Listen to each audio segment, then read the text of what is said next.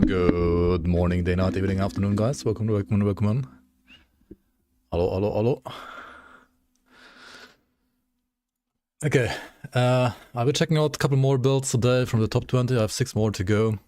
I also got like some other builds sent to me that the guys want me to check out. I don't know if I will have time for that, but I will definitely check out the other the other 6 builds from the actual post. There has been an update for the closed testing patch. I don't know if the public one is out yet. Public test discussion 19 minutes ago. I think it actually is out. Yeah. Okay, that's cool.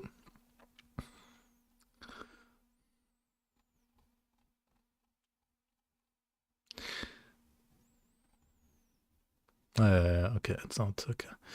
Yeah, I'll still check out these like 6 last builds real quick, and then maybe if I have like some more time remaining, I'll just switch on to the other the new UI patch. That should be nice to cover too. All right. Which builds have I not done yet? Aether, Phantasmal Blades, Reaper.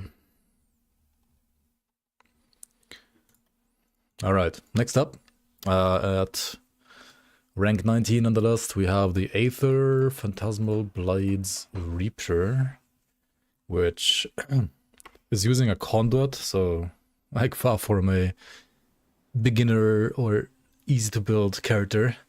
But the interesting thing is, right, like this adds so many projectiles to Phantasmal Blades, but it makes them like shoot in pretty much all directions.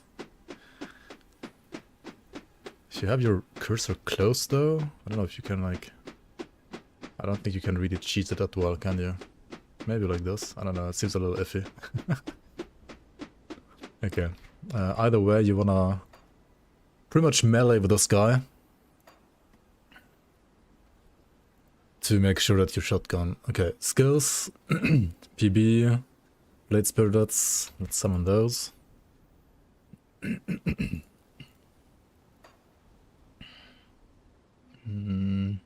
Hello?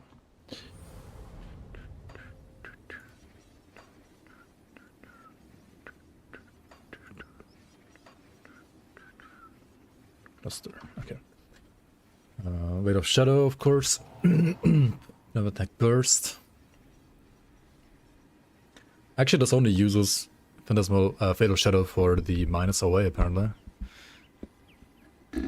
Even 5 points invested for that. That seems... Like, I would probably like only put 1 point here on a build like this, but maybe it's worth it. Because it has like terrible away DA or something like that.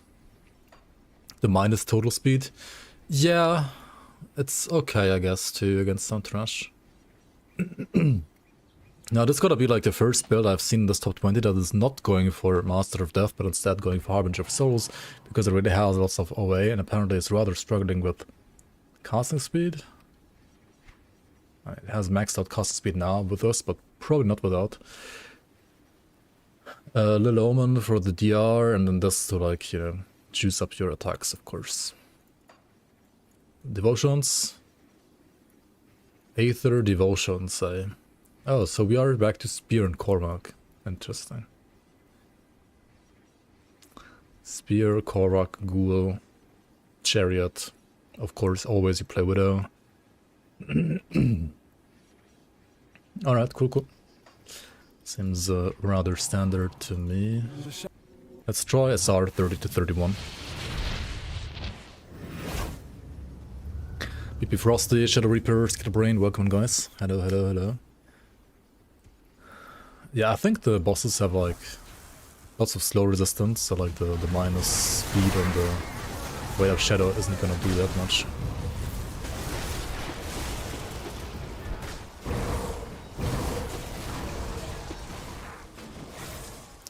It's another content build.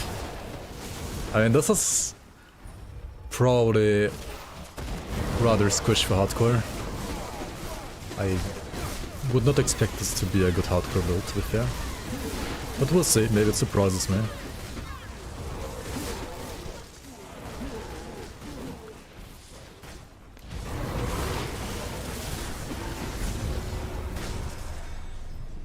All the Phantasmal Blades builds are rather paper thin, more often than not.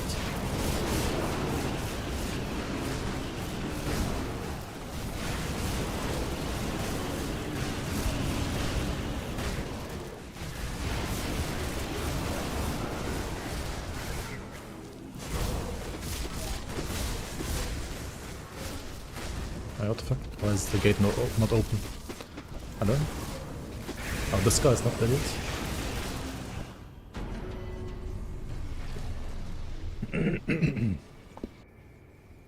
Hello, hello. Joker. Welcome, welcome.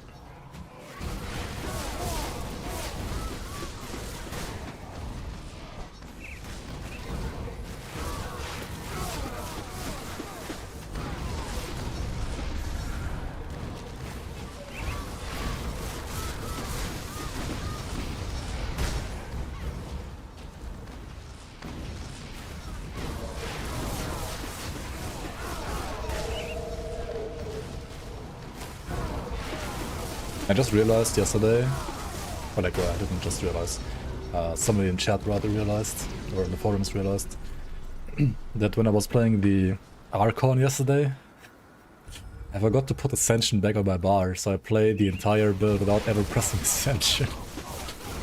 Who needs Ascension anyway, right? Who even needs Ascension? That's kind of scuffed, it's going well. Majorly scuffed even, I'd say.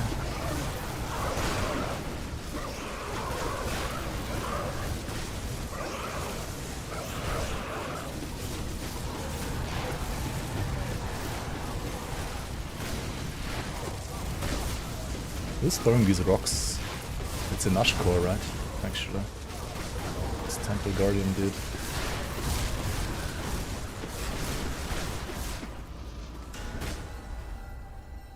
Who wants to press buttons for buffs anyway? Indeed, indeed. Well done, well done. You have pressed all of your buttons that you have to. Another yearly stream, let's go. 3 in 1 year, what the hell? 3 streams in a year? Even like on back-to-back days? What the hell is happening?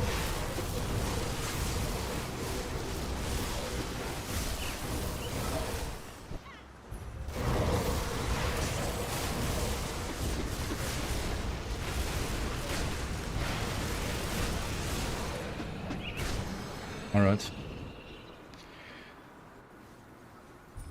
This is indeed another Reaper, yeah. Plenty of Reapers, not a single Infiltrator.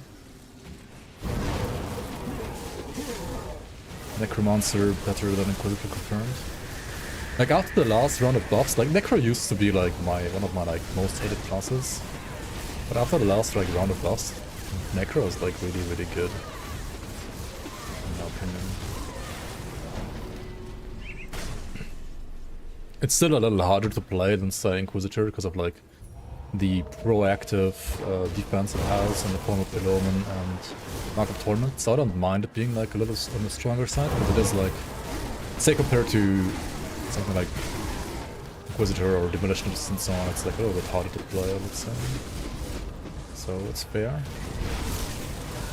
That's also why I don't mind like Sparebinder, for example, being like twice in the top 20 as well. Sparebinder is a pretty hard to play class too.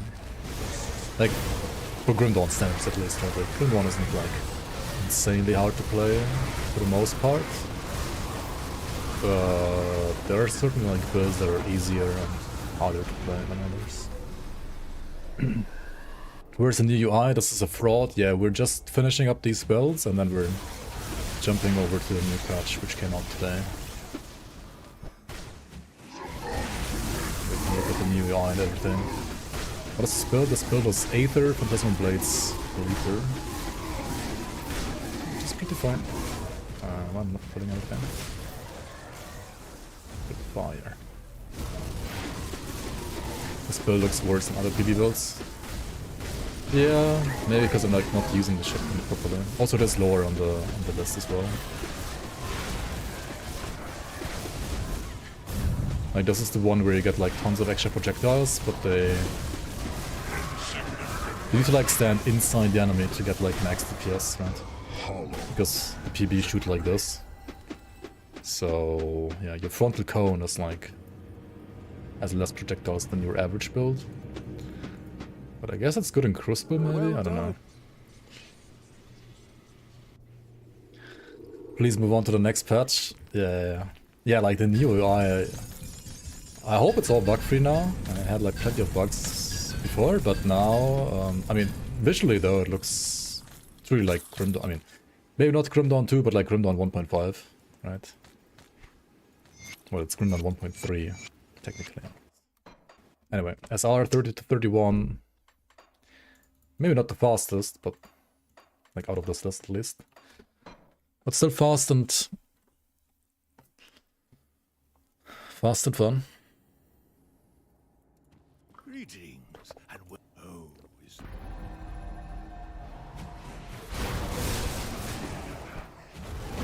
yeah, let me just like finish these builds. 6 more builds. And I wanna go through, like might as well complete the list now. And then we'll jump onto the new patch. Check out the new UI and everything. Check out Grim Dawn 1.3.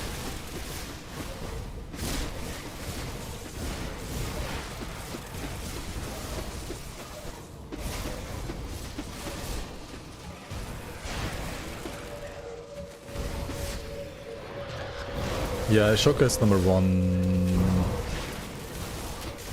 3-4 days ago, something like that. Like on the first stream. It was like towards the end of the first stream, so yeah, I think you weren't here anymore. Yeah, it's completely busted. Just sucks against Crate, because it's a retail build.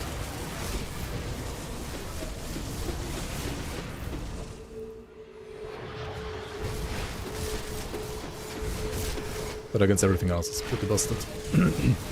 Like, I don't mind it being as tanky as it is, but it has like the same damage as like all the glass cannons, while being as tanky as it is.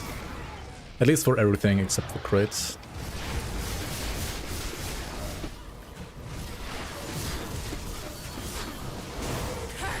Like something like the Grenado Shibreaker, which was technically also retail build.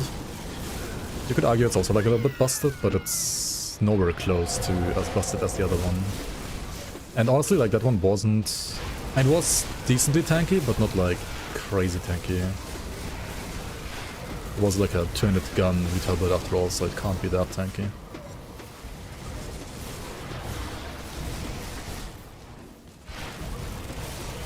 32k HP, yeah. I mean that's just water things, right? Just water things.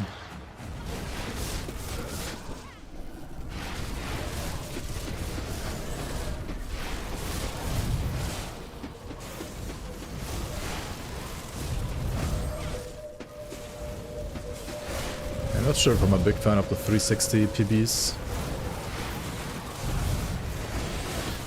What the hell?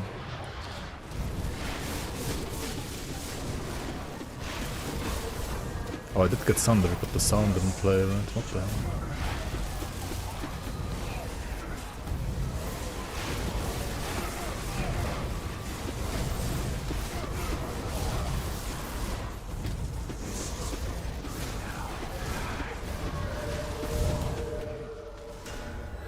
Yeah. Compared to some other, like, actually busted builds, noticeably less DPS, I would say.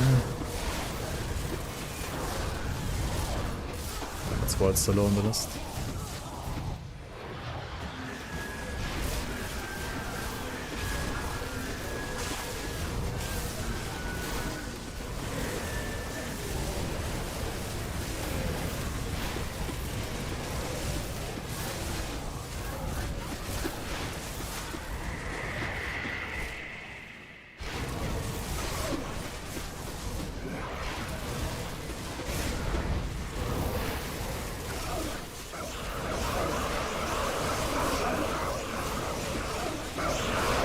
Patch we had several retail builds that got significant amounts of damage. I thought retail otherwise was like not in the best spot. Maybe that's just forum propaganda to get Zentai to buff retail builds and they don't need buffs.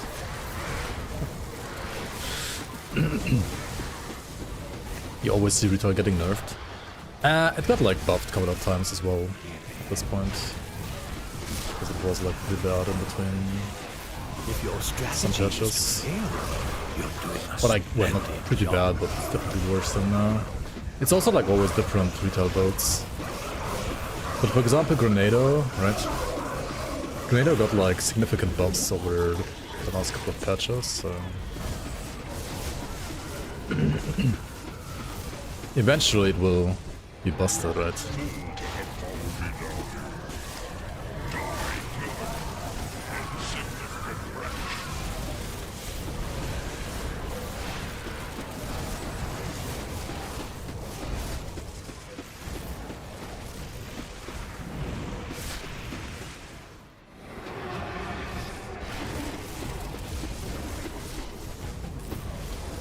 So I feel like when you hold your cursor too close to your character, you don't do damage. Because like the projectiles just shoot into the ground or something. It's like classic run-down things. Scuff targeting.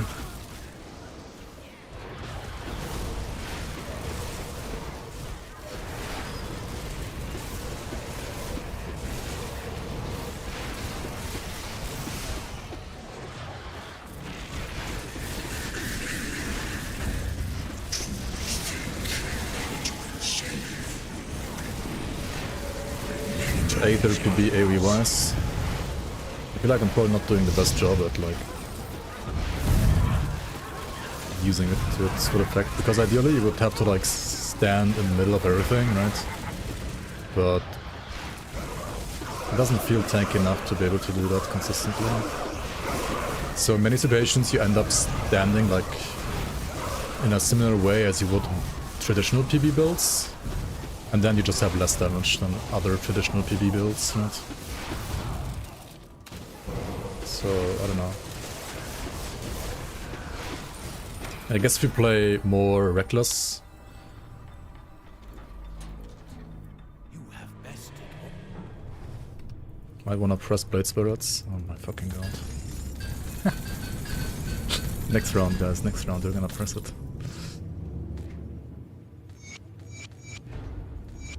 How does bound to Blade Spirits in this build? Is it Aether bomb? No. Okay. Okay, then didn't matter all. Okay, Korok though, fuck. Nice test, smile. Hey. I was literally like saying 5 minutes ago, oh, I was missing Ascension on the other build, and now I'm like fucking missing everything again. Yo, Gray, maybe, welcome. Looks kinda low damage, yeah. There's no Blade Spirits, I guess. I mean, I don't know. Still able to do like the full clear there, like full naked clear, I mean. I guess it felt a little slow because I was like missing part of my damage. But in the grand scheme of things, I feel like it's okay. Which build cannot do a full naked run? I don't know how it is nowadays, but like full naked used to be hard as fuck for many builds.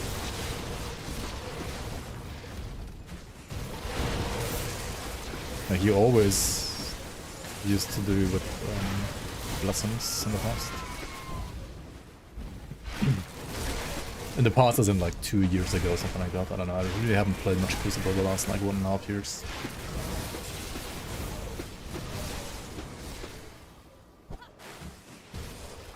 Don't see the water or the dervish. Yeah, they're not out yet. They will all be out in the next couple of days.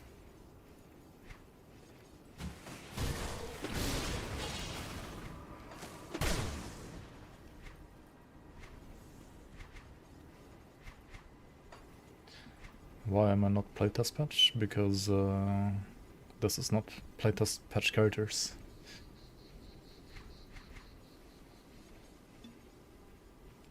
I'll jump over to the playtest patch once I'm done with these builds. Then I will do that right away. Alright, let's check out Kala.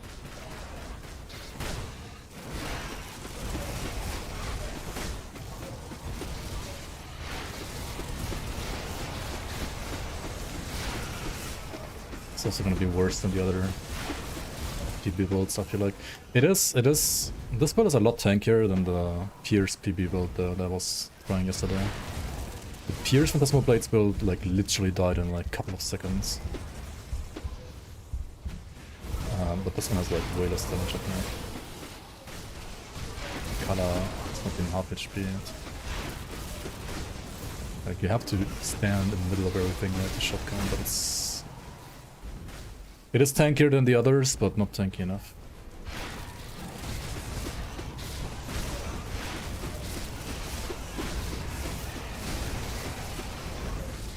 And also colors like kind of body blocking you.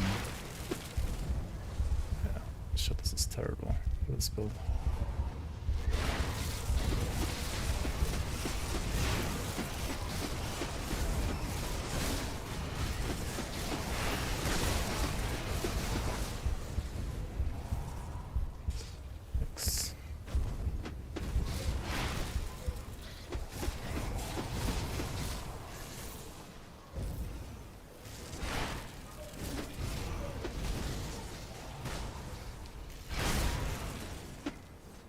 There are invisible sounds below the dunes. What the hell?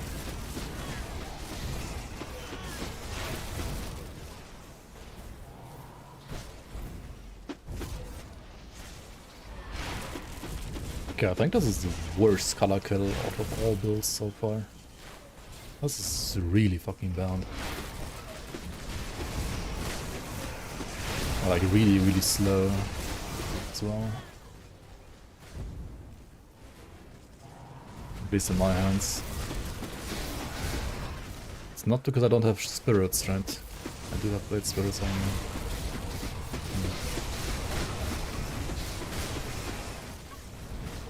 Yeah, I don't know about this.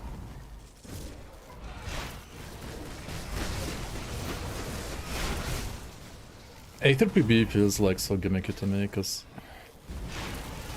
you need to be literally like twice as tanky as the average PB build for the shotgun mechanic to be even abusable, I feel like. What the fuck?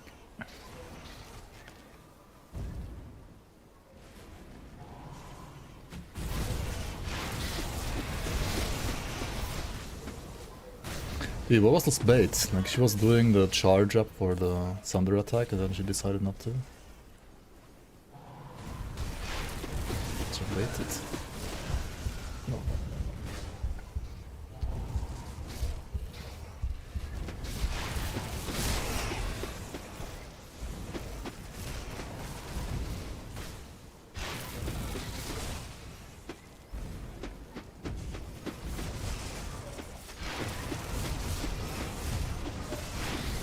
Again, what the fuck?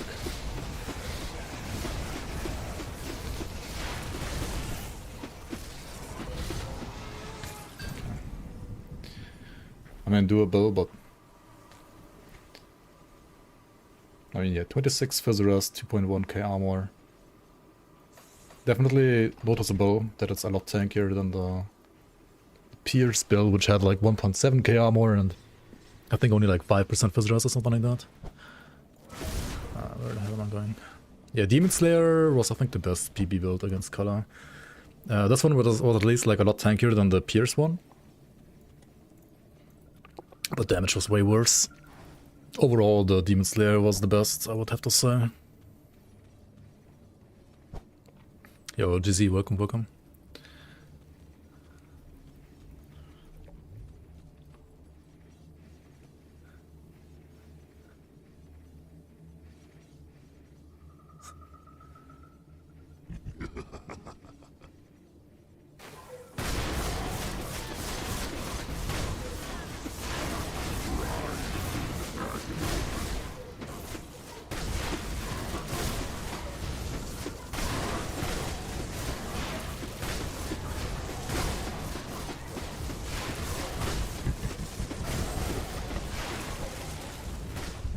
Idiot me. So that's my bleed res. 3. That's good, right? Very good.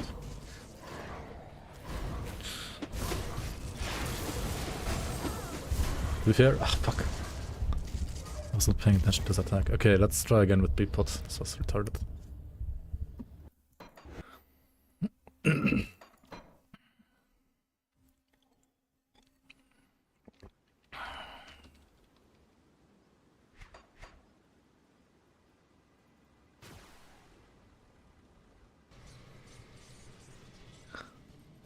You don't see many retail builds anymore. They still exist. There's a couple of them still around that are still good. I think retail is, apart from maybe like the one bossed build, overall in a healthy spot.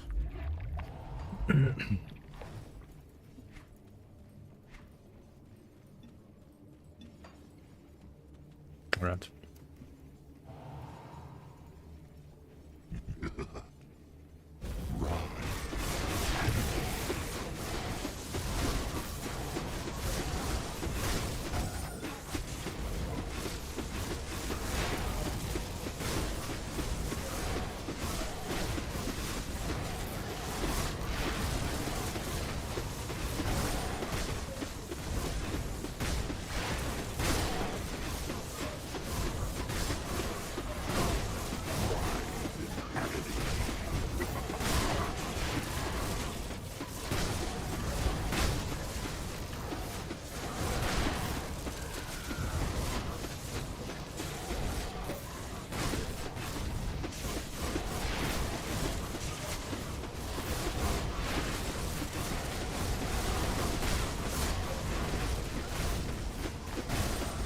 What the fuck, he still hit me there? Oh.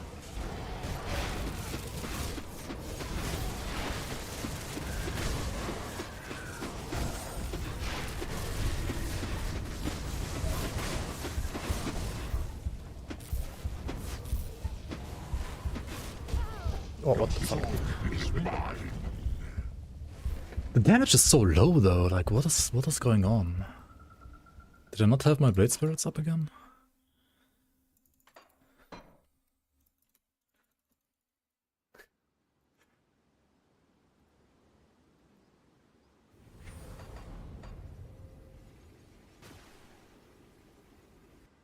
Checkable bleed dress. I mean, I used the pot for it, so it was fine.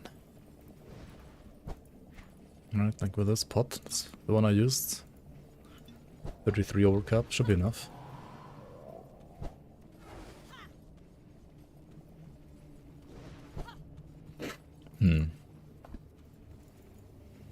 Hello? Are you at home? Any Ravagers at home?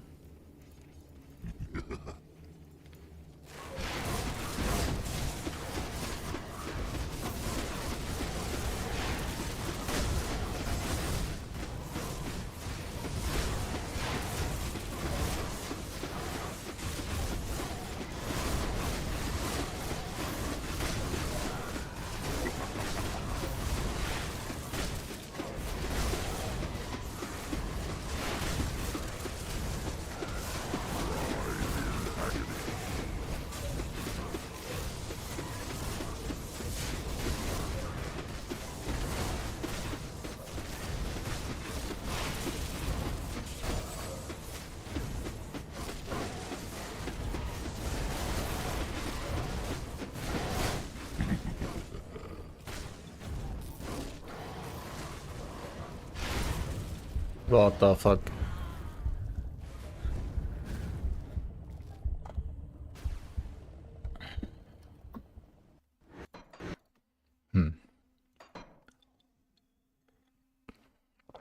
Soul shards.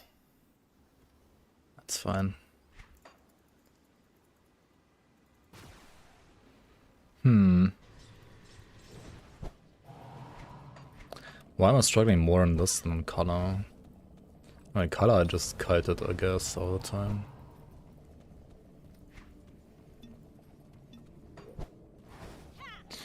Is it because of the energy? Top 20 deaths against Ravager. Pretty much at this point.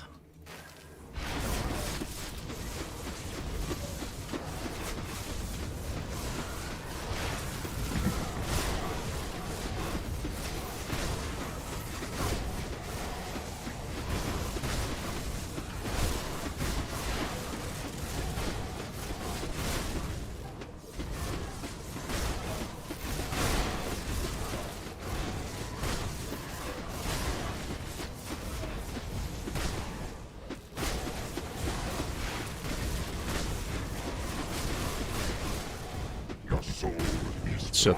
Did I move while having ghoul up? I did.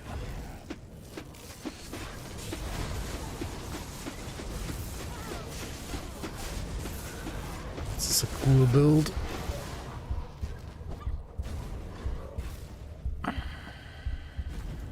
Your soul is mine.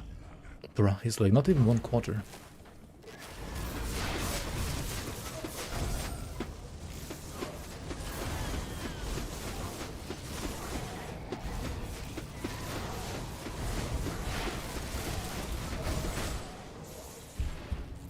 Your soul is mine.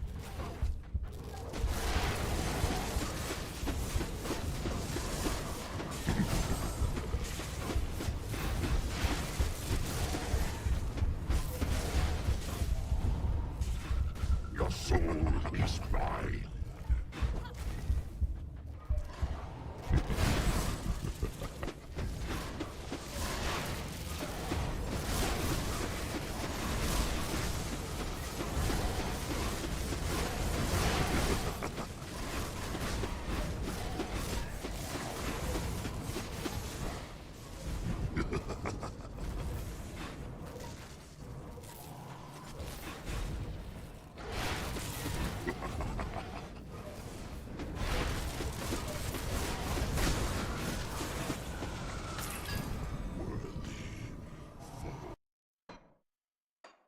Alright, holiday.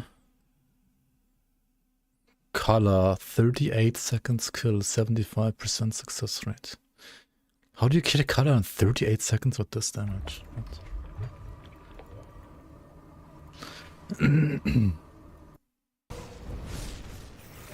Wait, was that actually the same build? Why does he have two blade spirits in his video? Like, he only has 2, right? I have 4. Huh? Is it even the same build? Why the fuck does he have 2? What? Wait, what? It's a different build. Huh? Wait, what is different though? Ah, more points down here. Armor and cunning. And also more points in Veil of Shadow.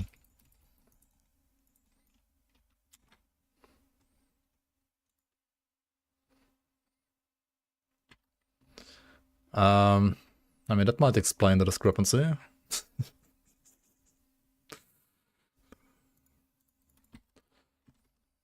The hell is this?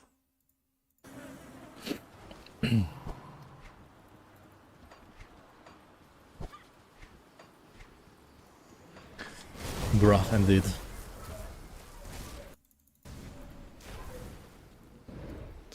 In 1.3 will we see a lot of balance changes or mostly UI?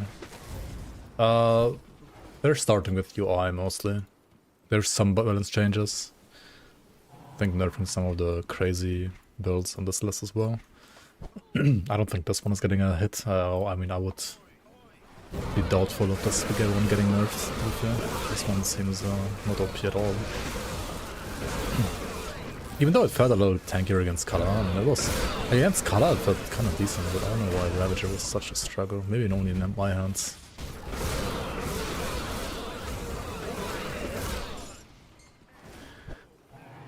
Besides, like, mechanically, the skill is so... I don't know. Like, the 360 is like a cool twist to it, sure, like something different. But I think I personally don't like it compared to the base one.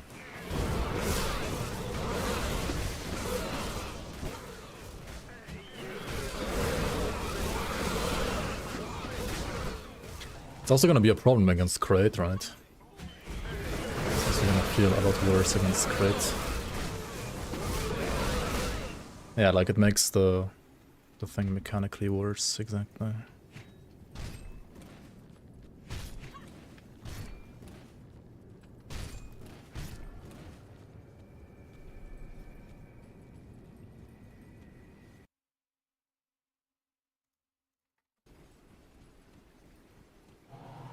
Yo, Bother, welcome, welcome. Wait, did I DC like 3 minutes ago for some reason? What the hell?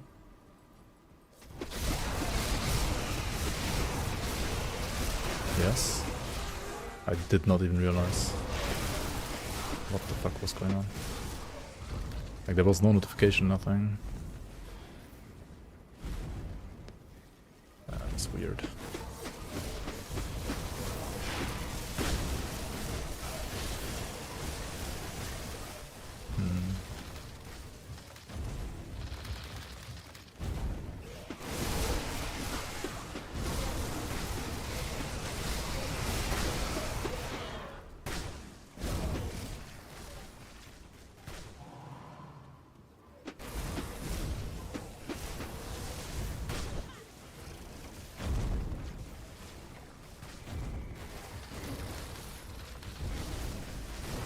Gonna like put all of these together.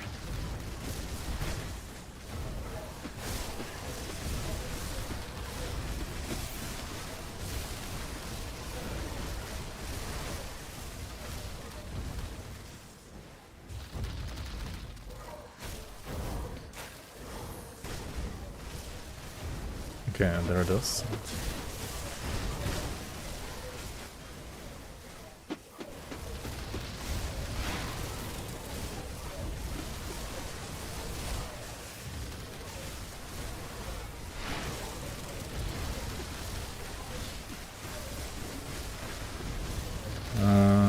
Let's move here.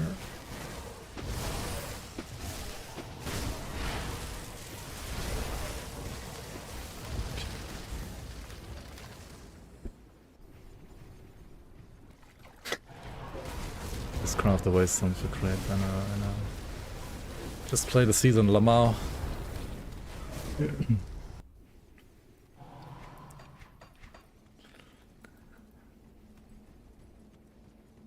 Okay, let's put him here. No, not next to that crate.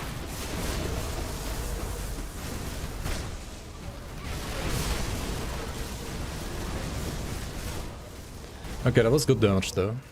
We like, not necessarily the build, but like we got mechanically some good damage in there. Let's go like here. Oh shit.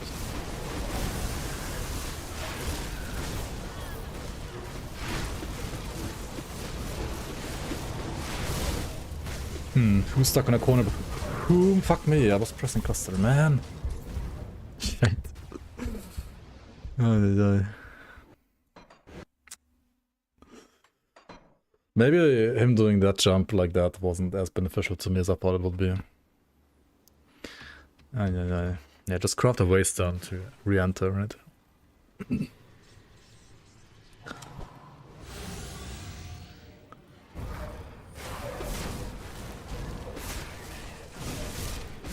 Oh, Kuhn, welcome.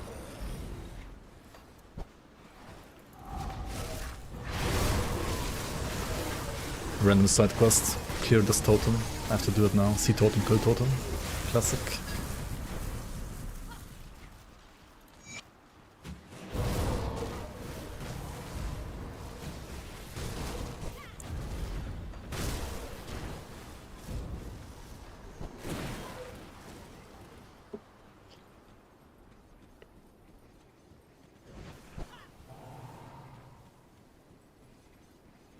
Grim Dawn season or Fury?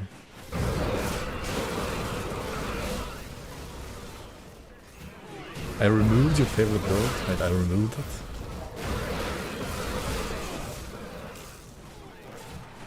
Which one? I feel like I removed like plenty of your favorite builds already. Maybe next year? No. There's Grim Dawn season this year, 100%.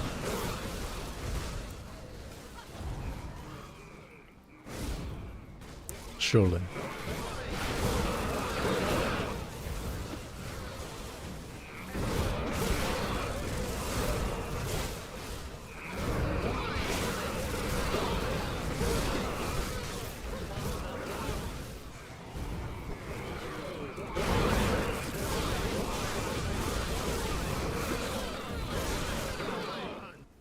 Mm.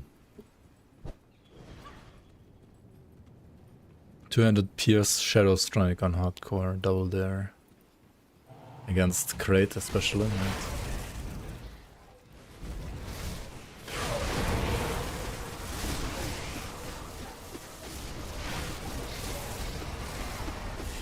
The pair might be better than this piece of crap build.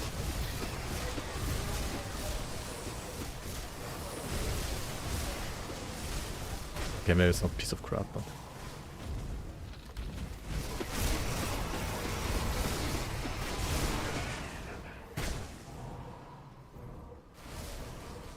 Wait, you mean the one with the rings that were bugged? And the rings got hotfixed? Because they were literally bugged and dead like 10 times the damage that they were intended to deal. It wasn't bugged. Funny was bugged. Calm down, Jonathan, right? Yeah, it was intended. I don't know. Dude, how could I know? Like, if you make a projectile spin this way, right, it hits like once every time it hits an enemy. But if you make it spin the other way around, the Grim Dawn engine makes it hit the enemy like 100 times per second instead of 1 time per second. Like, how was I supposed to know the engine is that... Interesting. Just read the code. Just read the hidden code.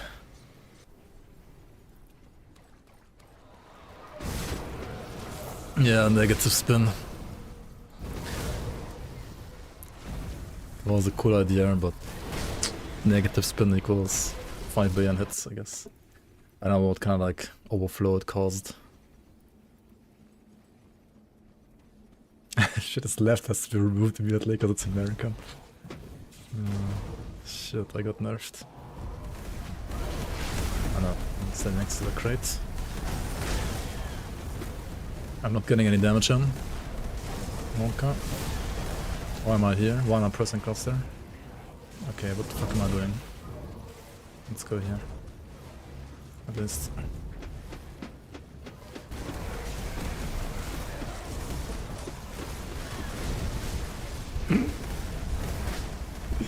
What? Okay, that was a cursed run already anyway, but... Jesus, this build sucks. Or like, okay, it doesn't suck, but like, I don't like it. That's just how the gods intended it, man. Don't fight it. P.S.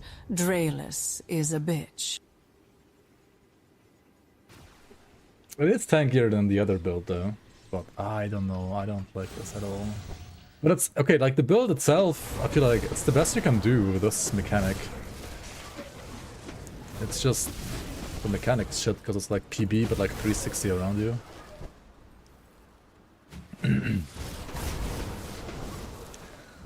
It's fine for AoE clearing and farming SR and Crucible, sure, but like the bossing, it's hot garbo.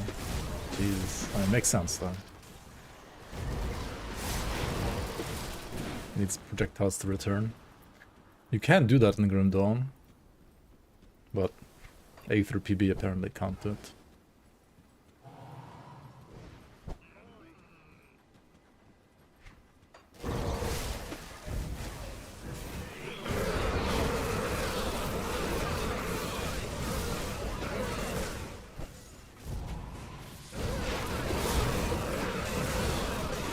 Yeah, there's several ways you can make it return, right? I mean, Stan also made a skill modifier Pinetti so that Pinetti returns.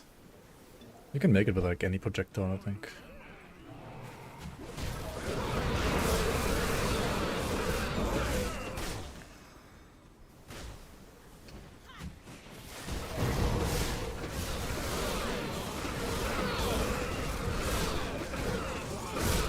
That's actually a thing that's not as hard-coded as you might think.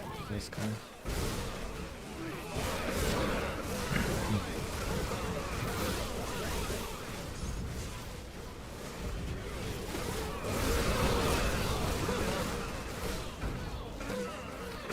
I mean, you can.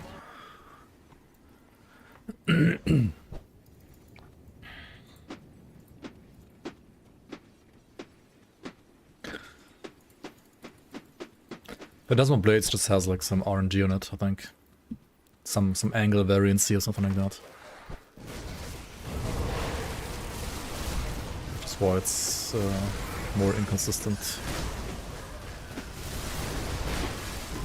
Obsidian Juggernaut skill that does that. I mean, yeah, you can do that. Then it looks like Earthquake, I guess, from PoE, something like that. And then you make it a slam. You bind it to like a slamming animation.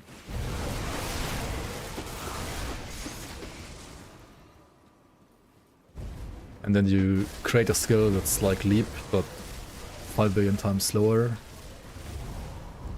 And then you can be a PoE2 Marauder, I guess. Or Warrior, rather. I'm a Warrior.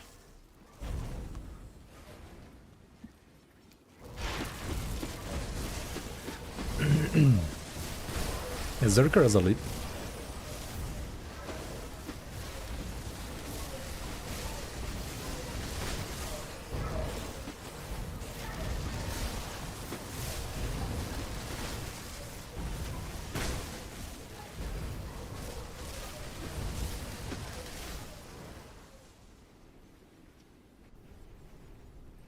The build I'm playing in playtest is a upheaval slam character, or like upheaval leap.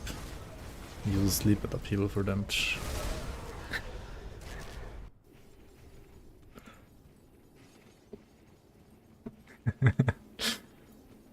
It's like a bleed physical bleed build. Alright, great. Let's try once again. Do not die like an absolute idiot. Holy shit.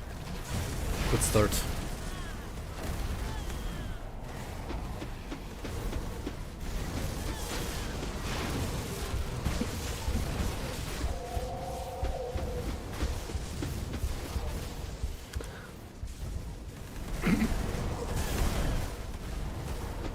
Dude, it feels like I have completely no control over like whether I'm damaging this boss or not.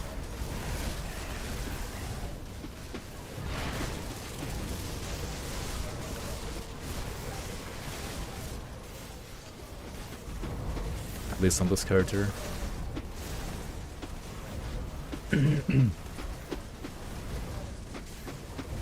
Because the Phantasmal Blades like just shoot like random all around. Edge of entertainment if you kill. I don't know about that.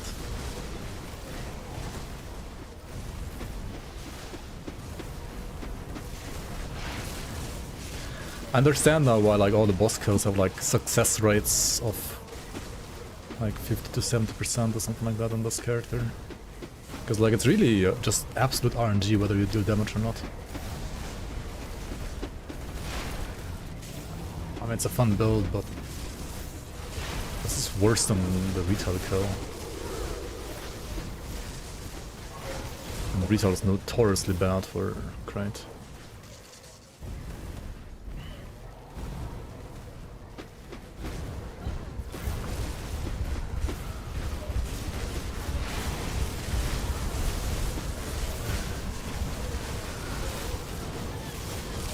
Nope, can't get it. The fuck? I could, but... It's such a pain in the ass. I think I'm just gonna move on to the next build, not gonna lie.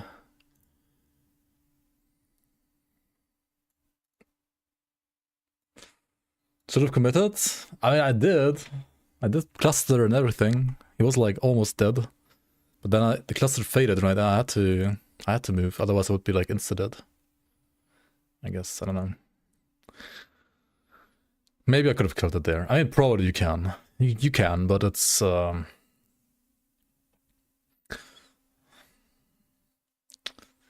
don't know, the bullet's just not my cup of tea, I guess. Next up, we got Blight Lord Drainessence Oppressor. This one right here.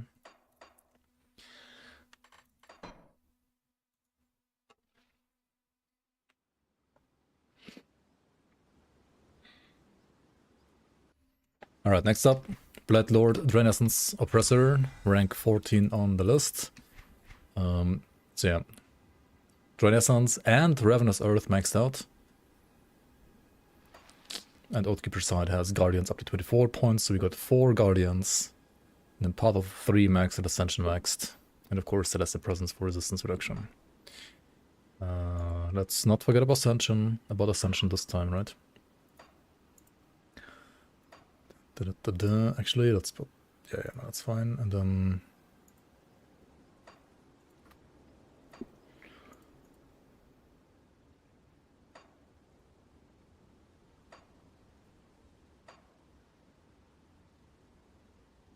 Okay. So you put down Ravenous Earth and then you suck, right? It's like the game plan. Oh yeah, so devotions look like this.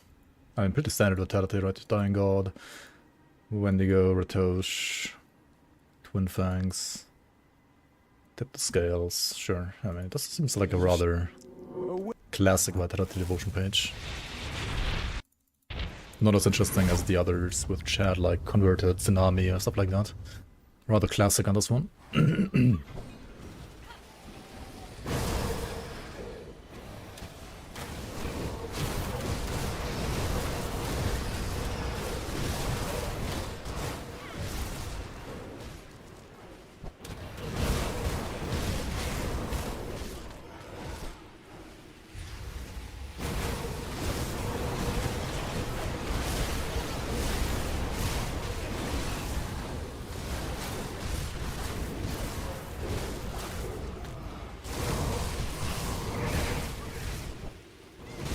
Yeah, this certainly feels like good damage already.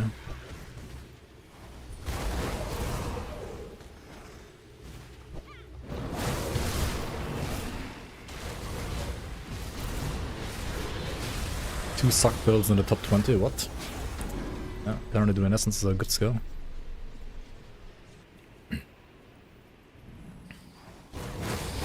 Aether Ray is in the top 22, right? So only Ignafar seems to be kind of bad.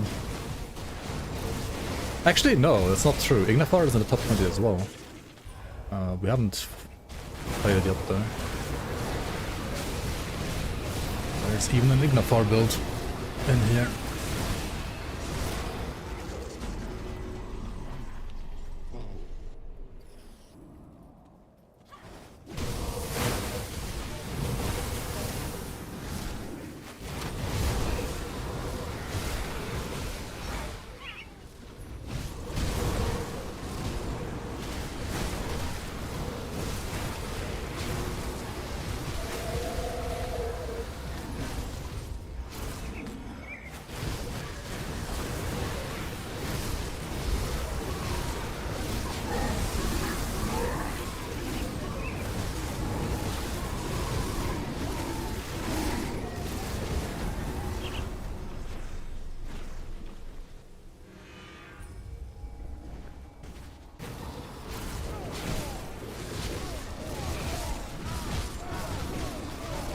I wonder if I'll be tanking up for the... I should like put everything right. To be fair, like almost all the builds look like wild builds when you play them in SR.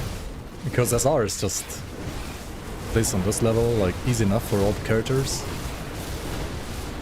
You feel maybe some seconds in clear time, but that's like all you feel really. They all can just do SR, honestly.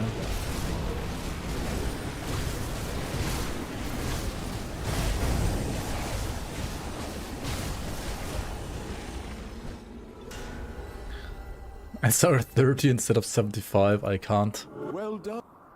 Dude, when was the last time you played Vanilla Grown Dawn?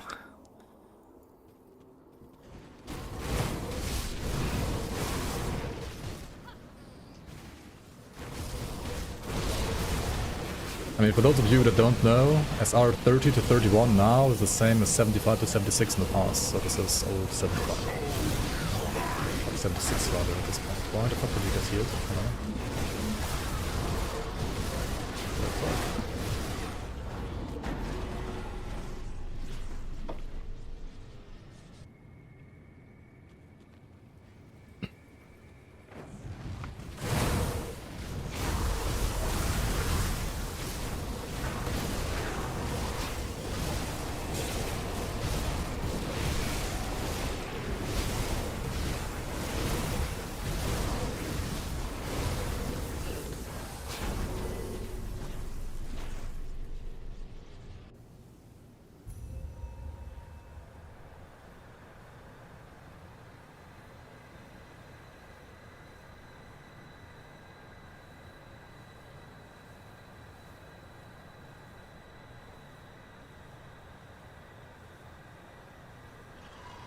Sorry guys, 1 second.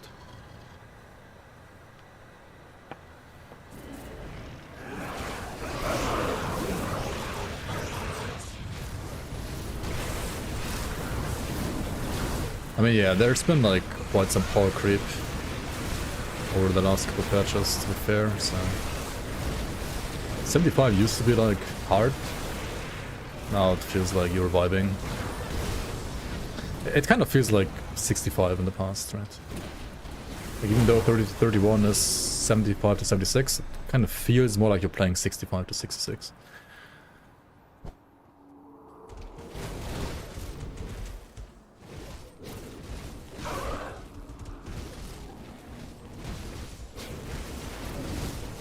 Oh, what the fuck?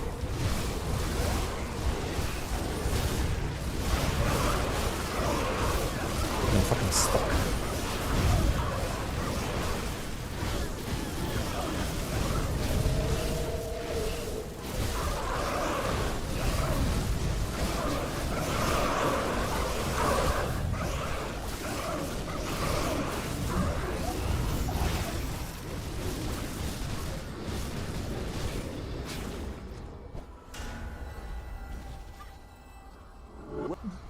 Well done.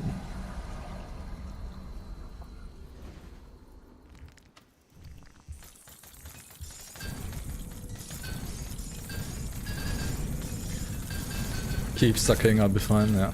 Just keep sucking, exactly. Alright. Let's go Crucible.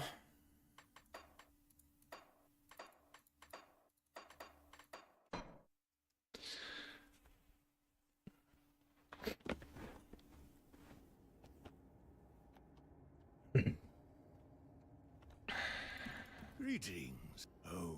I mean, you could play like Judgment as well, right? To like second enemies. I feel like it's been a while I've seen anybody like use Judgment at all. I wish the AoE was maybe a bit bigger. No TTS today. There is TTS. But there's only TTS if people use it.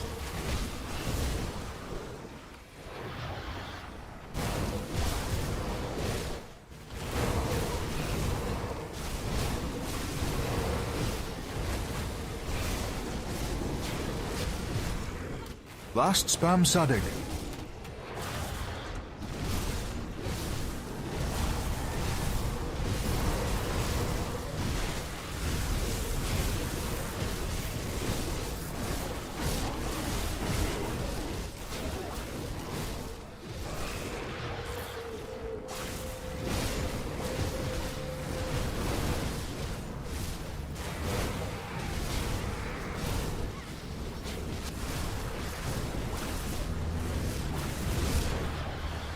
Too poor for TTS.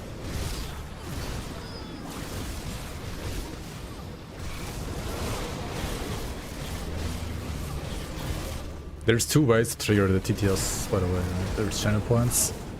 I think there's also like bits, something like that. I don't remember exactly. Was it? I don't know. Some like way that actually involves money, I guess. Not sure though. Last stream, people lost their mind spamming that shit. Yeah, I mean, some of it was pretty funny to me. Some of it was maybe like a little too much, but hey, it is what it is. Let's save the booms for the VIP. Oh shit. There's still a couple slots available, I guess. I gotta check like how many more VIP slots I even have. Should be like a couple. This is Bloodlord Oppressor, rank 14 on the list.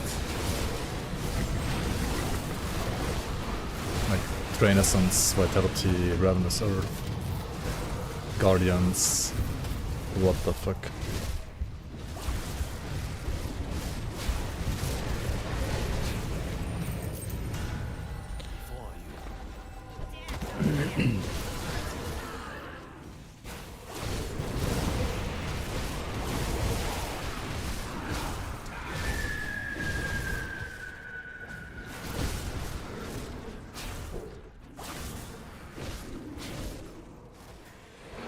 I'm not sure, like sometimes is it better to like keep spamming RE or is it better to like keep sucking? I feel like the build is like conflicting with itself a little bit too much sometimes.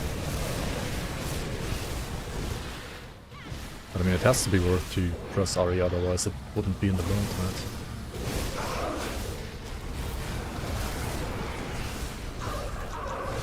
Like Dragon Essence is kind of only the filler. He is a little weird, but I mean, it works and it's good damage, so. If your strategy is to fail, you're doing a splendid job. Fuck you too, Lokar.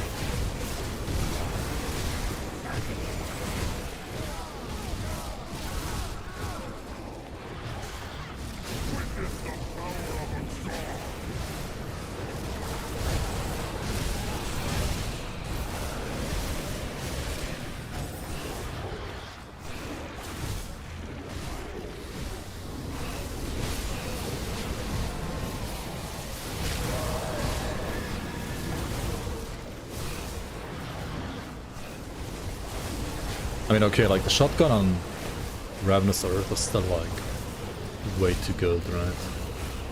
It's kind of crazy how good it is. Boom, boom, boom, boom, boom, boom, boom.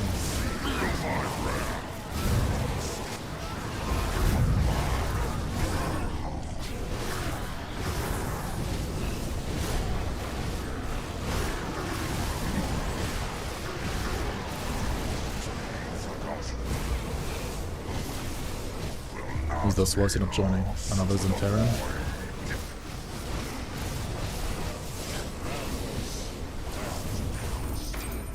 Alright. Pretty solid.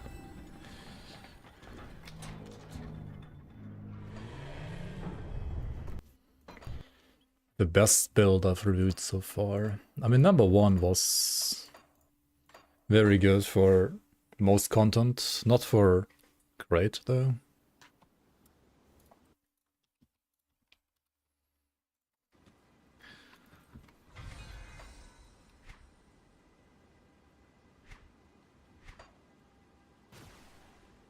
Okay, let's check overcap. Resistance overcap.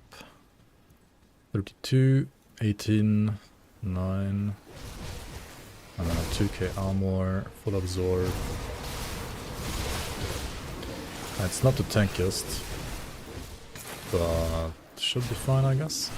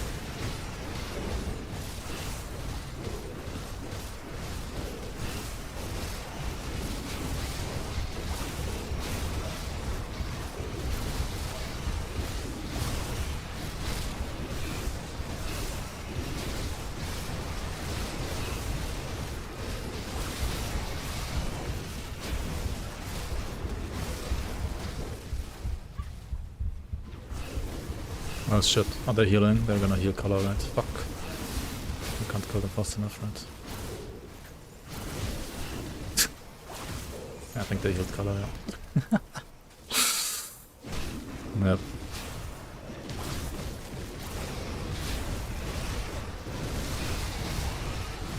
It is what it is.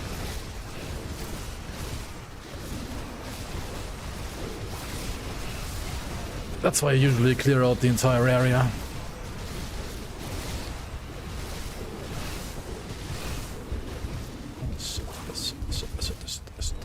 What? Okay. Dude, what even killed me here? Dude, fuck the sands, man. Okay, let's do a clean kill without like any getting healed again shenanigans by the Vipers. He heals off other mobs now, the Vipers just heal. The snakes can heal.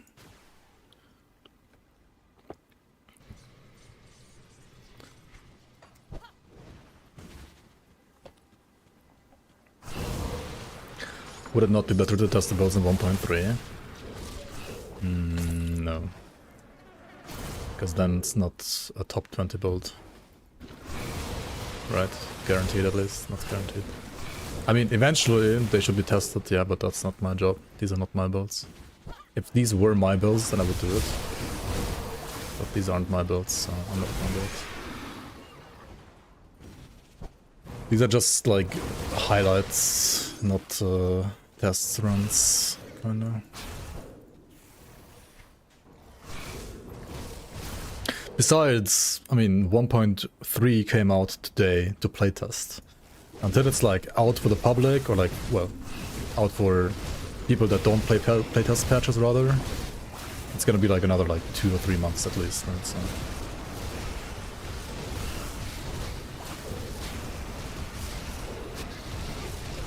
Until then,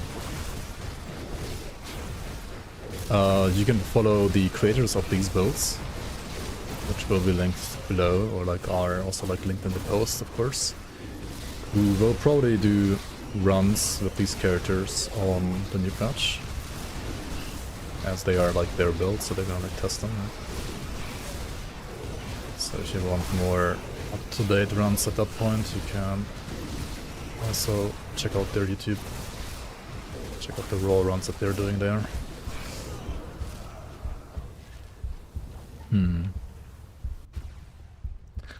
Man, the first run was pretty good up until the end.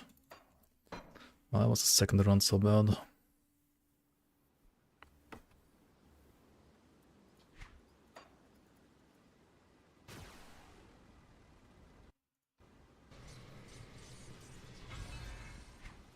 DLC before 1.3? No.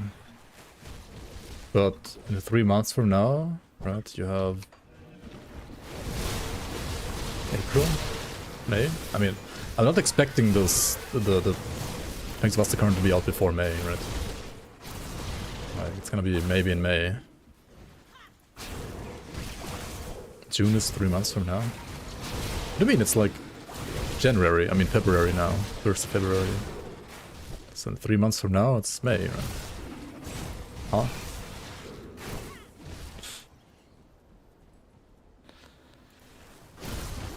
But yeah, I would expect the expansion to come out like maybe in May, right? And then season as soon as possible after that. Probably at some point in summer.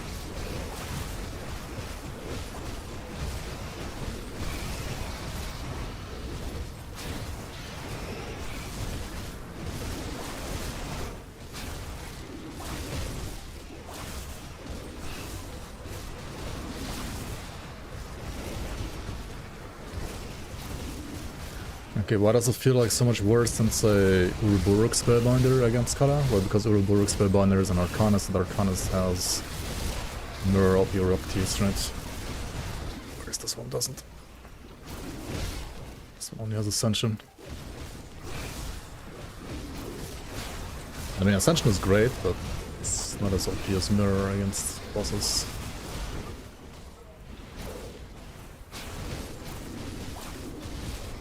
Okay, let's try to...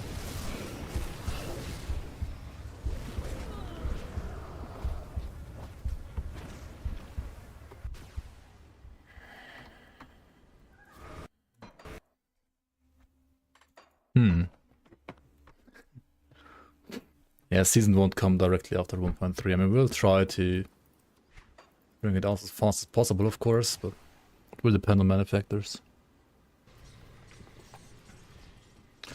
Can I stream the 1.3? I can. And I will. Once I've finished looking at all these builds.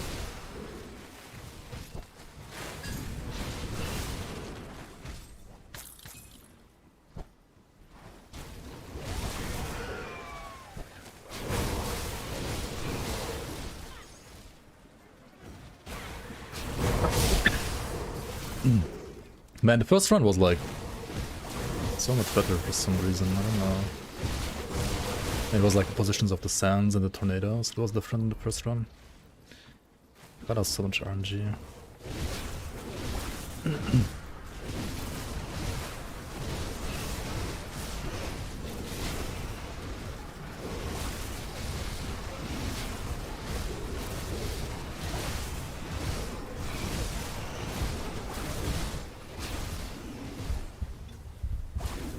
Dude, what hit me here?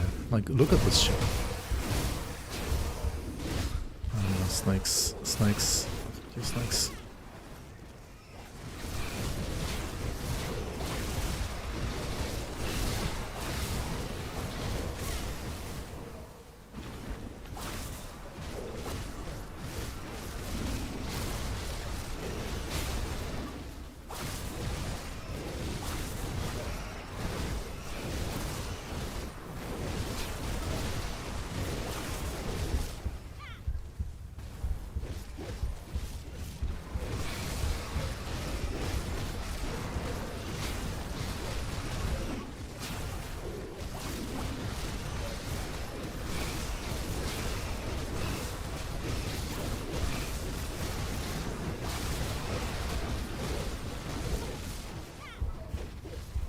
Dude, the last tick, where did it come from?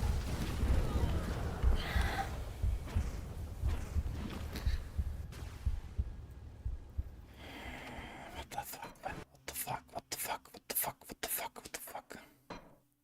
What do I even die to, man? Like, fuck these tornadoes.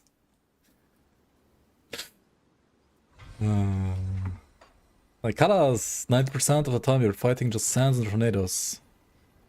Like, what the hell, man?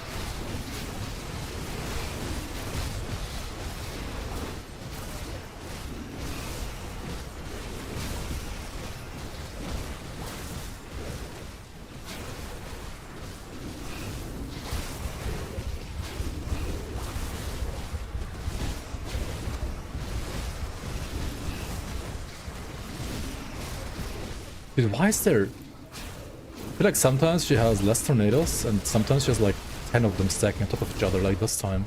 Like, why is there... What? What is this? Why is there so many tornadoes? Jesus.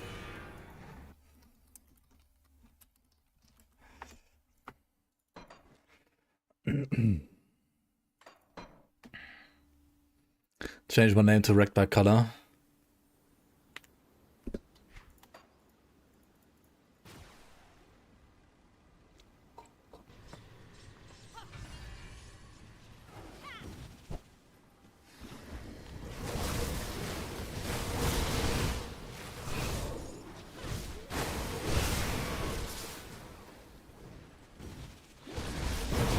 Okay guys, let's refocus. Am I missing anything on this build? Am I playing it wrong in some way or form? Apart from dying and not killing the enemies.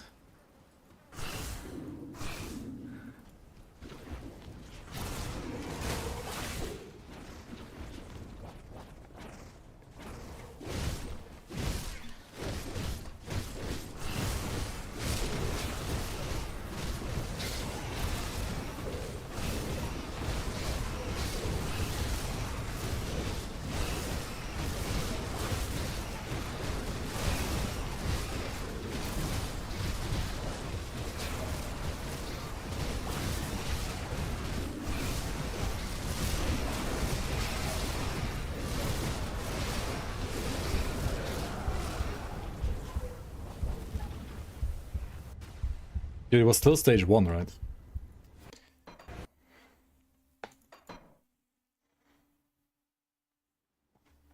Resistances. And there's enough Pierce overcap, right? the bleach should not be a problem. And she has no resistance shred anyway. It's just like kind of bad physical resistance and armor, I guess, and also like not enough bleach maybe, which is weird because it's Grain Essence, right? Should not have leech struggles.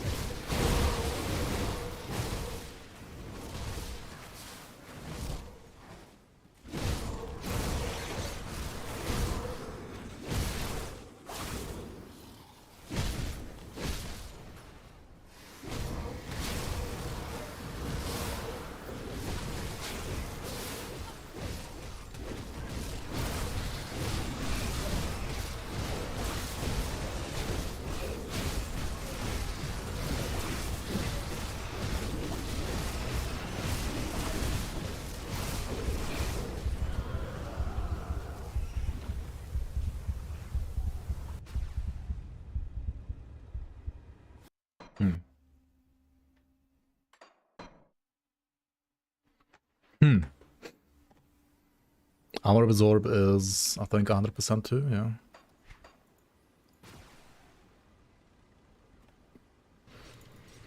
And for example, this has less armor than and physical resistance than the last build I played, the Aether Phantasmal Blades Reaper, which was really not one of the best builds either.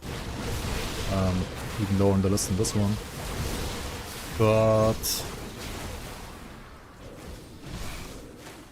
yeah, I don't know.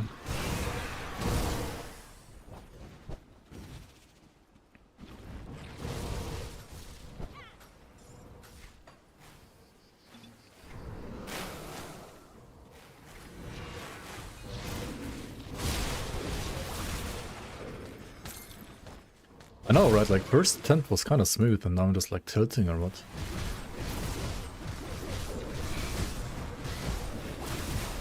But it also feels like every consecutive run, she like deals more damage to me or something. It's like she's learning.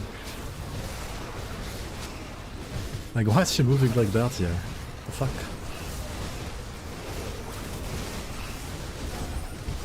Okay, dude.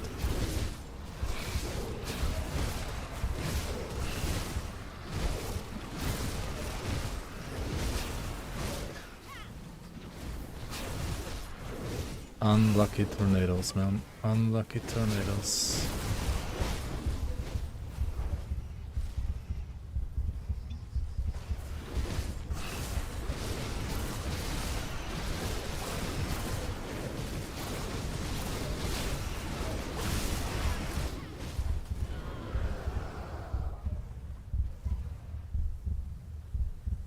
She sunders herself. If you put Mark of Torment on an enemy, and then he sunders you, then you reflect the sunder back to the enemy. Yeah, Drain Essence leeches a lot of health. That's what's keeping me alive most of the time. Top 22 weak for us plebs.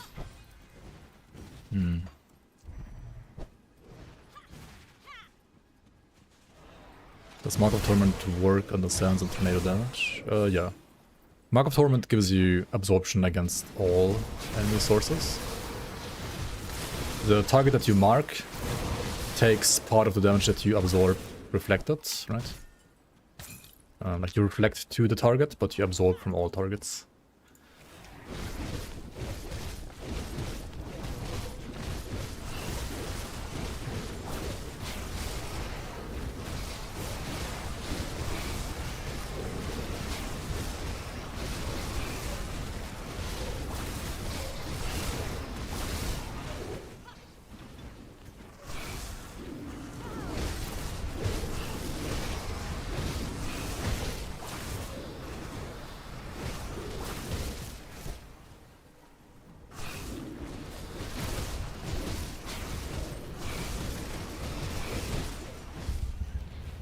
Dude, and like the sands are so bullshit because it always feels like you're already safe and then you still get hit like by one tick from the sands even though you don't even see them on your fucking screen, right?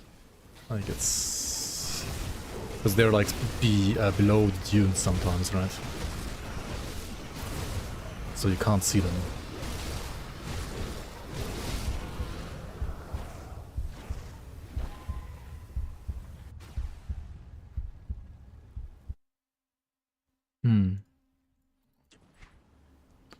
Yeah, I don't know. Okay, let's try an easier boss first. Let's try Ravager.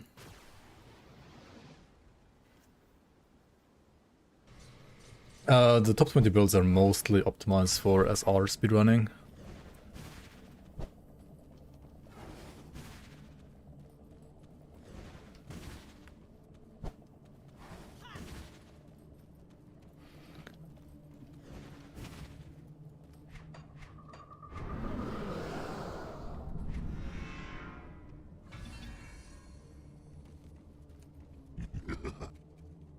Let's see, I might need the Bleed Pot and I might need Energy Pot. I'll try without those two for now.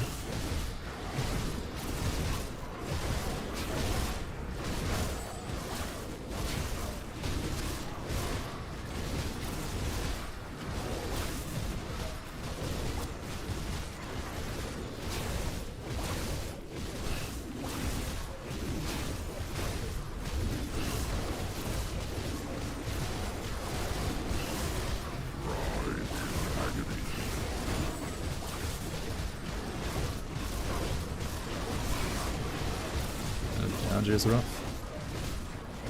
We have to move out of the pools.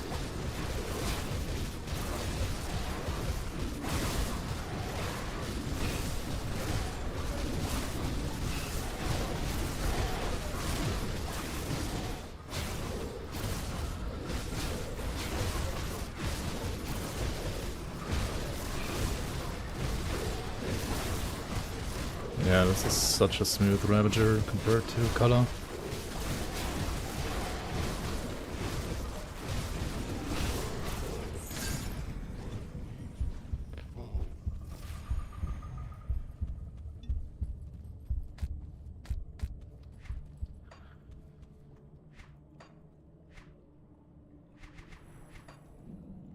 I don't know. And I've said this like time and time again, like before. Kala is a bullshit boss, Ravager is not. Ravager is cool and fair and has like, well, if you get punished by his mechanics because you got hit, then you can die against Ravager, but it always feels fair against Ravager. 70% Kala kill rate with it. But out of like the 10 tries I have against Kala, so far it's 0%. But maybe I'm just bad.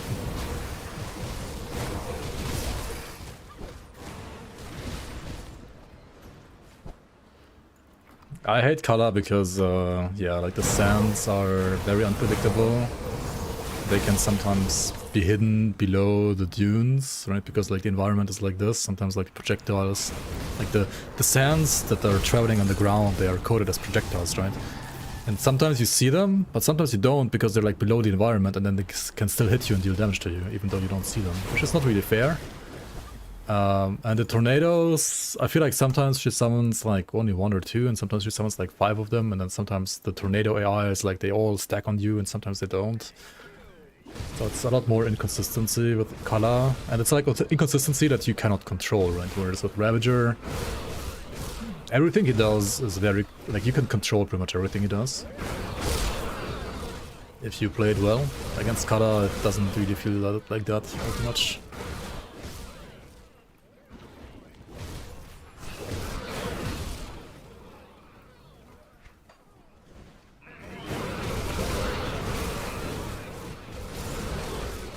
Which is why in the past I preferred to just play builds that can literally just face tank Kala, and I didn't care about how long it took.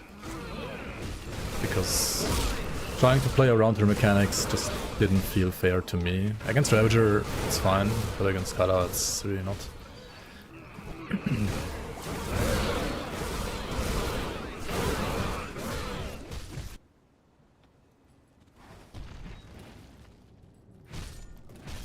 And technically you can trivialize all of these bosses with like builds that are ridiculously good against them, of course, but...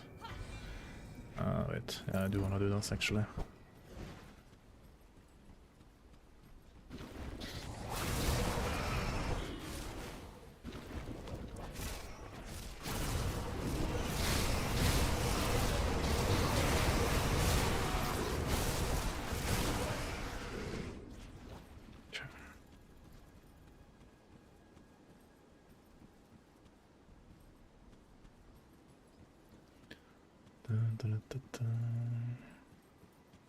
Okay, maggot is here.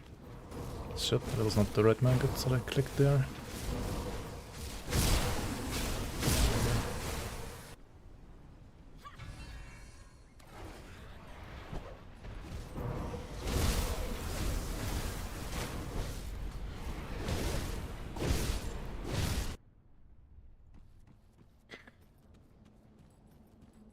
Okay, crate shouldn't be that bad on this build, right? Because you can just like drop down REs and like literally just kill it with REs, I think.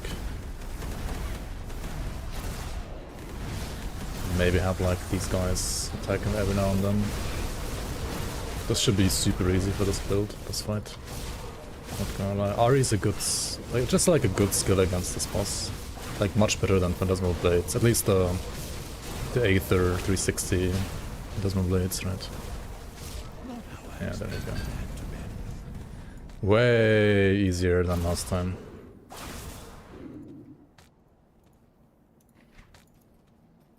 It's just not a kata build, I guess. I did everything else rather smoothly, I would say. And I like the playstyle too. It's just terrible for kata.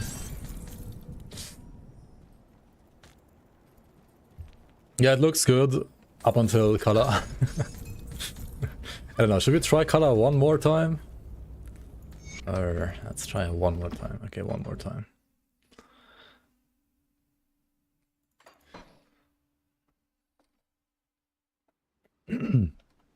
Overall, I would say this feels a lot better than Aether PB, but Aether PB was able to do kata decently.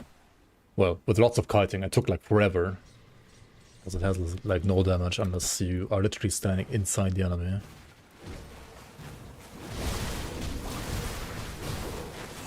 So yeah, I feel like even if this build can't do kata, I would still rank this above the Aether PB. I mean, it is also ranked over Aether PB in the top 20 for a reason.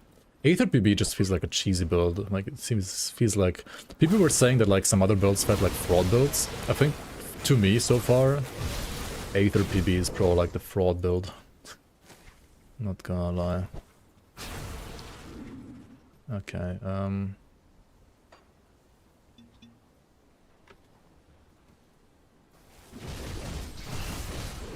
let's try one last time here.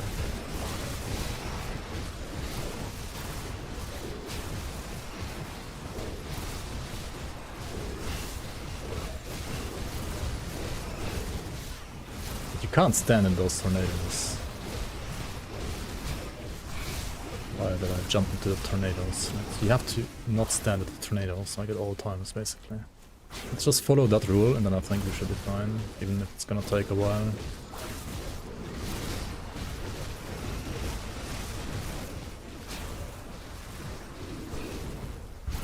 Did you see this fucking damage? Like, she didn't hit me once. It was just a tornado. Like, what is this bullshit?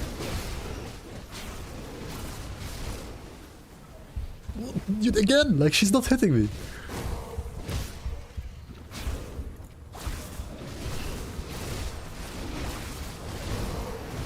Makes me so mad, actually. It's kind of funny. And now, like, I get another random tick from, like, a underground piece of shit sand or what. Oh my god, dude.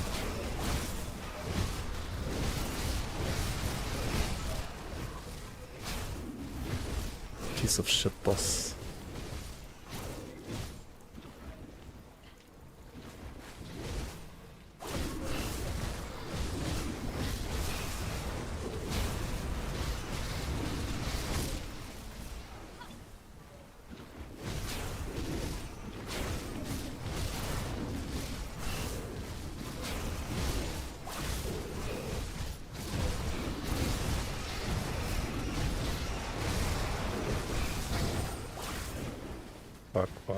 Fuck.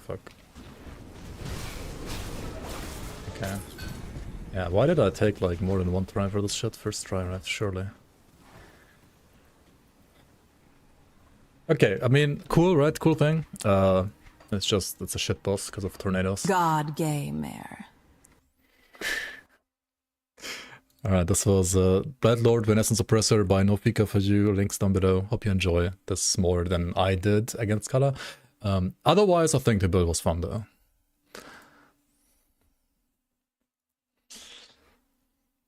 Maybe I should use the 15 out of 4 Ascension on 40% CDR, yeah. Maybe, yeah. Nah, I did press Ascension on this character now, did I? Okay, so next up.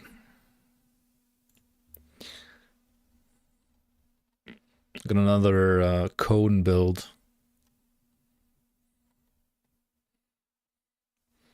Alright, next up we have a Purifier in the top 20. Purifier, everybody thinks gun builds when they see Purifier, right? Well, this is a top 20, so it's of course not a gun build, right? It is a Flames of Ignafar Retaliation Purifier. So it looks like this. Demo is pretty much just support, and well, Vindictive Flame with the retail supporting a bit here. Thermite Mine for resistance shred. It has like 2 buttons on the bar. Not that many buttons on the bar, right? Really not that many. It does have Blast Shield, which is great for hardcore. I like Blast Shield. I don't know why the fuck it doesn't have Inquisitor Seal, but I guess that's like softcore, I guess. Ignafar, Stormbox, just to like proc some devotions, I assume. In this case, Phoenix. These are the devotions, by the way, like, what the hell? Hyrian, Phoenix, Affliction. These seem very similar to the retail devotions on the Hellborn Shebreaker. I mean, that one had Kraken, this one does not, but... Then, of course, like Ignafar and Aura of Censure. I don't know why there's no seal. First iteration had Inquisitor Seal, second one doesn't, because second one did never do super bosses a single time, I guess, and just cared about running SR as fast as possible. Of course it did, right?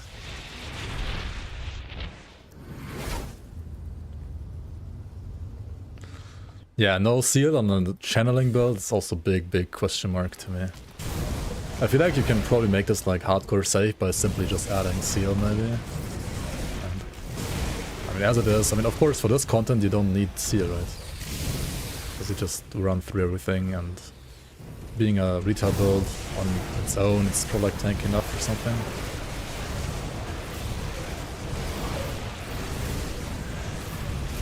Dude, when is a IO Reckoning build gonna be top 20 ever? Actually, it wasn't like the Agony retail IO Reckoning build maybe like top 20 at some point? Or like a close contender at least. They need to increase the AoE of IO Reckoning in my opinion. It's too small. I increased it by like 0.5 meters in the league because that was like the best I could do, without changing the like visual effect, right? So with 0.3 meters more than vanilla, it kinda still fits the visual, but I couldn't do more than that. And even with like those like 0.3 or like 0.5 meters more, it's not like game-breakingly good all of a sudden. It's still arguably just as bad for the most part.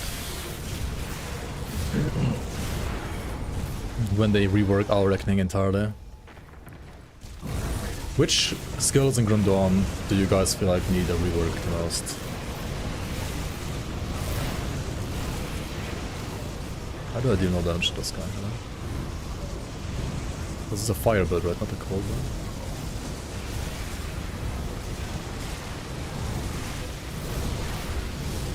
Thermite Mines. Every channeling skill. Siphon Souls. ABB.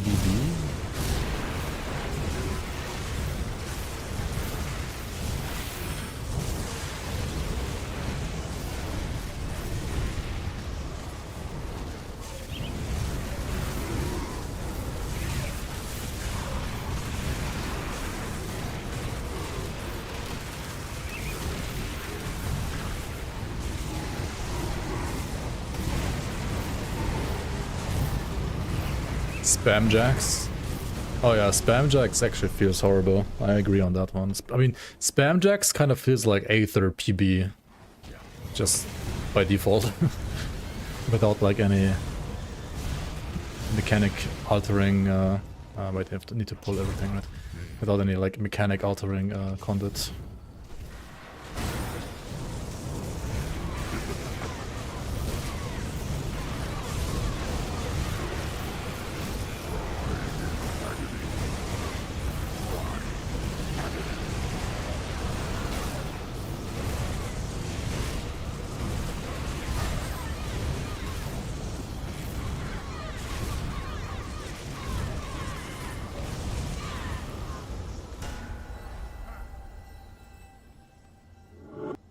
Kinda hate Rexival Eyes aiming.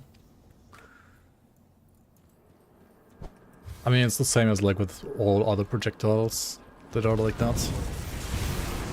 But I know what you mean, I also tend to miss it a lot. Aegis is bugged? What do you mean Aegis is bugged? Because it sometimes doesn't travel, like get as many bounces, you mean, as you think it should be doing.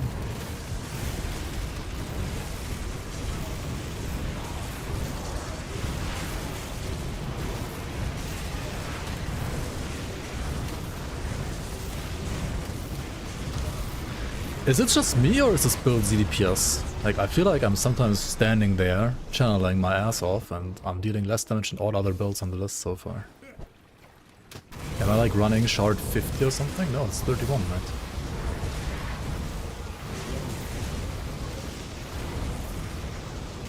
Okay, but maybe it's like really tanky and good in other ways.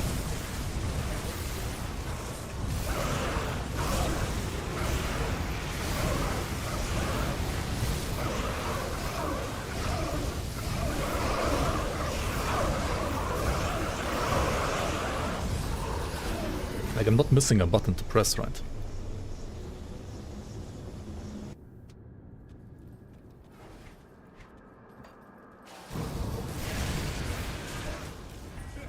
I mean, okay, it's not like, considering all builds in the world, it's not like ZDPS, but...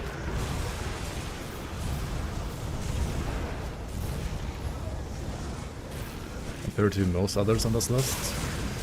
Like, this feels as bad as Aether PB maybe? And Aether PB was like rank 20 or something like that. This is rank 11 apparently.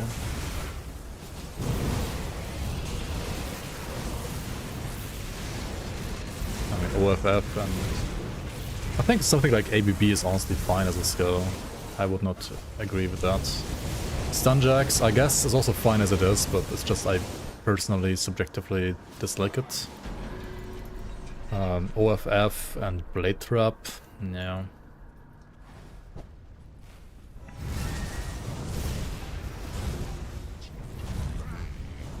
OFF could be reworked so easily, same for Warcry actually.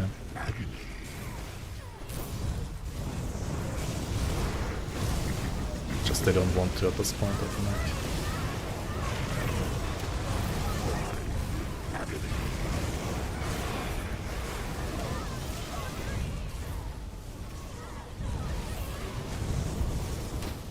Brother. Where's my Inquisitor seal, man?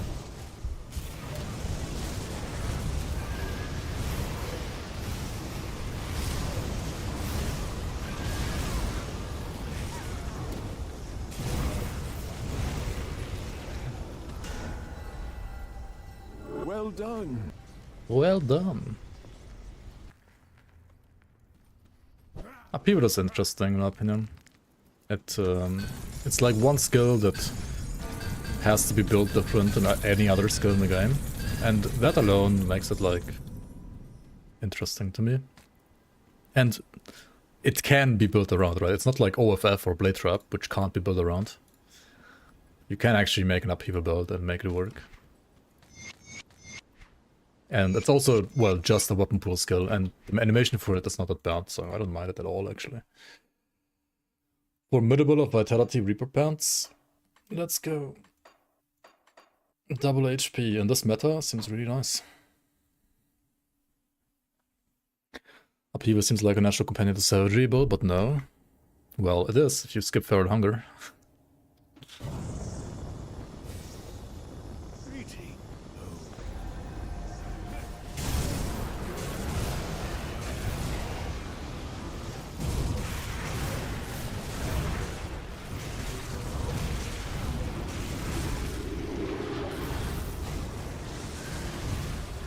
And there's very little full freeze immune enemies. Like some are freeze immune by default, but you can like reduce their freeze resistance to a point that you can freeze them. I think it's only like the Celestials that you can't ever freeze.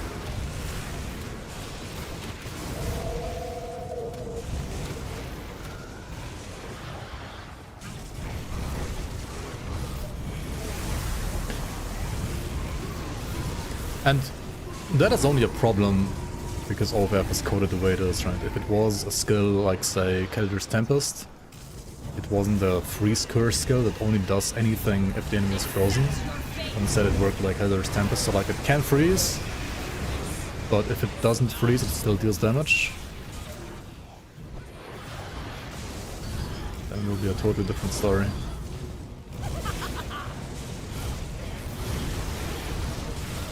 Check the rings. Okay.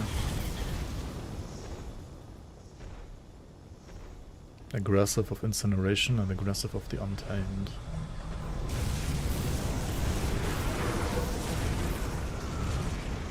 Why is it a pet ring?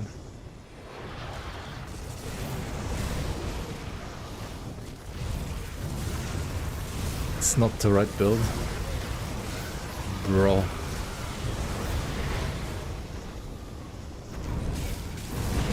I feel like the Aether PB build I got linked was also not the right build.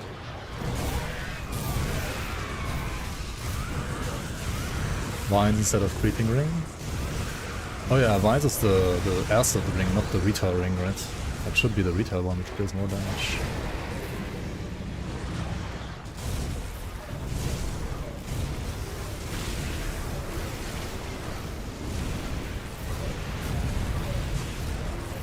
People these days can't even GD stash properly.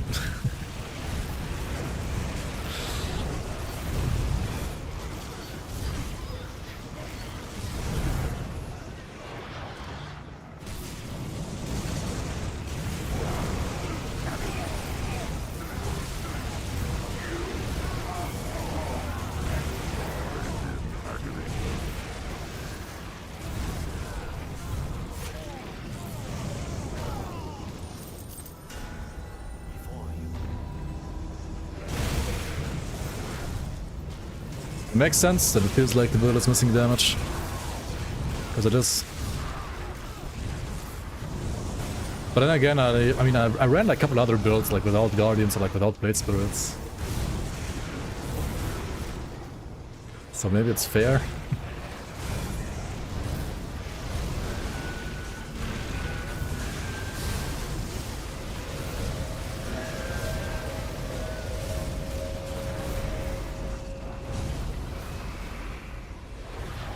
I think I'm like over spamming the stone box a bit.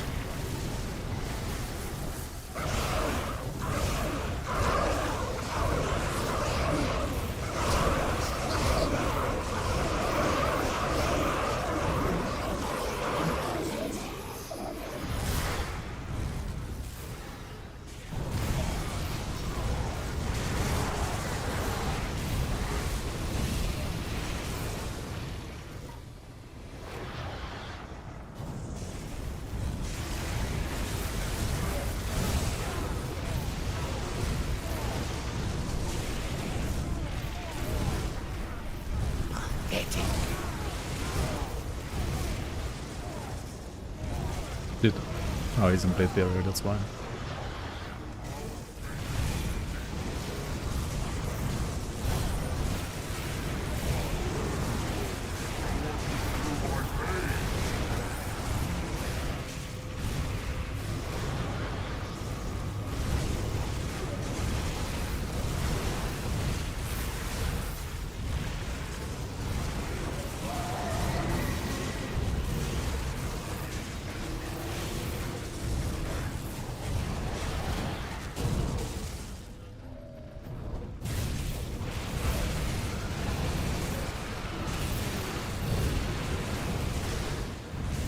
Ideally, I mean, you can either check out the forum post, right?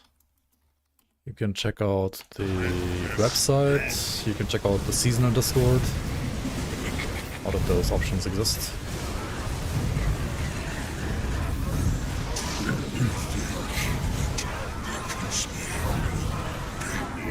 The season Discord is a different Discord than mine.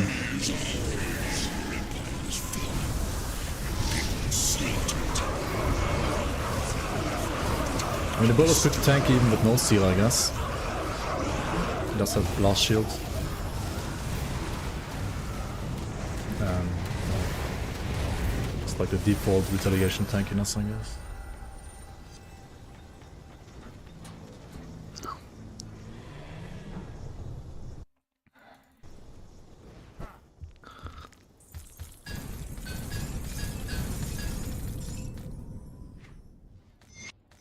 You get 8 legendaries and a bunch of greens. Wait, who said that?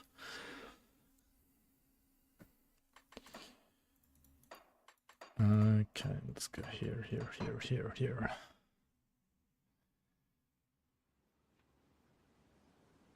Yeah, grimdawnleague.com is our website.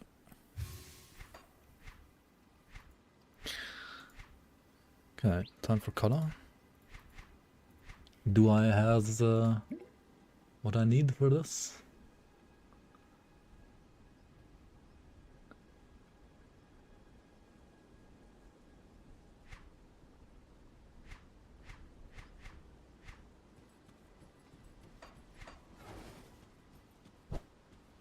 Safe storage, no questions asked.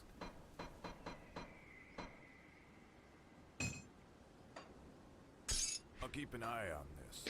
What friends skip color? Nah, this build is gonna be fine against color, right? Oh, it has 4% Fizz. What the fuck?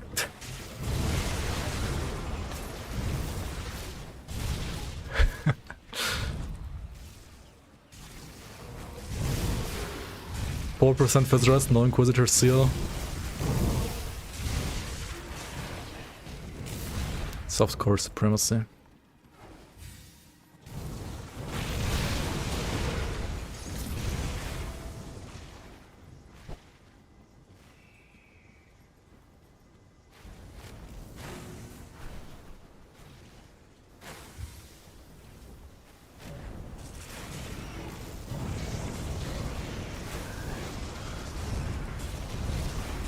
It's not gonna have enough leech to take. Yep.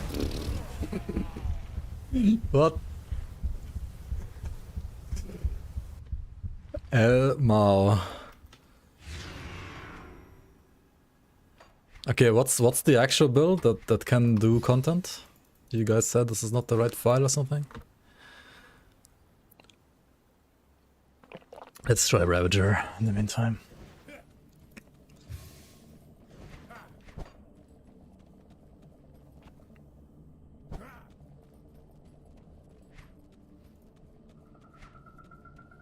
Do I have potions?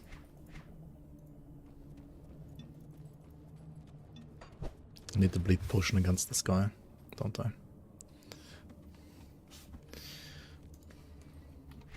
Doesn't Inquisitor Seed even have like retail damage or something like that? Oh wait, no it doesn't. Oh yes it has.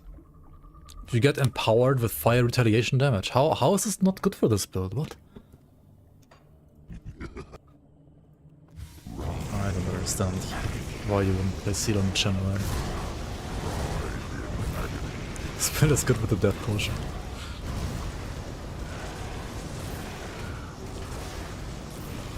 Like usually I feel like you guys make decent decisions making these builds, but this is a gigantic questionable decision in my opinion.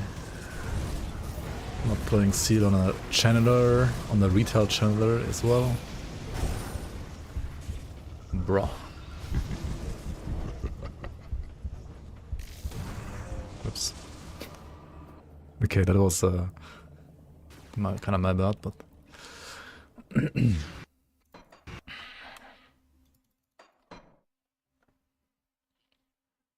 I mean, you need like lots of points in the main skill to get weapon damage up for the leech. You want this for the DA shred, I guess. This for the crit damage, and this for the fumble and the cost reduction mostly. The fumble is not even that good for retail, but the cost reduction is probably necessary. So I guess the points are needed. Well, it needs 5 billion points, yeah, it's crazy. Okay, I mean, if you played C, right, you would need like at least 13 points, right? Where do you even pull those 13 points? That's like the problem, right? Where do you get 13 points from? And you can like pull some here maybe from Intensify. Maybe like... Yeah, I mean, ultimately you would lose away if you pull them, right?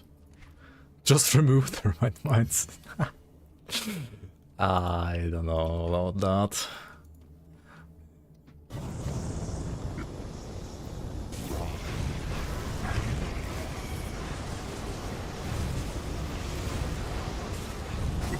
Oops.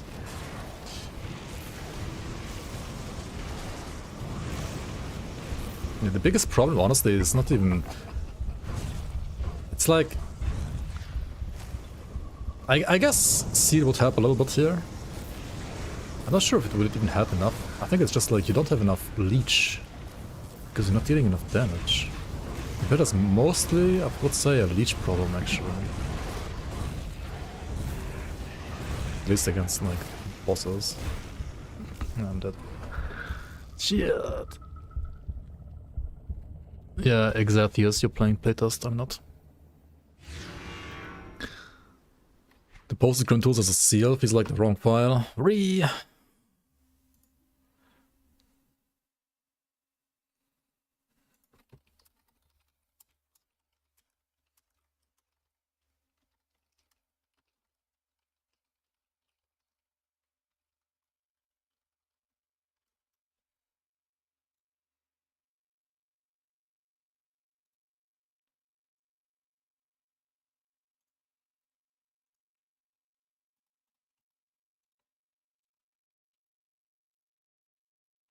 But you are right. The Grim Tools and the Foreign Post has seal. What the fuck?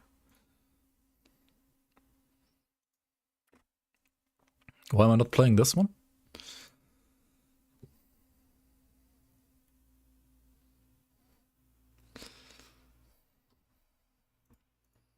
Alright, I'll postpone this one, I guess.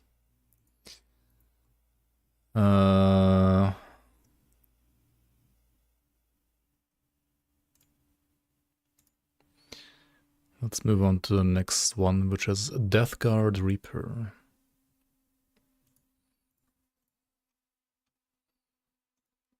Alright, next one on the list. It's gonna be high DPS, but probably like kind of squish, typical Reaper stuff, right? Number 7 on the list, Deathguard Reaper, Poison Acid by Roman, Medley, and Banana Peel. It's gonna be at least fun to play, I guess.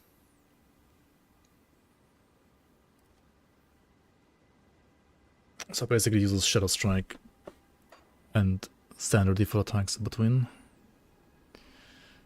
Let's put this here, remove this here.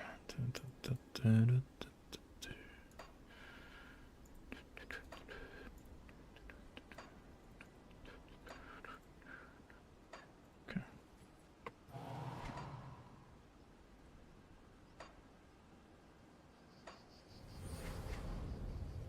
So Deathguard Reaper is mostly a, well, like Poison Acid build. Big Shadow Strike focus. And Bone Harvest. Weapon pool skills are just kind of like there as a filler. It's mostly Shadow Strike and Bone Harvest. Devotions. It's interesting. Affliction picked even on acid, not non-retail acid. Affliction, Korvac, Harp, or like Scythe rather, and no A-bomb. The hell?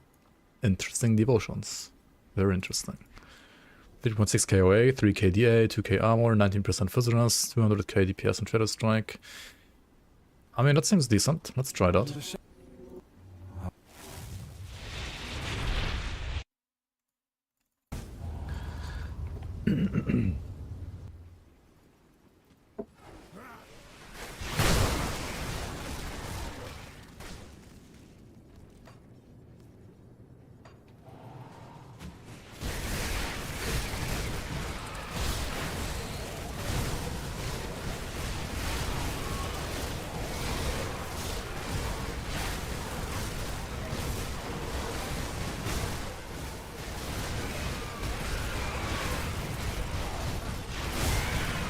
Alexander actually has high acid res, right?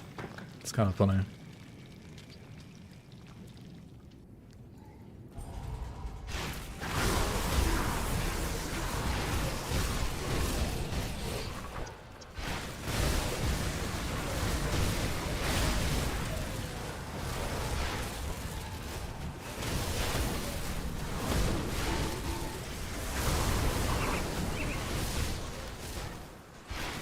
I can see this being one of the better hardcore Night Blades though, because you can technically just Shadow Strike, Bone Harvest, and then like disengage again. You don't have to like, oops, full commit. And since it has crazy dots, you can just let the dots work for you, right? This should be good for hardcore, this build. It also has 25k HP. Wait, no, that's because of Vigorous modifier here for some reason. Hang on, let me actually do it like this, I think I prefer it like this.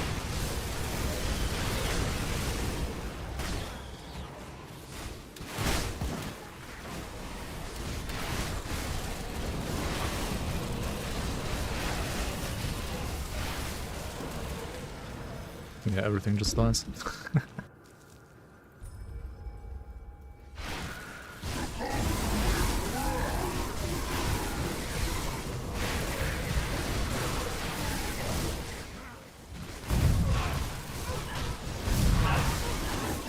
Nope. Oh, they almost died with a shotgun.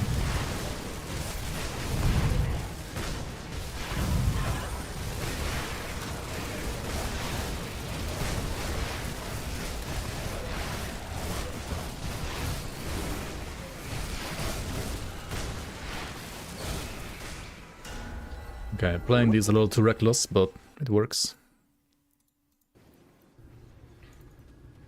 Is there an ETA for the UI update? You mean for like non-playtester?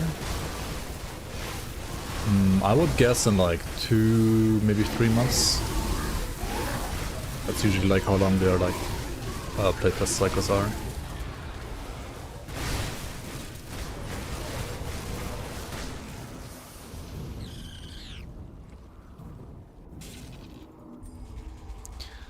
If you're talking about the playtest update, it came out today. I'm just finishing, like, wrapping up these builds, and then I'm gonna be moving on to the new UI patch as well.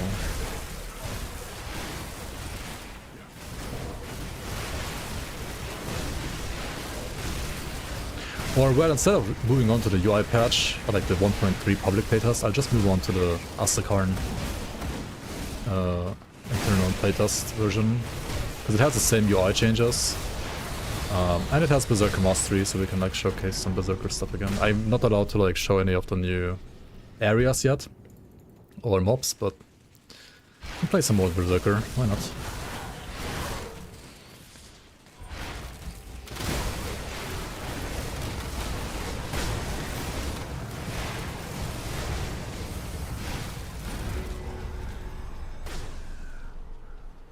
Alright, this build fucks. This is a great build. And anybody who has like followed Reina, for example, as well on Twitch, the Brazilian hardcore Night Blade player, would already know this, that like Death Guard is just insane right now.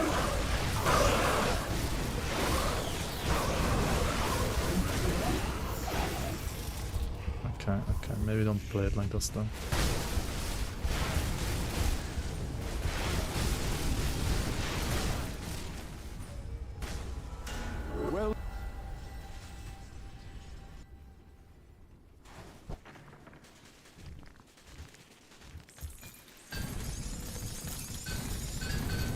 Alright. Cool. Good loot and stuff. Should be a powerful, quick farmer for Crucible, for SR and Crucible alike. Let's check out Crucible though, how fast it really is.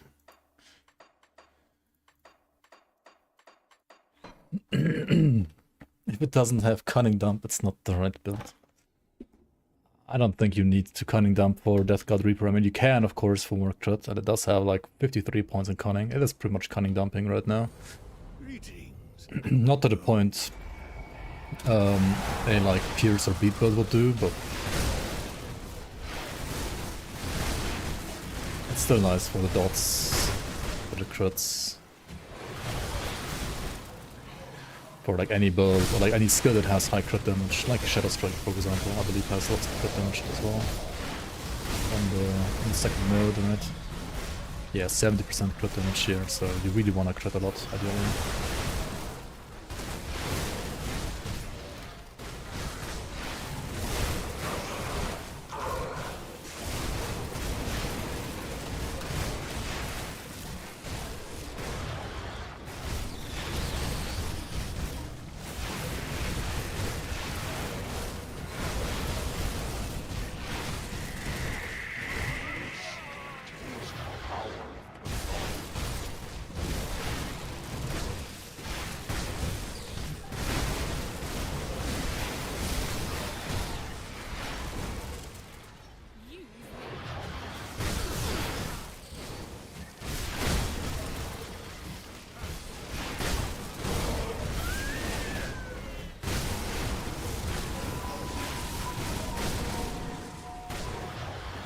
I compared this to Morgonath Reaper, right? This is just 10 times better than Morgonath Reaper. It feels like.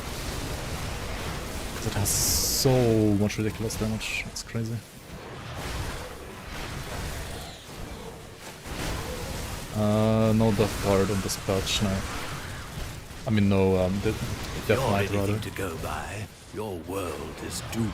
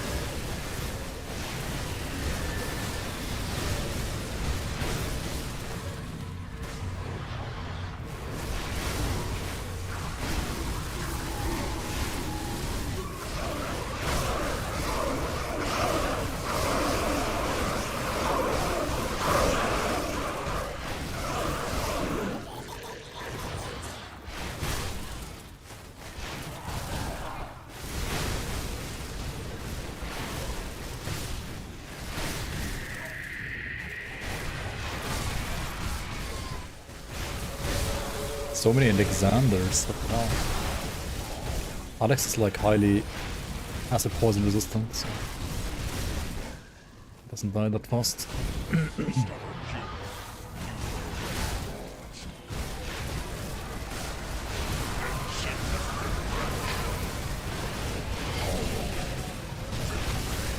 Hollow with the ring. Holy shit, he just exploded.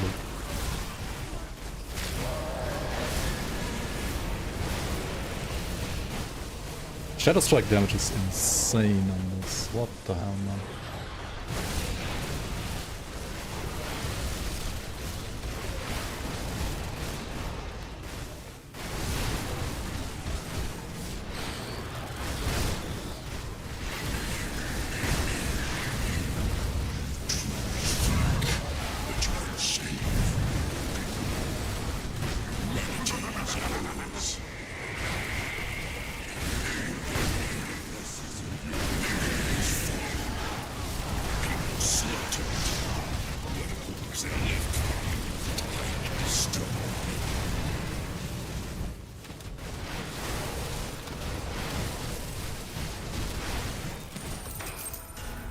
Okay.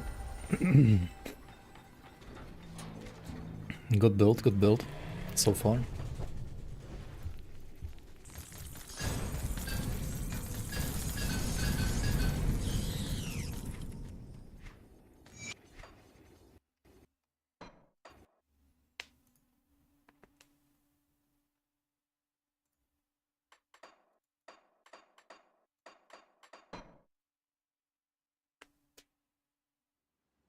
It's a bit strong, yeah.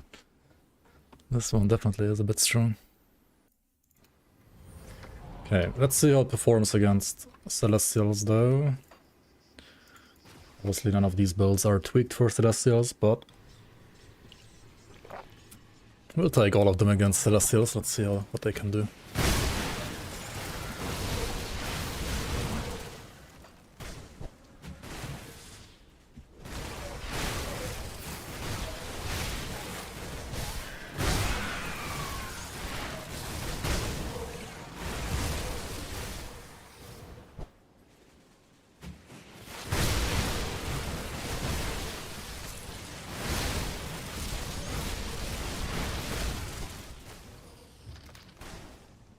Okay, pots. Potty pot.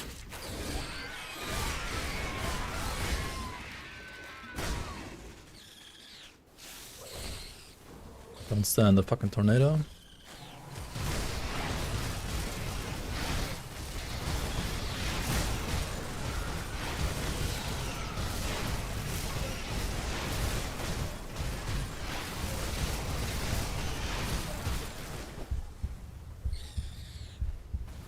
Come on, come on, come on.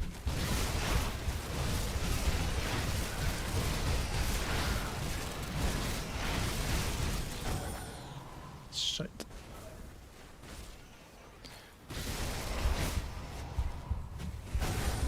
Ah, fuck, I was retarded. Why did I do that move? Okay. I mean, it should be easy though. What am I doing? Yeah, that was just like like pilot error right there.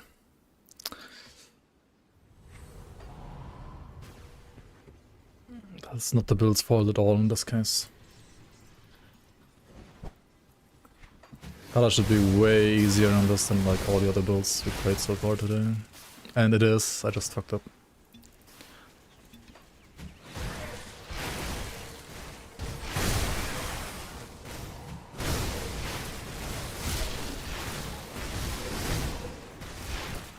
Like stage 1 you can face sync and then you... or like almost face sync. Then you have to like run around a little bit and just do like Shadow Strike into Bone Harvest. Just don't Shadow Strike when she's doing her flap, right? Like that was retarded.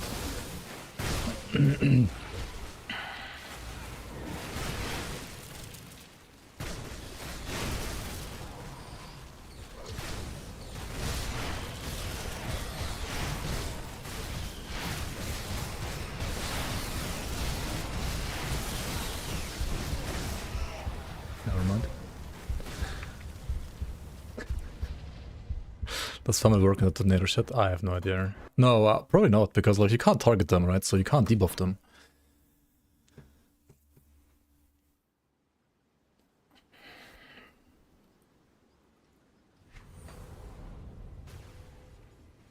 I mean, yeah. On hardcore you would only fight her like during MOT uptime, otherwise you just kite her around.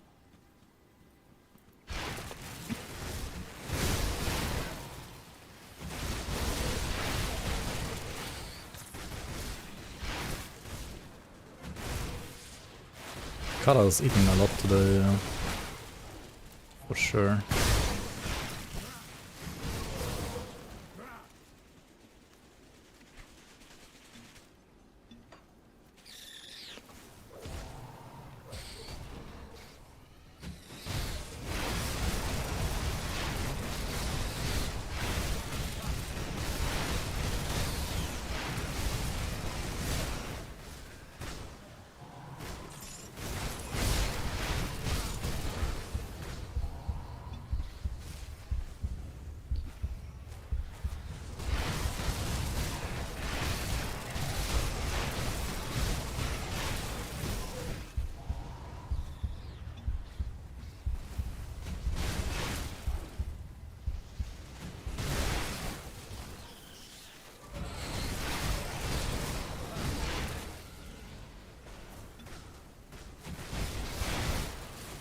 Oh my god. Okay.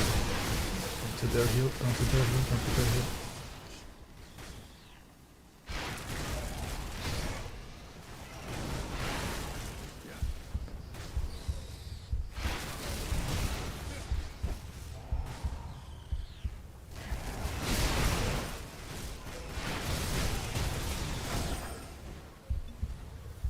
Where's my cluster, by the way?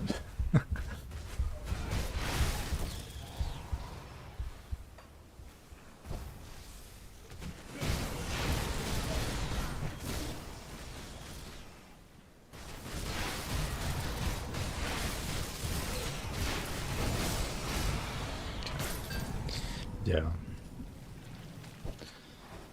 You don't need to die here, really. Honestly, this is... Like, I would even...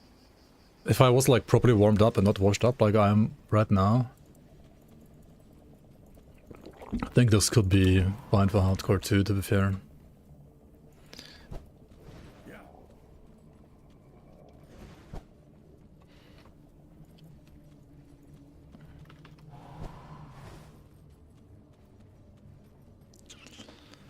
Yo, DMT. Hello. Alright. It is Ravager. First of all, it is no bleed resistance. Maybe we'll find that out. Probably not, but let's see.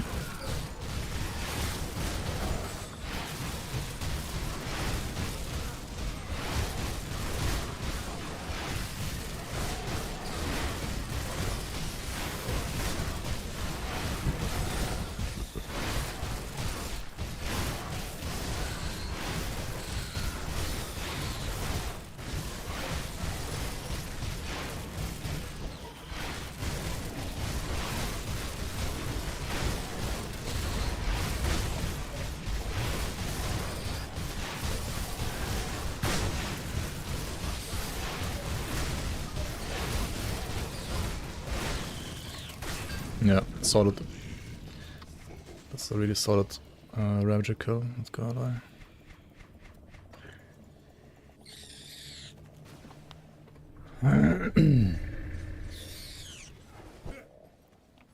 Got something you need stashed?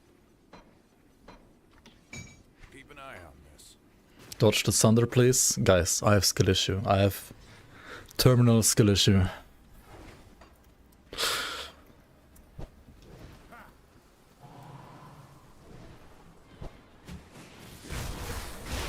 Please don't be too harsh.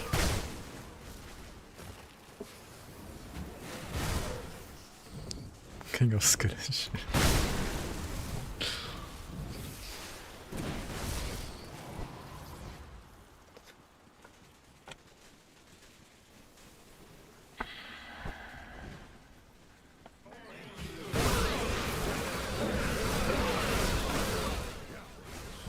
Too boomer even for Grim Dawn. Yeah, Grim Dawn used to be like my retirement home after quitting like MOBAs.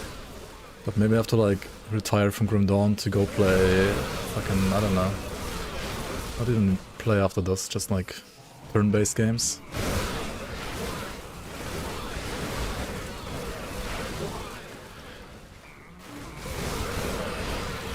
Play Diablo 2. I don't know.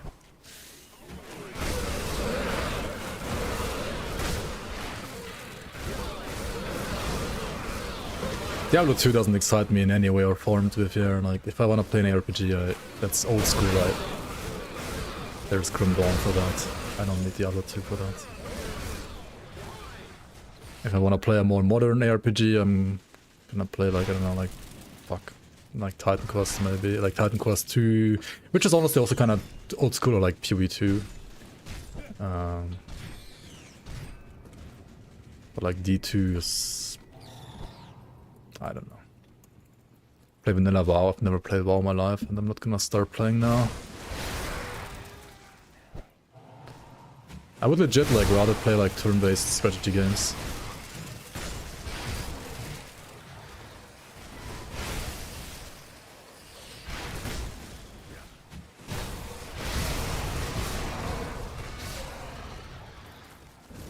Project D2 is one of the best ARPGs.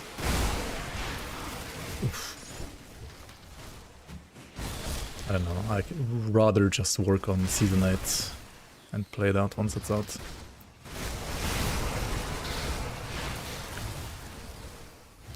Can't you jump over maggots? Well, you can. But it's a little risky, so I wanna like pull at least a couple of them out first and then do the jumping around.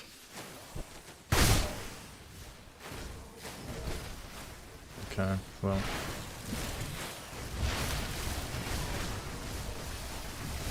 Where's the correct one though? Is it even in here? It's not, right?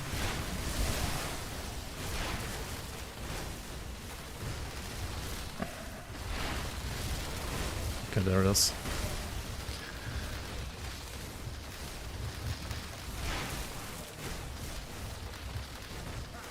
We just move like here, and then here, and then here. Okay, cool. They don't seem to hurt, well, because they didn't hit me. If they do hit you, you're instantly dead usually. They don't seem to hurt, he says.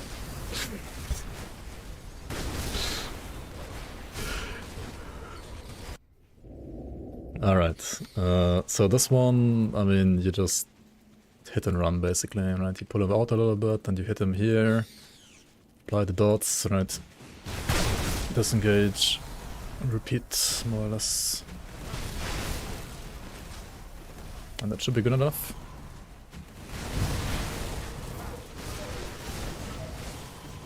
Yeah, I mean, you could like already kill him here probably if you want to be like a little more greedy. This should be one of the easiest crit kills ever. Yeah, there it is.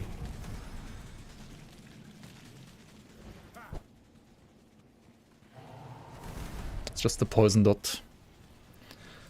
2 OP. Yeah, Death Guard Reaper, definitely very, very, very, very solid.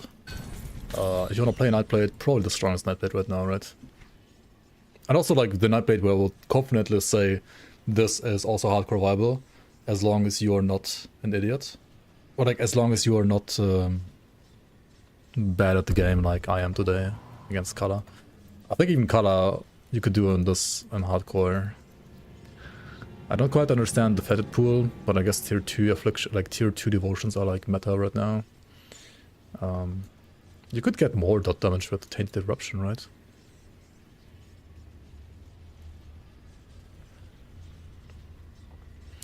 I guess affliction overall makes you have like maybe more HP or something. Not sure. Hello, and he's stronger than Dune Fiend, yeah. And easy to I mean, Dune Fiend is more about like direct damage, this is a bit more dot side, but overall like this is apparently like faster, more damage. Anyway, rank 7 Death Guard Reaper can recommend even for hardcore, honestly, if you want to play a Nightblade. This seems better for hardcore than Brutalax Dervish in my opinion, actually, almost. Even though Brutalax Dervish was rank 2. But then again, I'm, I guess, biased against dervishes. I kind of never liked dervishes. Anyway, links down below. This one also made by Roman, Medley, and Banana Peel. Okay. Before I go back to the...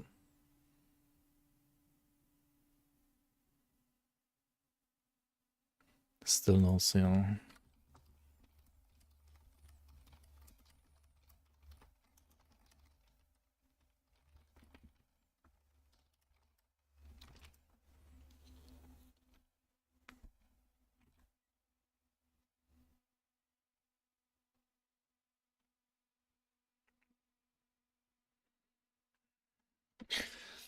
Why is the Purifier you guys link in the Grim Tools using seal, and the one that Gray maybe linked me does not have seal, and the one that wait, Roman I think is linking me now also doesn't have seal?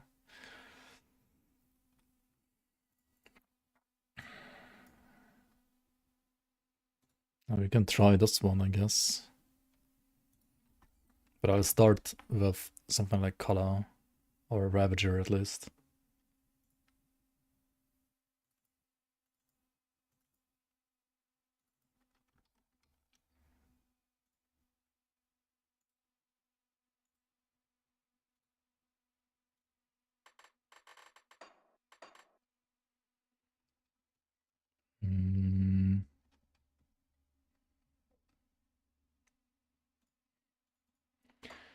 Alright, let's see if this updated.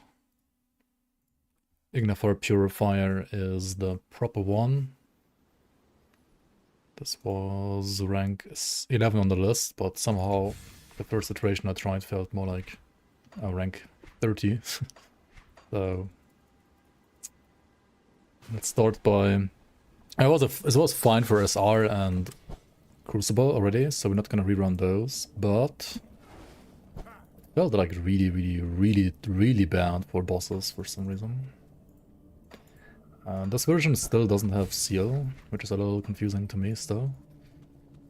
But it has, like, I think different rings, like a creeping ring and so on.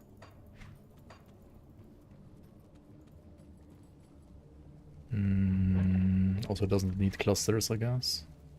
It's just too good.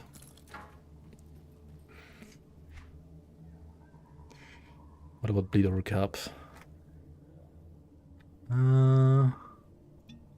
Maybe I think I run the energy one instead. Elixir of the Void, you guys are suggesting? Which one was that?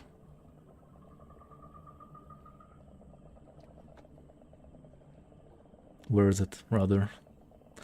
I think I know which one it is, but where is it? Ancients? No. Find the skill bar. Oh. I guess it's easier to find this way. What does it do again? That's for region as well. Let's see.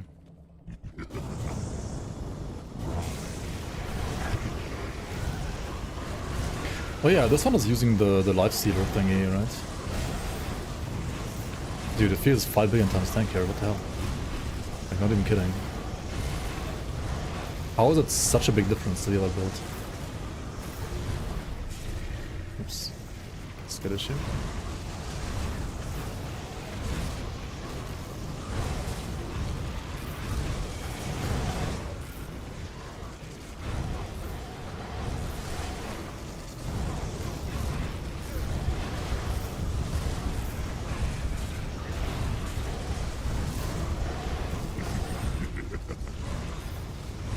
Dodging like an idiot.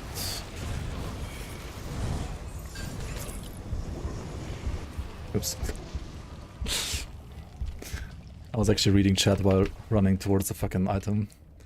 But I mean, okay, this is like so much better than the other one. Holy moly.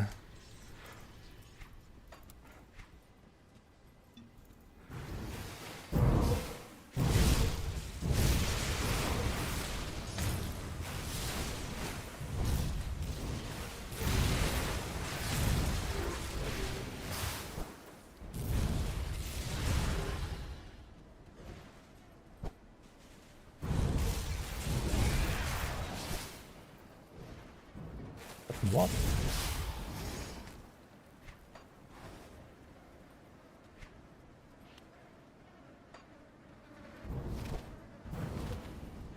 What's the leech?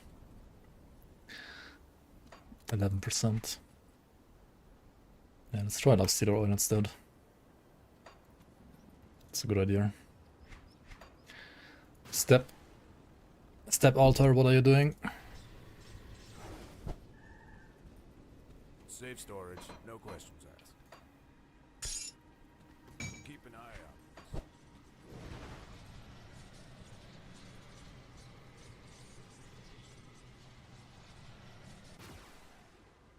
out. This is like Grim Dawn 10 years later than original release, so they've updated a thing or two, and there's a new expansion coming out this year as well, for which they are updating a lot. What the fuck, the fucking tornadoes though, like, please. Just remove the tornadoes, Sentai. Holy shit, okay, no, like, this is still... Where's my seal? Last she was like up for 1 second in combat, GG.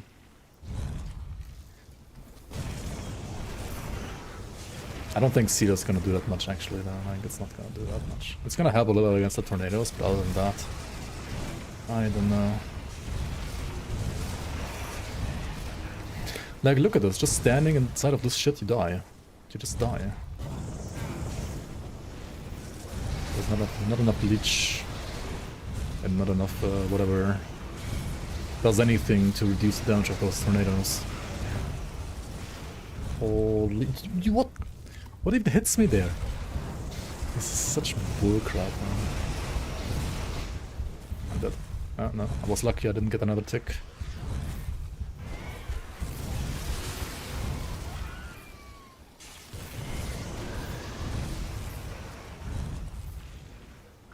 What in the world?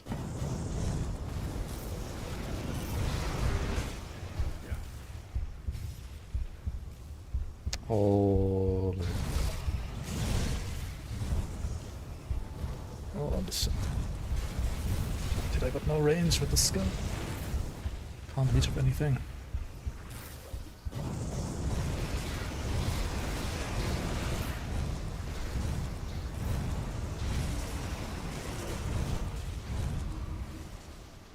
Didn't Crab Turtle make like a really good retail Ignafar build at some point? But I guess that one was also like nerfed. It's not up to date anymore. He used to make pretty good builds too for hardcore.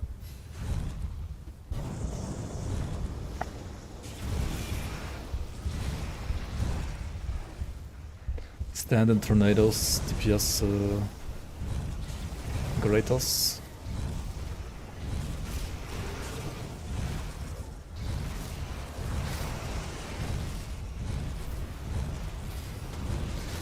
Come on, we got this. Why is there tornadoes everywhere, man? What? What killed me here? Like, they're so fucking bullshit, these tornadoes.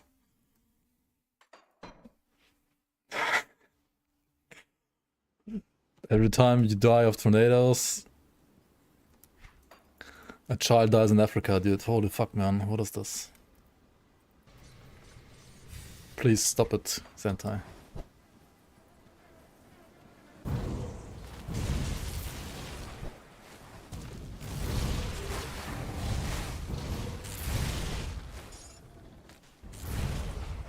The worst design boss in any RPG. I don't know about that. I'm sure there's something worse out there, but...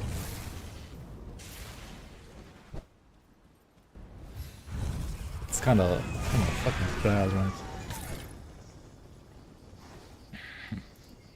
Name a worse one. Wasn't like D4 Lilith way worse, like with visual clarity? But then again, it's D4. I don't think that counts.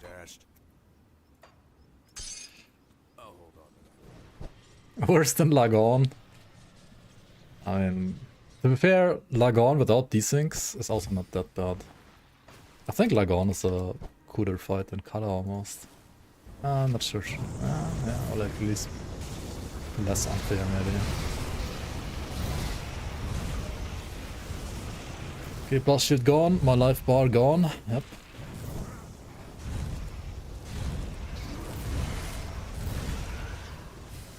What? What is dealing so much damage, dude?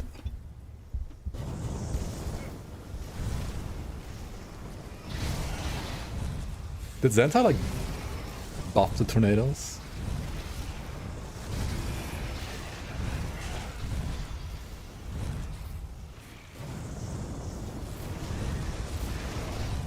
I mean, it's 4% physical resistance build, I guess. What can I say? Some builds in this list have like 30%. And yeah, you guys say like Physrest is useless, blah blah. I mean, it's useless until it's not.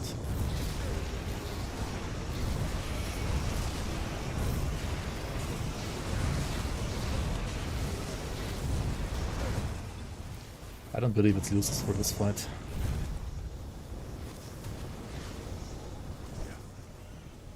Yeah.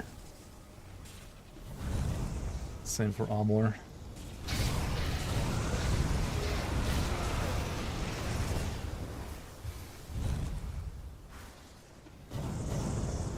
Yeah, sometimes she self-cancels, I don't know why. Like, she's just a little buggy. Also feel like a wimp-lap. What? What killed me here? Bruh.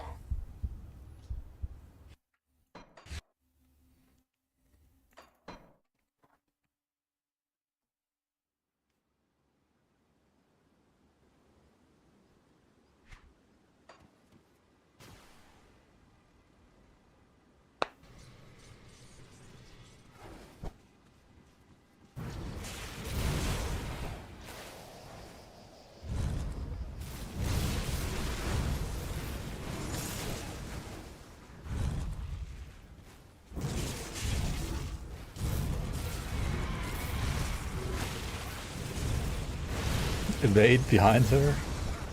Evade into like her 10 tornadoes that are just chilling randomly behind her, ready to ambush my ass.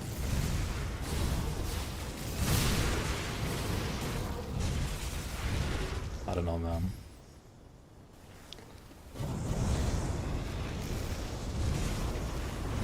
Like, against the tornadoes, I still believe that Seal would help a lot.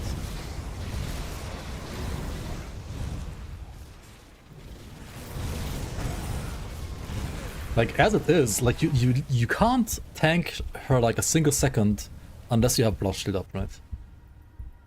It's like it's not even like 10 tornadoes, like one single big tornado just kills you. Because you can't leech. Okay, I didn't use the last Stealer Ore there. That's that was my bad, I guess, but I don't know if it makes like that big of a difference. I mean, it does make a difference. Let me actually oil up real quick. Oil up, right? Oil up with this and this.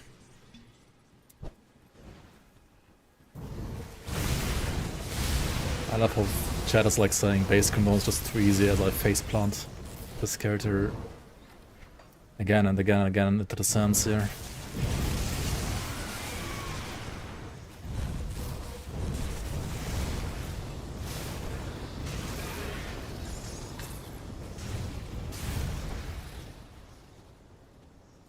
Like, against Ravager, the spec helped a lot. But for some reason against Kala it still feels almost as shit. I mean, not quite. I almost got her the first time, right? Like, what happened even? Step altar, I still need more. Oh, the hell, man. Just Purifier things. I'll keep your stash safe. I'll keep an eye out.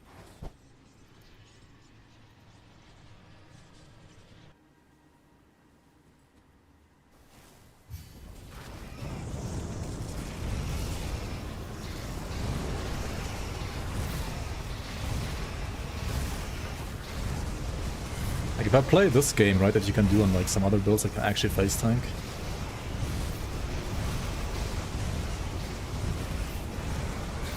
It's like you're just gambling.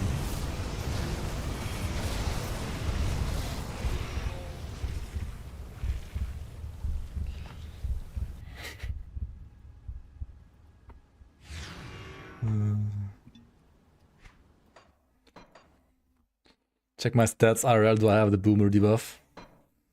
I'm not classified as a boomer, but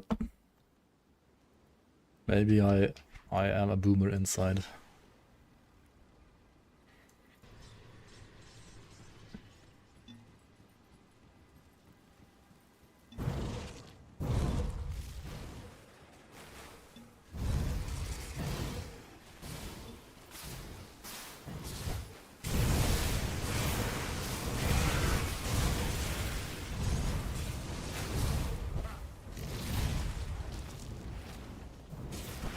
I mean, I would definitely not like recommend Ignafar against Kala ever, to be fair. Unlike Aether Ray, like Aether Ray you can actually play against Kala because Aether Ray has enough range, right? Ignafar is too short ranged. Has like the wind up, like the cone doesn't instantly hit the enemy. Stuff like that, so.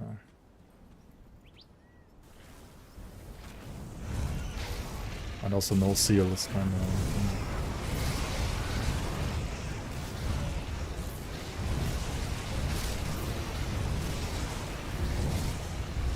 Like, it's just RNG whether you die here or not, right? And then at some point you have to move out and you get hit by a tornado and you get like hit by some underground sands which you don't see and then you just die.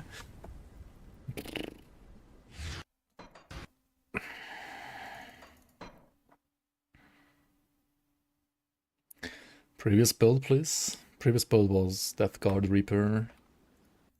You can check all the builds over here. Death Guard Reaper is actually good.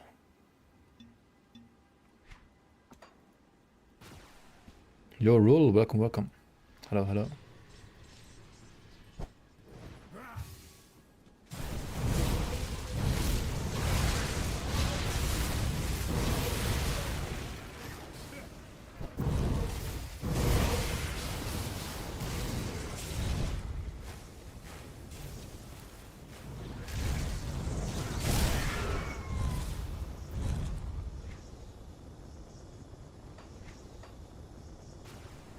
Okay, I'll try one last time.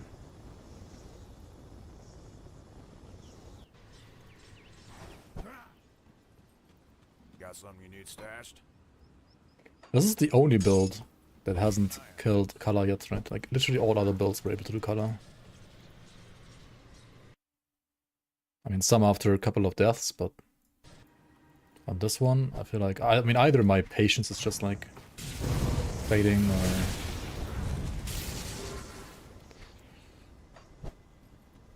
Did I die on this more than Draenus' Oppressor? I think so, yeah. I mean, okay, the Draenus' Oppressor died a lot as well, that's true. You see it on the forum, yeah, but... Okay, let's try crate. Maybe it can do crate.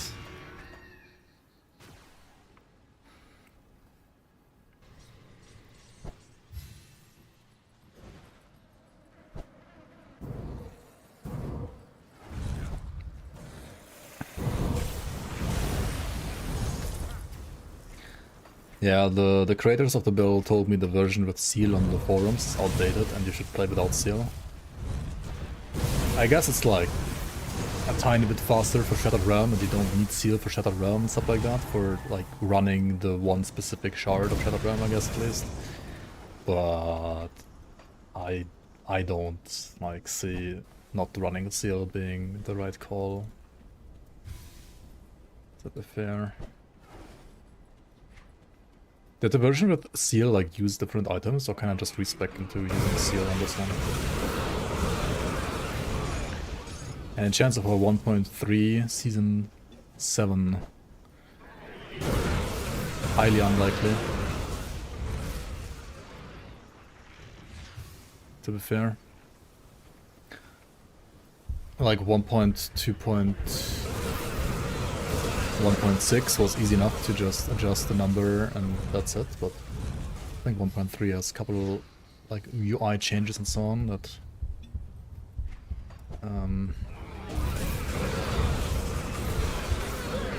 make it a little bit more effort than we want to put in. And also, by the time 1.3 like actually hits live servers, like live patch, it's gonna be like probably like shortly before Fangs of Ossican release anyway, so yeah. We're just gonna focus on making the next season work for Fangs of Ossican, I think.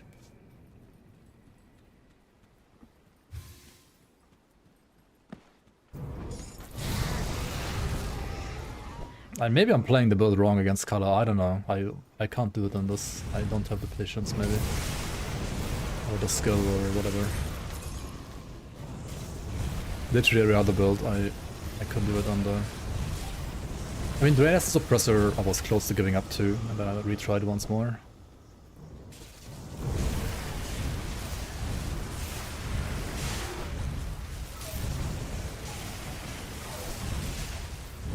Okay, we found the maggot. That's nice, that's nice, that's nice.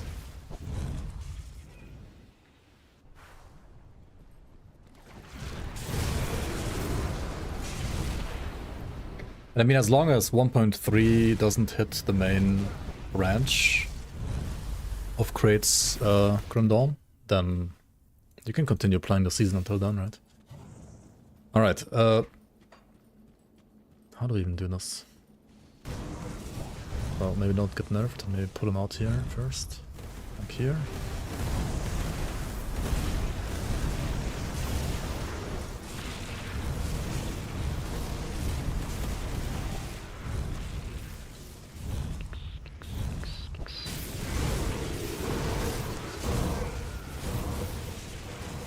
It's so scuffed because his shit skill doesn't have enough range. Holy.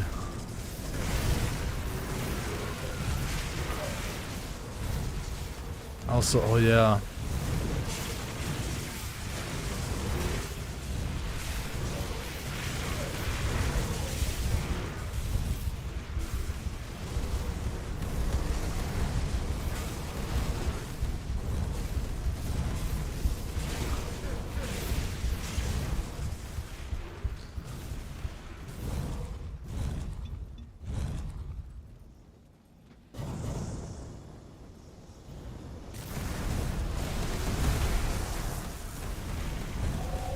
Okay, that was good damage here.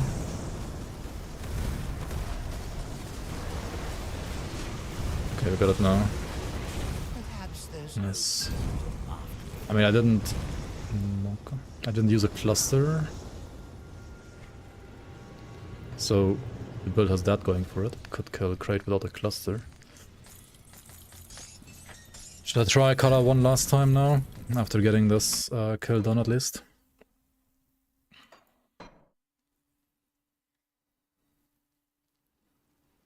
The current build is number 11, the Retaliation Ignafar Purifier. Got something you need stashed?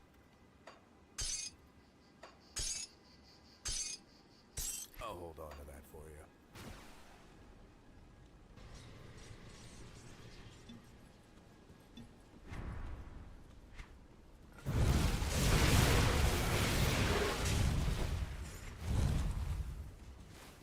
What?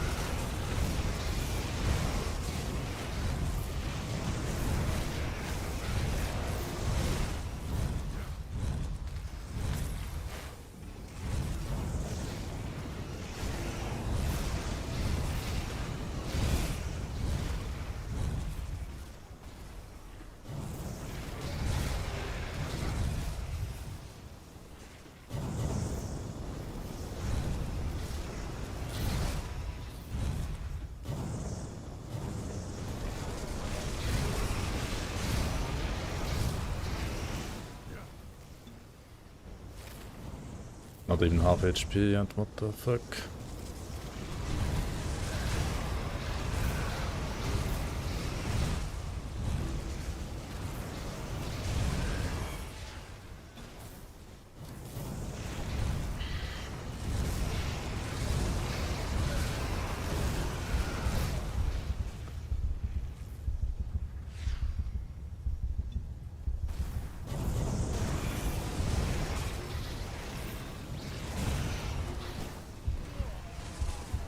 Bro, this fight is so stupid.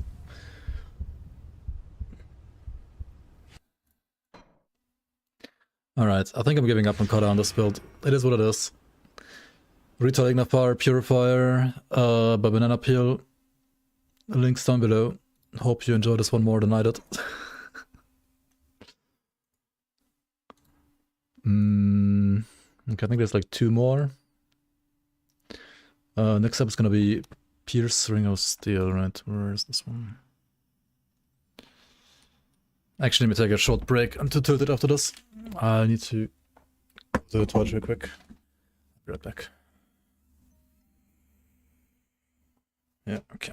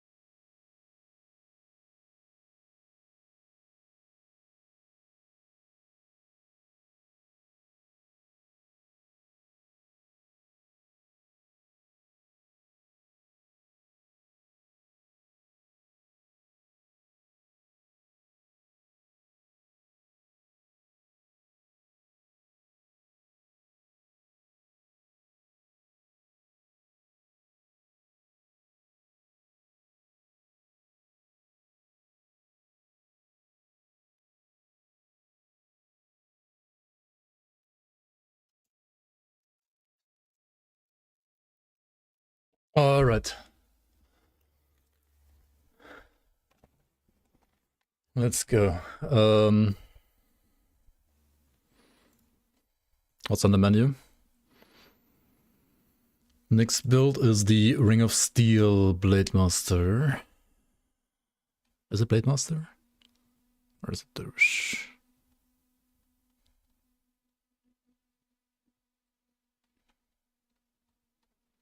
Oh, yeah, there it is. Alright, moving on to rank 4 on the list. A Pierce Ring of Steel Blade Master.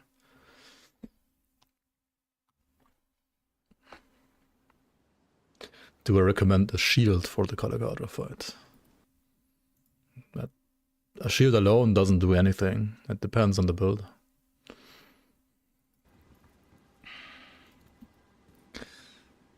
Okay, so this build, yeah, Soldier and Nightblade. I think it's like almost the only Soldier apart from rank 1 on the list. Cadence and Ring of Steel, eh? Also uses Blitz and Shadow Strike, both for movement, I guess, only, more or less. I mean, this one has like some DA shred on the blind side. Okay, let's put this like here, this maybe here. Death Gaze here.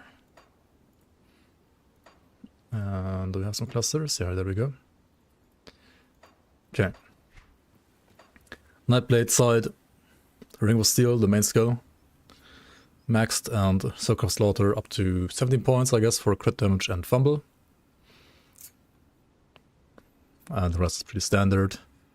Probably some cunning dump going on, 2.3k, cunning, 4k away almost. A little lower away than the like Brutalax Dervish or the other build that we had on the list, the Pierce Phantasmal Blades character, Witch Hunter. Let's see. Oh wait, 30 to 31 first of all. Oh yeah, Devotions. Unknown Soldier, Harp, Azuraka, no proc. I mean, the proc is not that important. Ulzat's Decree, procking of AQC. What the hell? Okay, that's not gonna be that nice to proc. But it is what it is. Wait. Can't you like proc it with Ring of, like with Shadow Strike or Blitz more? Oh, this is some Blitz already.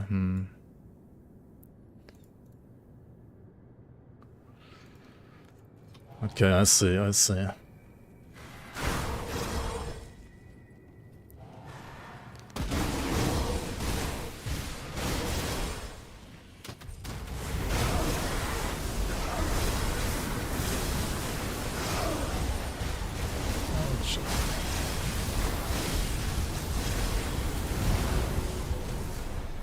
Some pretty juicy AoE damage though, I have to say.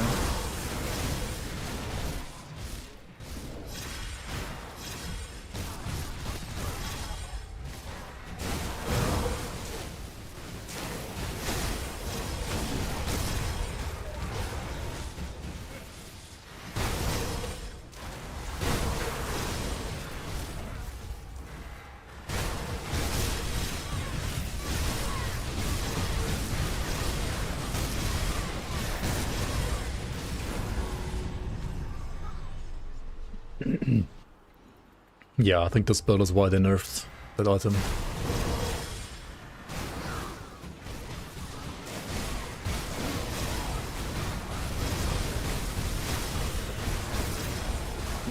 Understandable.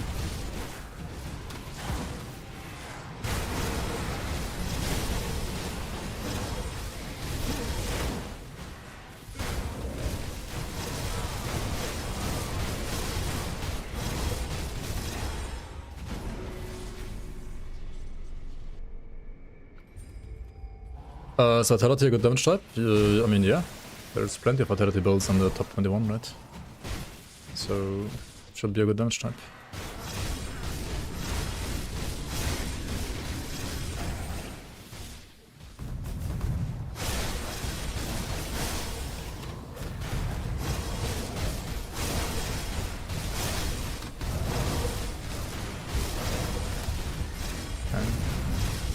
Something Serenity proc there. Wait, no, it's not Serenity. What is this? Prismatic Rage, never mind. Oh yeah, I mean, it's... Wait, no, it's dual wield, so it doesn't have Menhir's Will.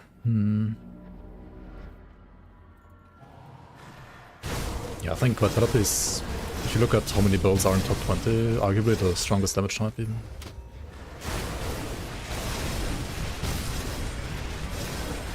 I think Cold and Lightning are kinda underrepresented.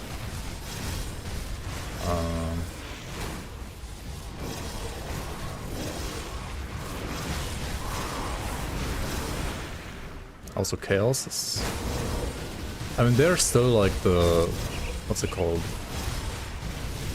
I think it's not in the top 20, but like somebody linked it to me as it's like a pretty darn good build as well. Like a Harbinger build, I think it was. Like Harbinger is still good as well.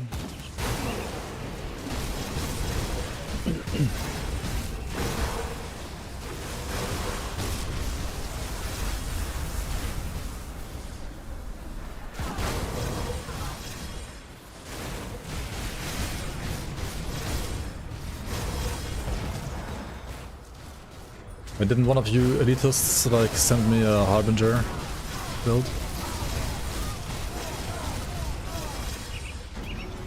Yeah, I'll use Helm proc for bosses every now and then. Well, Helm proc, it's a skill, not a proc. If it was a proc, it would be so much better actually.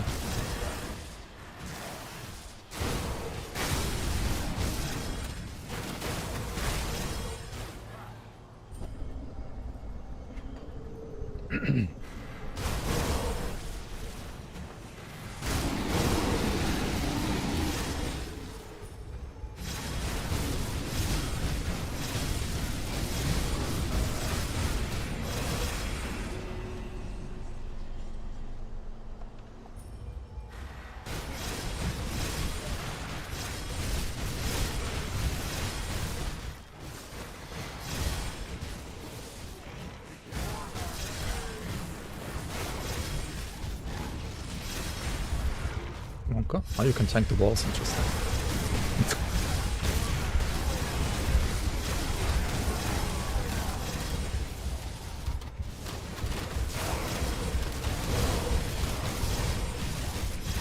This was, yeah, a very unnecessarily risky boss room. But I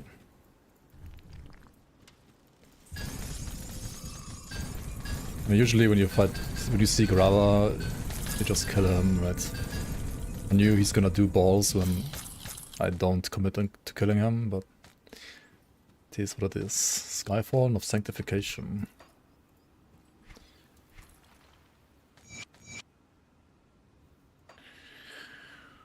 Is this any good?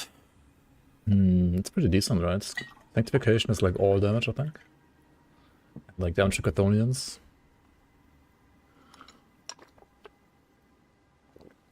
It's a pretty good one. What color use wind shears? Okay.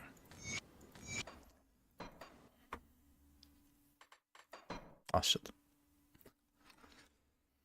I don't pick legendaries anymore. I mean, this is not my account, so like I don't play this for items.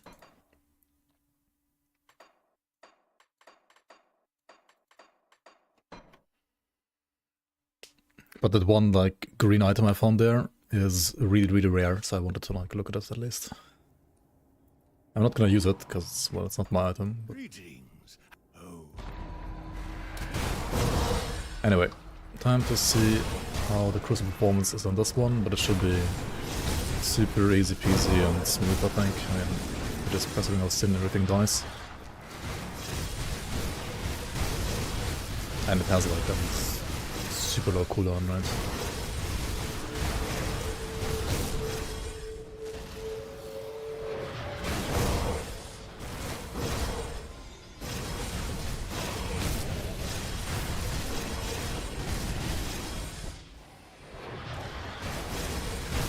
It has like 4 KOA more with procs. Okay.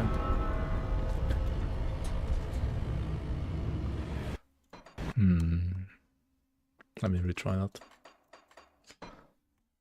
And 0 HP without procs. Okay. Greeting. Oh. To be fair, like most physical or pierce, well, there aren't really any physical builds on the list because physical damage apparently is kind of terrible right now. But all the pierce or bleed builds on this list, they all have around 4 KOA, because on all of those builds you usually cunning them. And you have tons of points to the cunning, and if you have tons of points to the cunning, you usually end up with a lot of OA. That's how you get like so high damage, like such high crit chances as well. And I'm not gonna say it's like mandatory for physical pierce builds to get high OA, but it's almost mandatory. Like you really wanna get like high OA on physical pierce and bleed builds.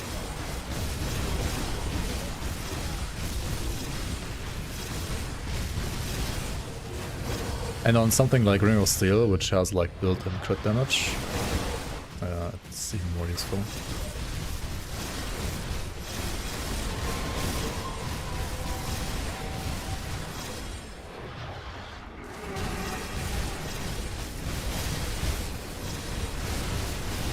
The 8 armor is actually okay, it's like 2.7, 2.8 for both of them-ish.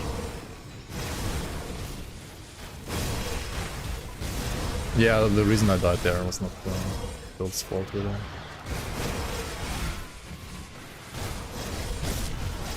I'll say me looking at chat and like tanking all the summoners or something like that.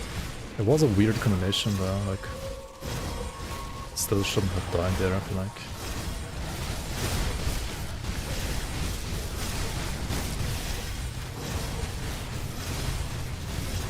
Yeah, the Ring of Steel was just... This is definitely...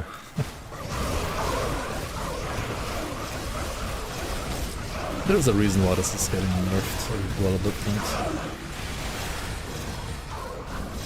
There definitely is a reason.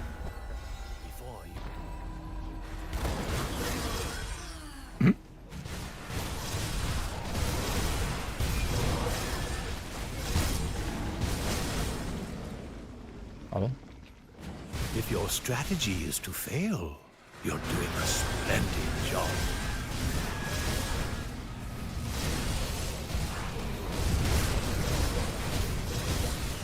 Yeah, just casually tanking the null, I guess. Why did the arcane shoot it so early there?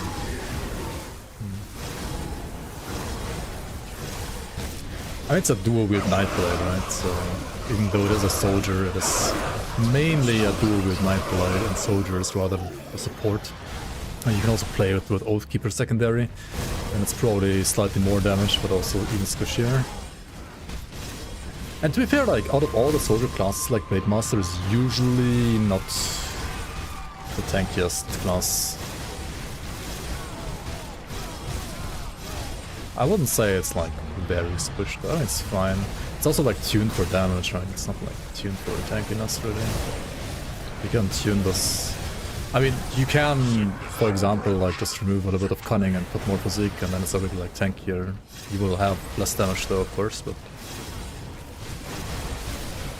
whether that's actually good for hardcore depends, right? Like sometimes just getting more damage to kill the enemies quicker is, well, like death is the best CC, right? So the longer enemies survive, the longer you have to tank them. How strong Leech is in Grim Dawn as well. Sometimes you just want like damage so you can leech up faster. Even in hardcore.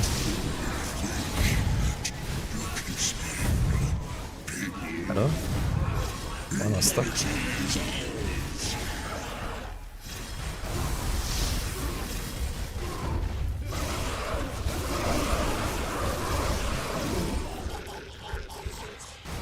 Oh, what? No.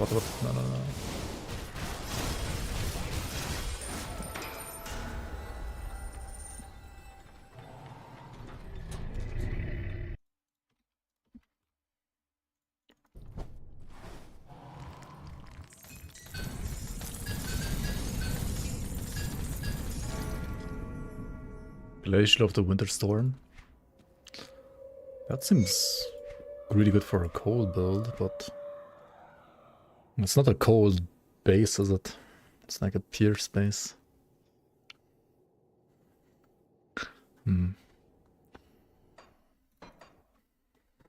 But if you get the Nightblade that like converts pierce to cold, that shoulder piece might still be good.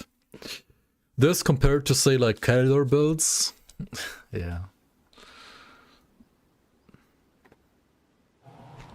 Or Panetti builds, I guess, yeah.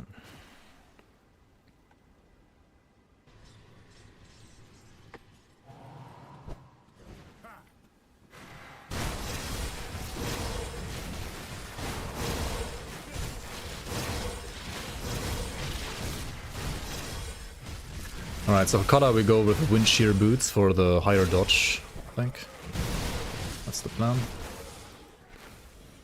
So these are there for +2 Ring of Steel, I guess, and then you can switch to wind shear for the wind shear proc, which gives you 30% chance to avoid melee attacks. Well, the tornadoes aren't melee attacks, so this is not really doing all that much against Kala, but let's try the switch. Well, we don't need the Chaos Rest for her, so that's whatever. Pierce, Bleed Rest, Overcap is great. That's great either way. We need to reskill into Ring of Steel though, right? Yep.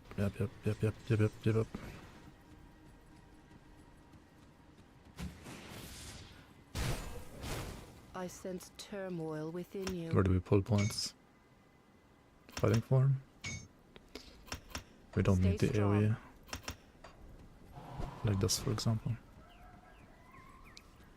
Oh yeah, you also said fighting form, yeah, exactly. 2 idiots, 1 brain. 20k HP, so frail. I mean, it's fine. Right, no, that's the wrong one. This and this, for example.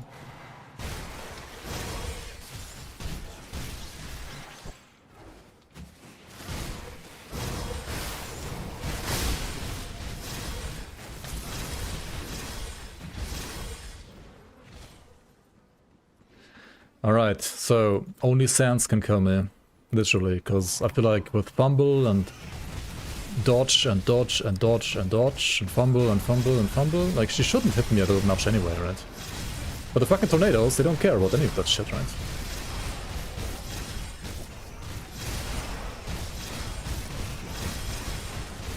Good thing we're standing inside of like 5 of them.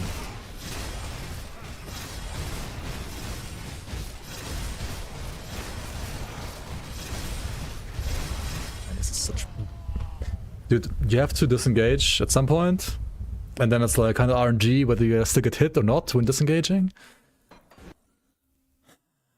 Let's try Lifestealer Oil instead of the HP one.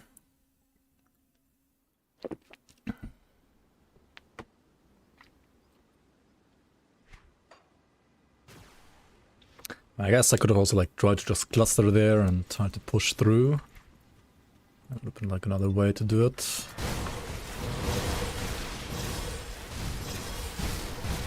But it's like...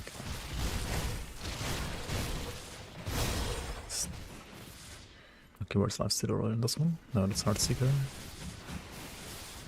And Heartseeker is not bad either. Or more damage.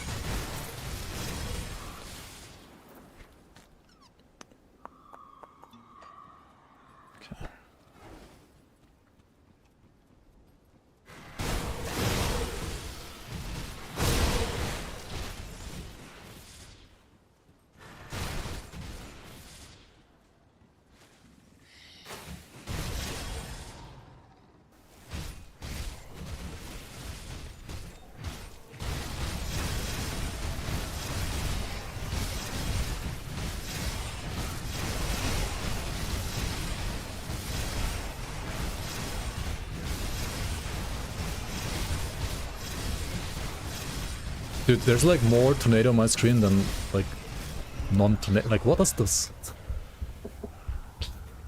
Oh, she like spawned more tornadoes than last time, right?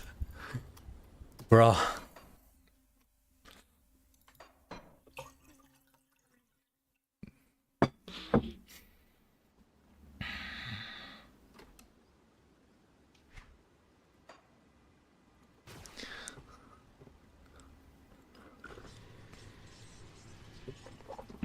top build with 2.3k DA. I mean, it's retail, right? And retail you don't want DA. At least when you go for damage. You can go for DA if you just want to be tanky, but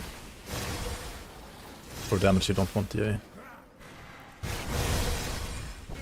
Because you want to get hit, and DA makes not get hit.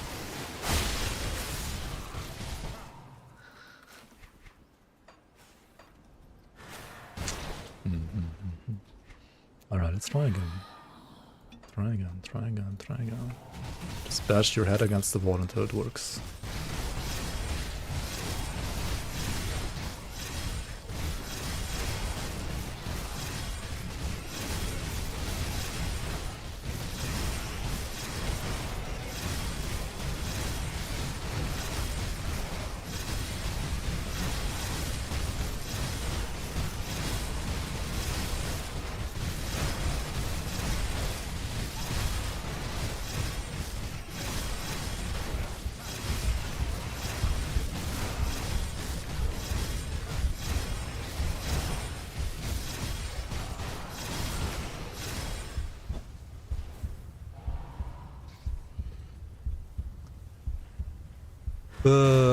I don't know if like the builds are so paper or if the fucking fight is just so stupid. Like you disengage, right? Because you don't want to get hit anymore, and then you just take like 5 billion damage from like one tornado and some random ass sounds in your ass. Like holy shit, dude.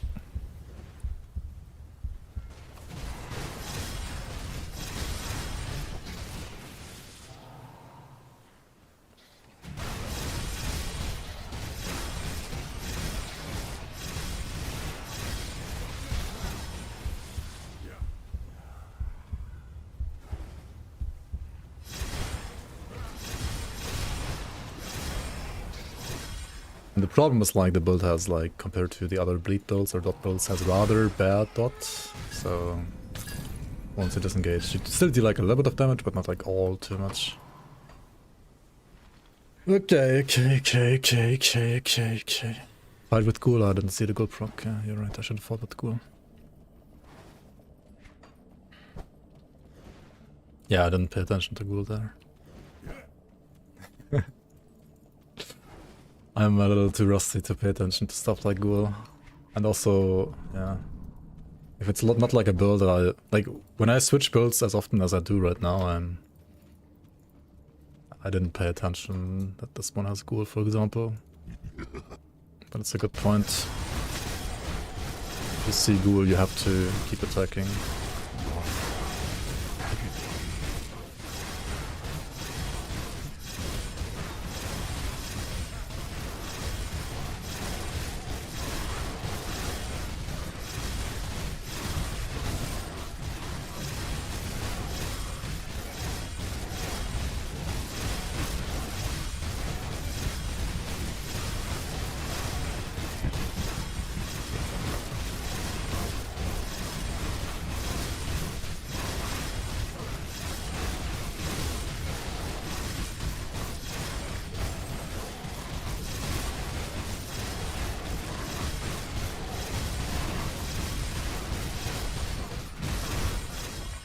Ravager is easy as fuck, and you know why? Because dodge actually does something against Ravager.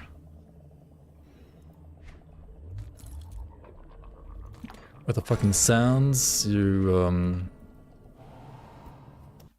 I don't know. Kata's just absolute dog shit.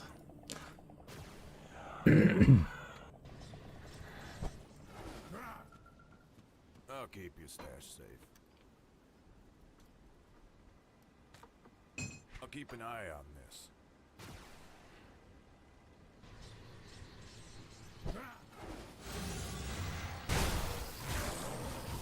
I mean, usually Kata is not a fight I enjoy doing on like builds where you would have to do like some kind of like somewhat skillful display to kill it, right? Like Night Blades like these, I absolutely despise fighting Kata on these builds. Ravager is fine, because like against Ravager you know, like if you play well, it's fine, like you're doing well. Against Kata, it's like you do well, but it's like still like a chance that you still die to random bullshit. So against Kata, my approach is usually either you kite her to the point that you never get hit, or you just play a literal face tank build, like something like Avenger Water, or I guess the Retail Water and this last tier as well. Right, where you can confidently face tank her pretty much all the time. Okay, like you dodge the Sunder, sure, but you can like face tank all the other Sans bullshit. Because also on this build, right, like this build, he took like no damage from Kala herself. Literally like 99% of the damage I took on this character in the Kala fight was just from tornadoes and Sans. And it's so stupid.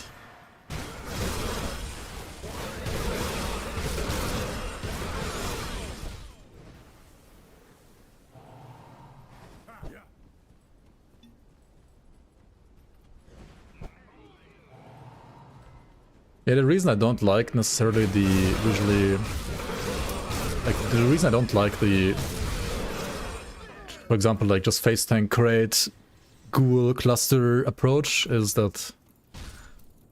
Like, sure, it's gonna work. At least once. But say I wanna deem this build to be hardcore viable, then you can't do that approach, because that approach is always gonna have a... like a 50-50 chance, more or less, right? That's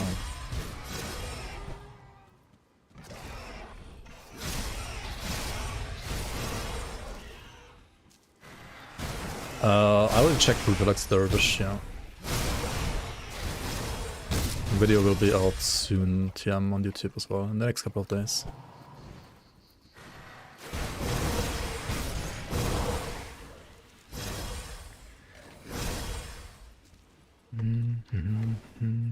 Hardcore Viable doesn't include fighting color, in your opinion? It depends, Viable for what, right? Viable for what content.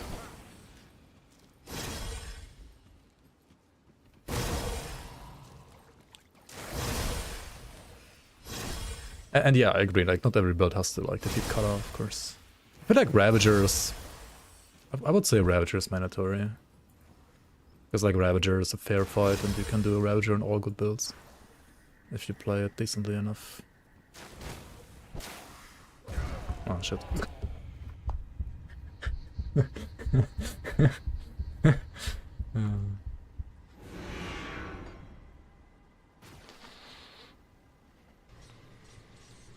Don't think I would ever attempt Creator Kala with a split on hardcore. I would use it for farming. Yeah, I mean, yeah, a bit like this I would also stop at like... I would do, yeah, like farming and then Ravager. But for Kala and Cray, there's just like so many other better options. I still wanna try, because it's fun to try. But yeah. Anything that's not Ravager, I think is not necessarily mandatory. Like Ravager, Mokjoga, Vokar, Bourbon, I mean those are jokes anyway, right? But like Kala and Crate are like bosses where you kinda wanna like do dedicated builds for them. Kala simply because you don't wanna... Like you can do Kala on many builds, to be fair. But she's just such a retardedly bullshit boss in my opinion that... Like you need to eliminate all the Sans RNG. And you eliminate all the Sans RNG by either playing something that completely face tanks everything, or by building something that never gets hit by the Sans because you're just kiting around in circles. Like the boss itself, like Kala herself, was totally fine, but you need to eliminate all the RNG bullshit, which is Sans and tornadoes. Your double finger Purifier killed Kala. Well, you're a god gamer, I guess. What can I say?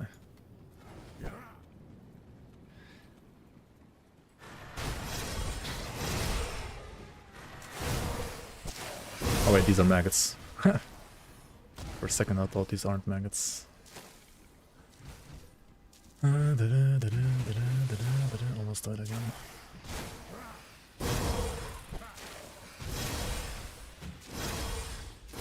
Okay, where's the actual maggot though? It's not in here, right?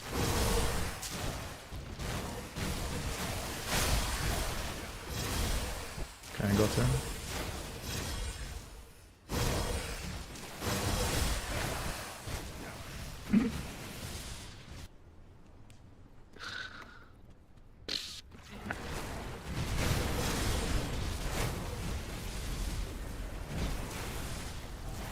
Is love throwing bombs at Celestials? Yeah, I agree.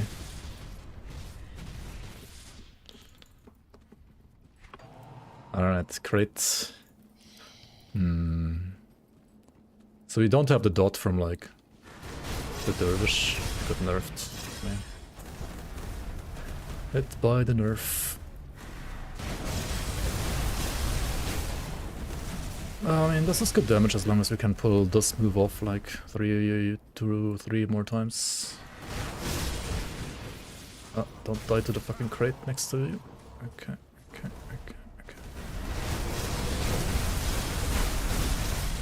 We got nerfed, it's a bad cluster. Shit, and we got hit by this crate here as well, which I didn't see. Which just one-shots. That was an unlucky run.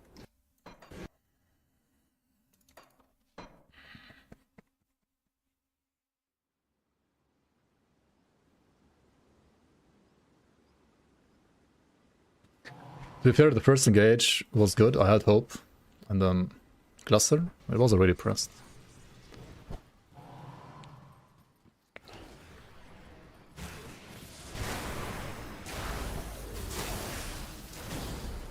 And you can't cluster the big crate, really.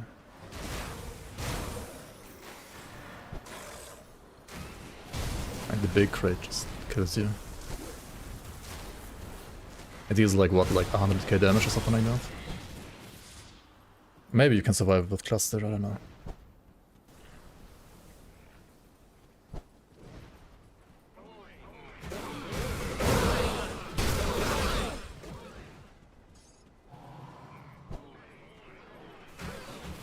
Spider Lady boss isn't considered a top build test anymore. Spider Lady boss. Who? You mean Aranea from the league? What's that league boss? Or do you mean the Mad Queen? And she's just like a white mob compared to these bosses.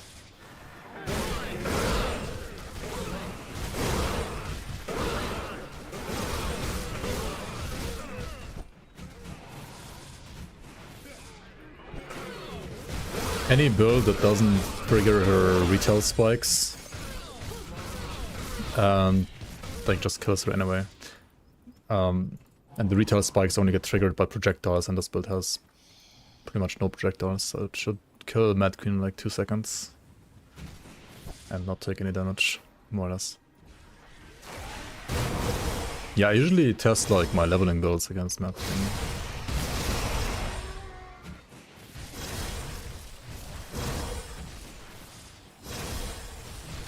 I think she's just like a side boss in the campaign, really.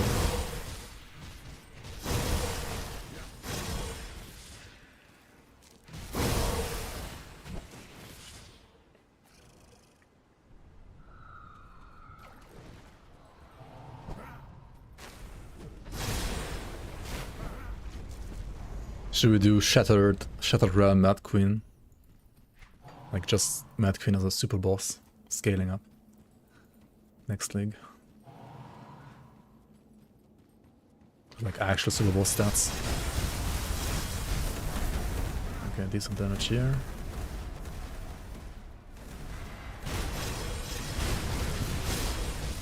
Okay, we're getting CC'd to death.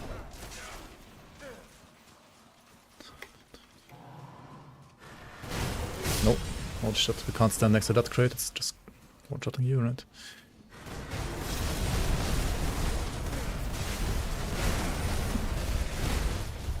Yeah, I can't move, shit. What the fuck? What the fuck? What the fuck? What the fuck? What the fuck? What the fuck? That's a shit.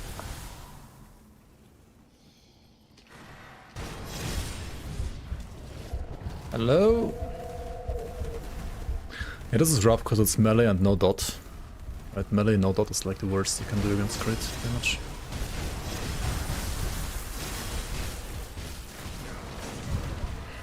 Shit. I was also walking too fast here, so the crates came around the wrong side. This boss is kind of... I mean, this boss is expected bullshit though, because it's like hidden gimmick boss. What's the pre-rest? I probably need to get a Hoarfrost. Then it should be easier. It's 76 there. I'm getting frozen so long. Yeah, it's Petrify. And do the boots have Petrify? Yeah, it's Petrify. Do the boots have Petrify, Russ? The other ones that you had? Where are they? Did I fucking throw them away or something? No, here. Okay, Petrify rest goes from 9 to 9. Yeah, that's unlucky. And they still have a little bit higher free rest, so we could still try them.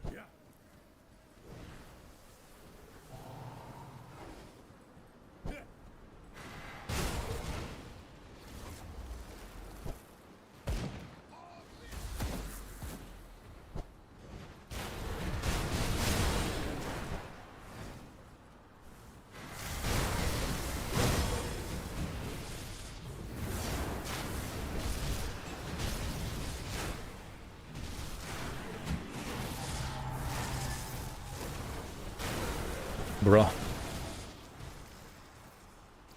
I mean, yeah, it's kind of no real point to show crate on a build like this, since, like, it's heavy investment build, but, like, if you were about to do crate, you just play a different build anyway. And it's not like you farm crate. There's no reason to. It would be cool, though. I kind of want to just do it for my own ego, maybe, to defeat crate on this.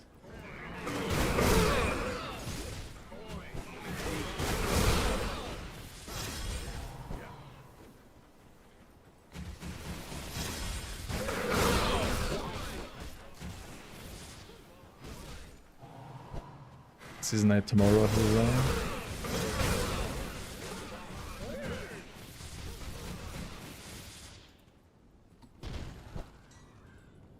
Skipping PoE1 forever, basic.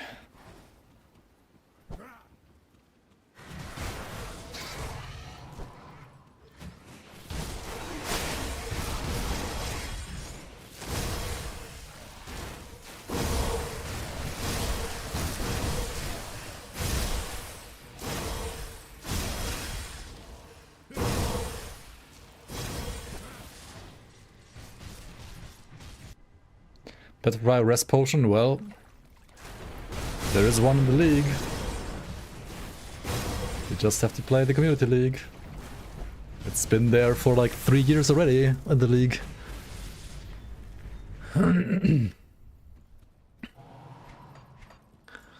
Alright, Sedge of Reality. Let's try this once again. Hello. Instant nerf, that's not a good start.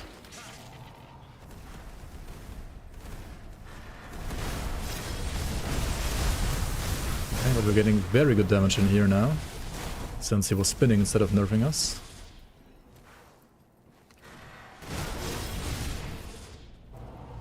Jumping back.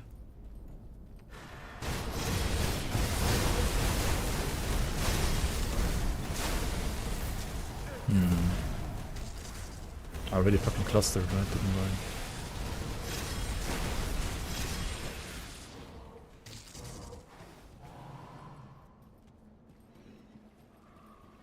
We should have it this time, though.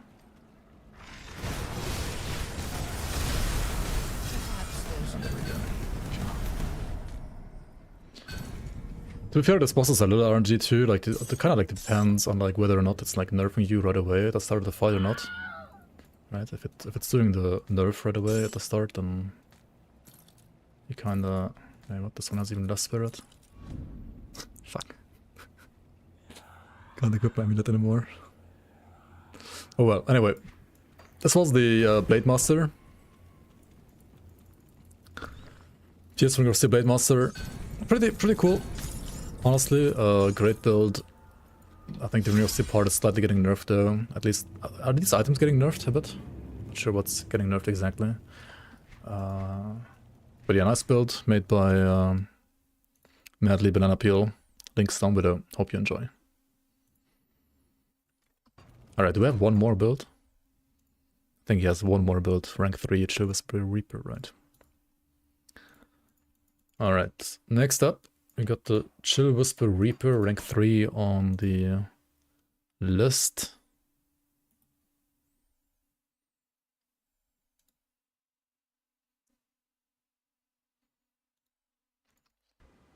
.8 KOA.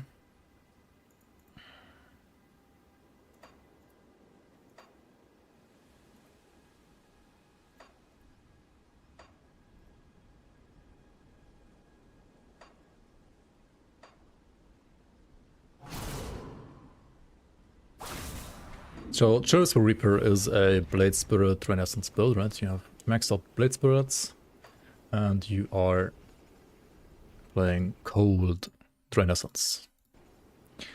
Also Master of Death for OA, DA, and resistances. Ill Omen, of course, to debuff enemies. Shadow Strength for just moving around. And yeah, that's the build pretty much, right? Devotions look like this, with Harp for energy, Rumor, Roan's Crown for resistance shred, Amatok over there, Wayward Soul, then Hyrian, and Ultos Nodes. Okay, cool. Let's start by checking out SR 30 to 31.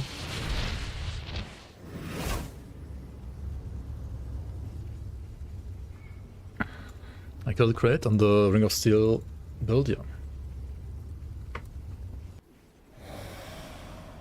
If you play it properly and you get like good RNG, then it's certainly doable on that build.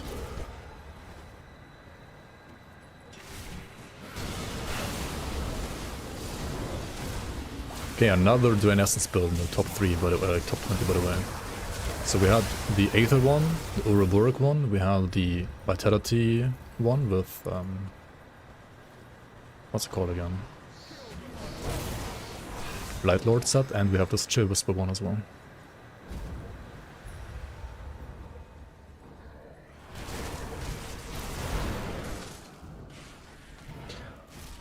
The build is not using a Ring of Steel though.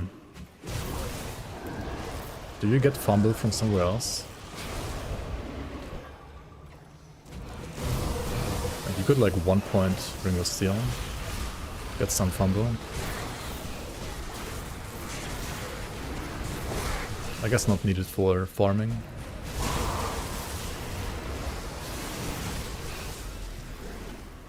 And also if you use Ring of Steel, then you would interrupt your Renaissance. And you kinda don't wanna do that either. Ill Omen is necessary, but like you wanna interrupt your Renaissance, sucking as much, like as little as possible rather.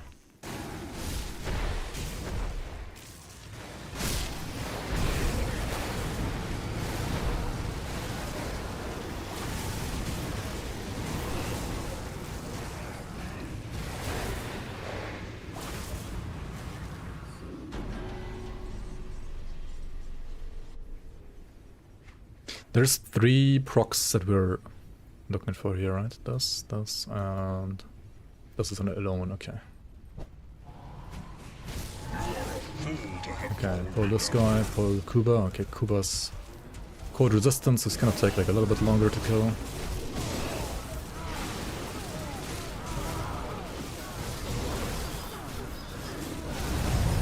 Oh shit.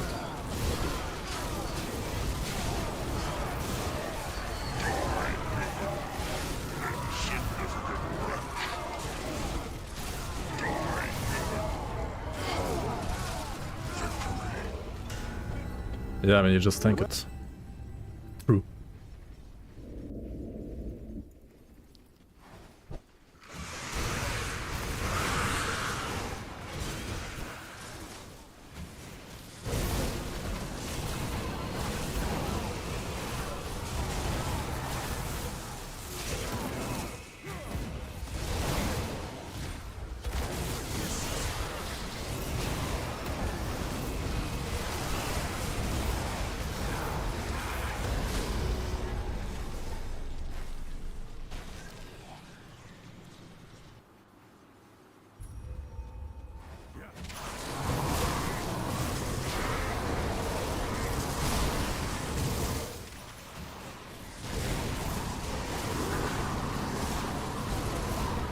Is it just me, or does Grim Dawn melee feel better than PoE 2 melee? And I don't know why it is, but I think it's animations. Like, the PoE 2 animations look cool, but so many of them like don't make it so that the game like feels snappy. Just always kind of feels a little clunky. Grim Dawn melee is just faster. I don't know, it feels... I feel like Grim Dawn melee like feels snappier. Maybe that's... well, snappier is faster.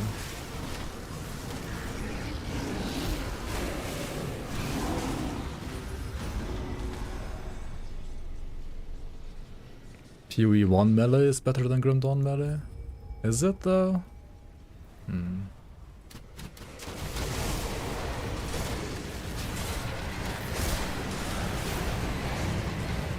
It's okay, I guess. Another Kuba, what the hell?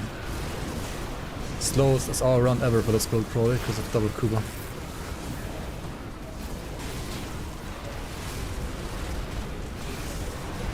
Well, and Moose even. I think Kuba has even more core rest than Moose.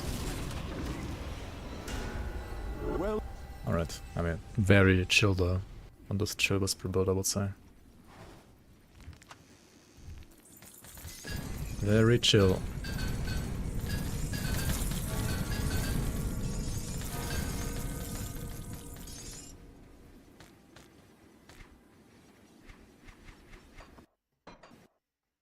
Let's go, Crucible.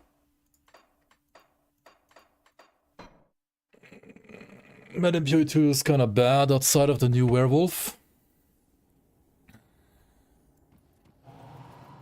Greetings and welcome.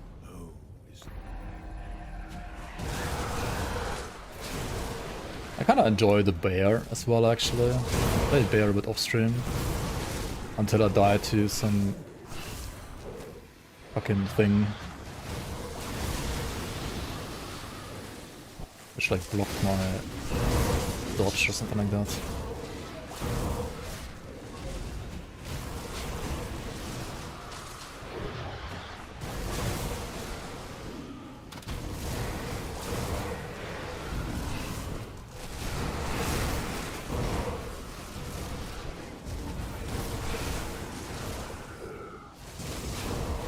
I feel like 8 out of 10 characters of mine in PoE 1 and 2 combined all died to chaos damage. Maybe I should just like play some chaos resistant class instead. Accept your fate. Just play CI. Yeah, I never get to that point. I always die before CI will be viable for hardcore.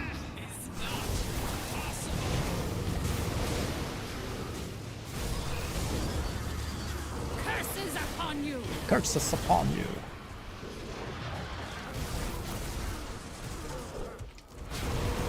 Yeah, the multi-suck is pretty good on this.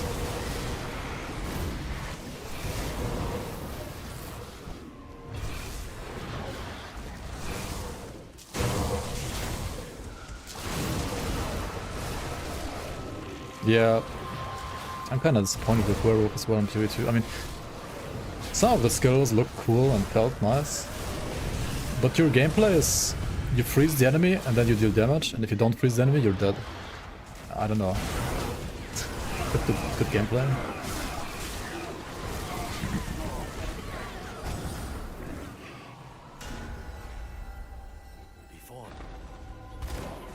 Like, what if I want to play a wolf that doesn't freeze the enemy? Just doesn't exist.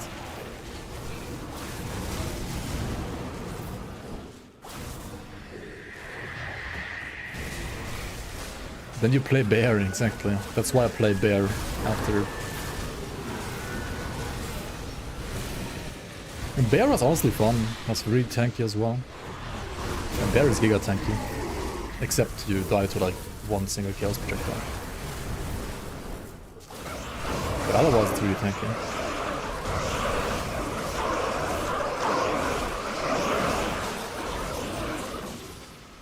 I'll show you the Perhaps there's hope for you. where we are rip after this. I think I still have it on my... I think I still have the video at least. I didn't stream, but I did record it, I think. Not freezing equals not cool enough. Yep, literally. Please move, thank you. Benja. Benny, Ben. Benny and the boys.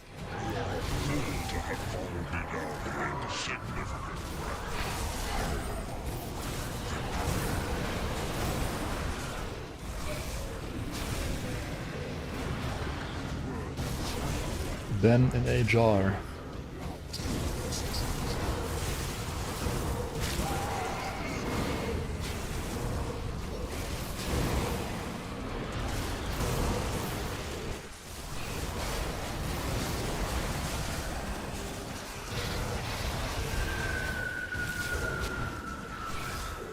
I underestimate.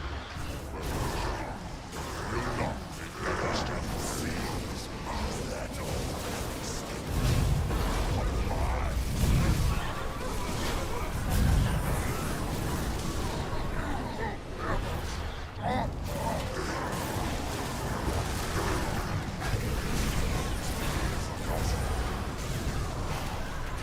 Yeah, okay.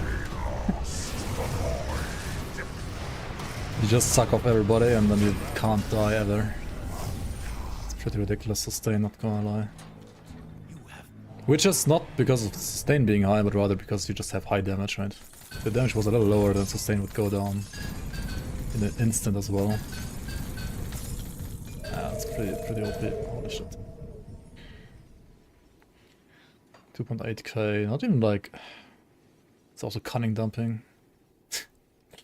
Cunning dumping on like elemental builds always feels so cringe to me. Is it because of crit damage? Oh yeah, Drain Essence has crit damage, of course. 69 crit damage, nice.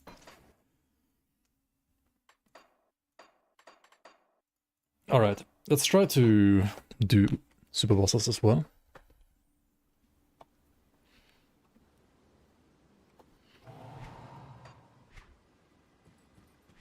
Do we have a Celestial Essence on us? Yes, okay.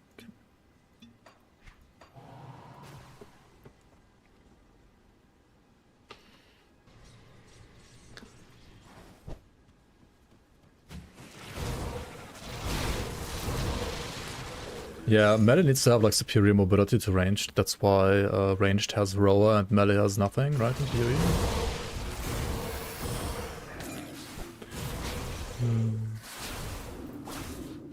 PoE2. It's not quite like that.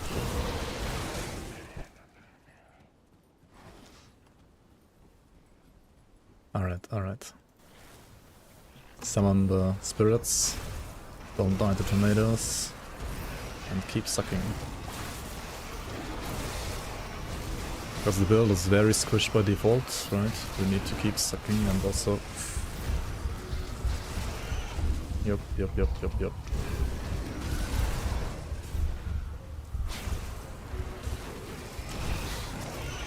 Like, you need to recast a Omen, but every time you recast a Omen, you don't have Bleach, and then you die, almost. But you need to recast it, otherwise you die anyway, right? Shit. Yeah, Chill Whisper, I mean, just like all Drain Essence builds, where you need to face tank, it's a little iffy. And this build also has no mirror, which is honestly why like Ouroboros felt a little safer for hardcore. Let's try this in a slightly different approach. I mean, I personally, on hardcore, would also never do... I mean, I would just not play Drain Essence for Celeste, like Kala at least. Kala is just terrible on Drain Essence builds, because... like, unless you can like properly face tank, which you can't with like this armor and Visitors at least. At least not on Chill Whisper. You can kind of do it in Uro, right? Because you have like Drain and Mark of Torment and... Wait, this build has Mark of Torment, right? Why do I not have Mark of Torment in my bar? Like what?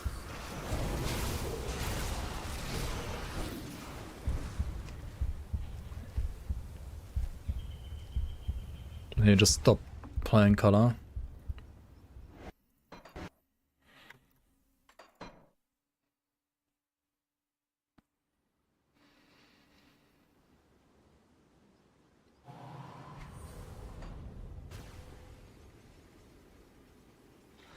Maybe.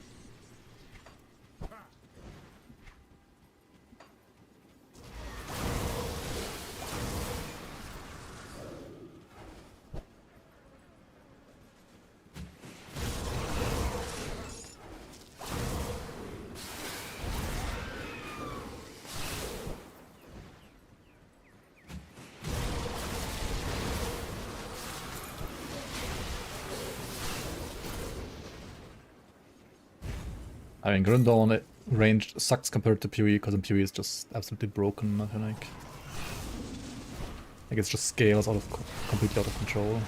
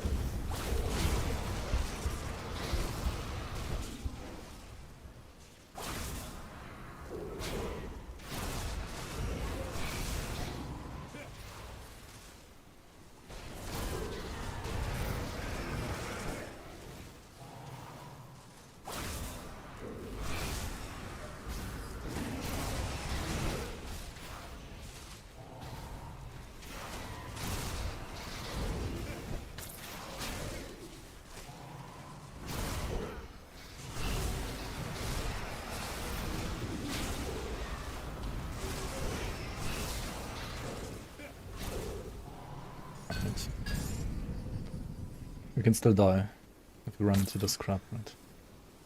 Okay.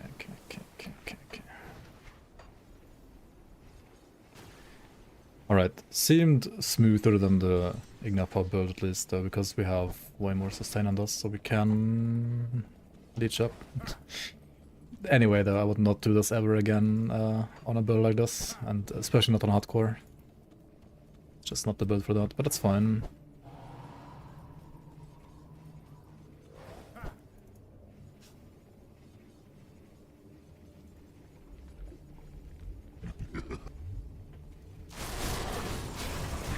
I don't think Grundawn range is that horrible right now, to be fair.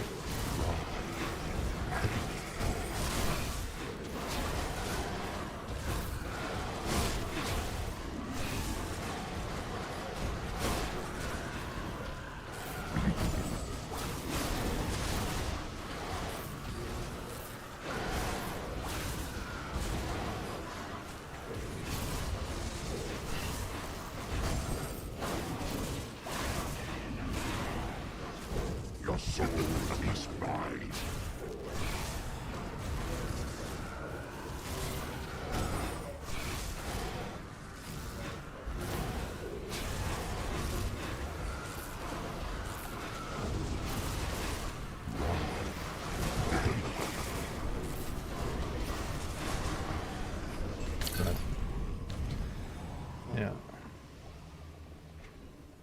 Ravager is a fair fight. Also for this build. Great, it's gonna be a little scuffed for this probably. Since we are melee, more or less, melee constant. But let's try it. I mean, it should be fine. Like, we have the blade spirits helping out. Can just kind of like hit it with spirits only. Actually, it shouldn't be that bad on this build.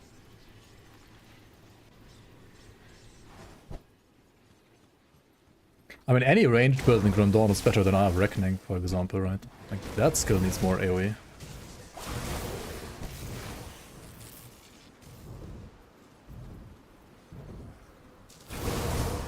Good, you're back.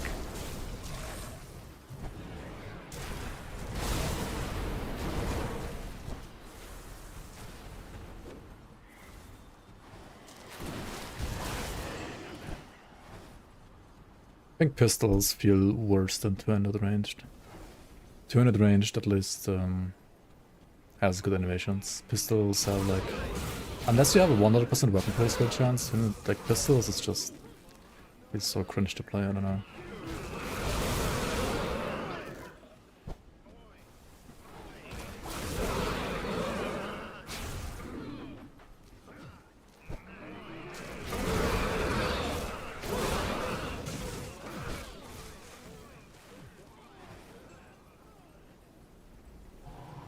Pistols are melee and trench coat, yeah, pretty much.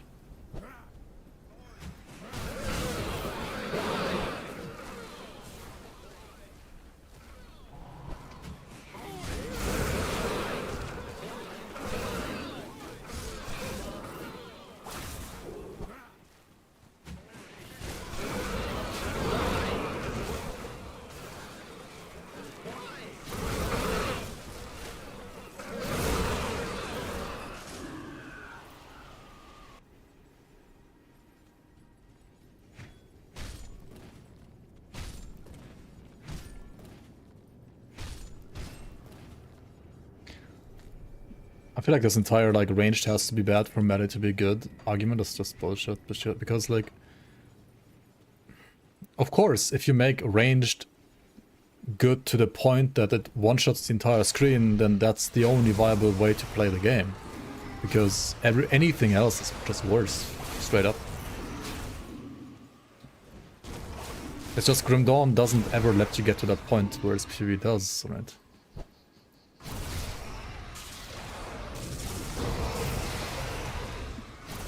So why is another good point then? Because it's a different standard for like what is good and what is bad. Like by PvE standards, anything in Grim Dawn is bad, because nothing can one-shot the entire screen. Right?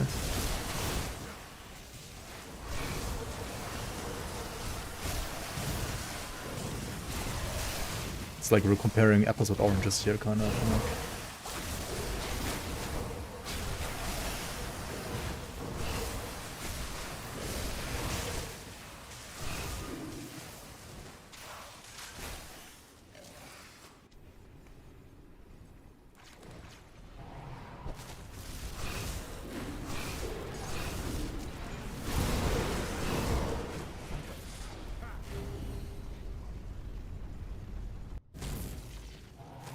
Alright, that's great. We can just back up to... I'm gonna try to suck it a little bit here. If we can't, I'll just use pet attack as much as possible. Getting nerfed here, but it's so far it's still fine. What the fuck? What even killed me? Was it the box like instantly triggering?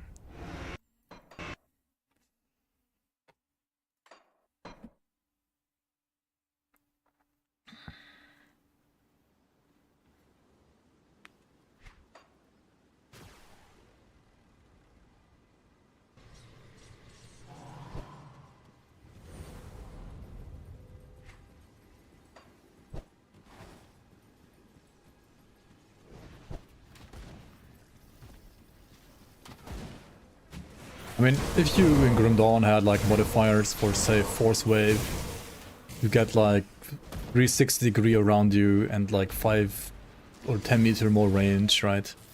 And double the TDM that you have right now. Then you could say, yeah, like Force Wave is the only melee skill that's viable, because normal melee can't compete with that, right? Because it's not ranged. And I feel like that's kind of like how PoE Slam would feel like, right? If you give Force Wave like 360 AoE and 10 meter more range, then it's like a slam build in PoE. But it's not melee.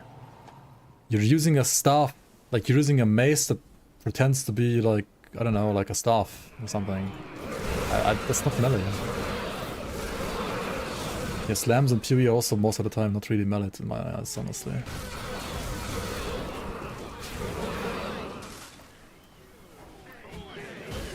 And also, I don't know. Like, yes, it can feel satisfying in a way, that you like slam the entire screen one hit, right? Sure, it can feel satisfying, I get that. But it also gets old really quick in my opinion. And it's like a different build, like a different game, right? Like, as you said, like it's different philosophy. Like, do you want your game to feel like that or not? And Grimdawn does not want to feel like that, and that's fine.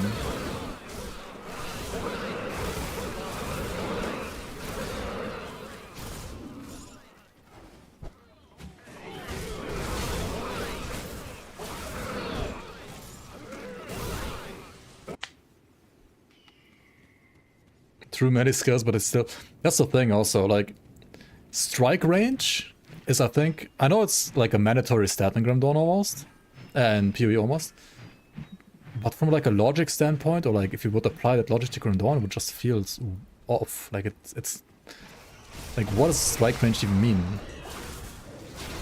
Like anything that doesn't physically hit the enemy with your weapon is, in my opinion, like not melee anymore, right? Because you get like 5 billion strike range in PoE, and then suddenly your weapon, which has like this reach, is hitting an enemy over there. Like, that doesn't make any sense.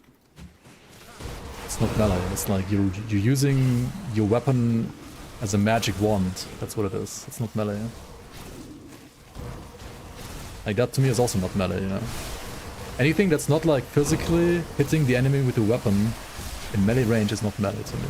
But it's like Grimdawn brain versus PoE brain, I guess. That's just how it is. So like, Grimdawn definition versus PoE definition. And that's why I would say it's kind of hard to compare sometimes, right?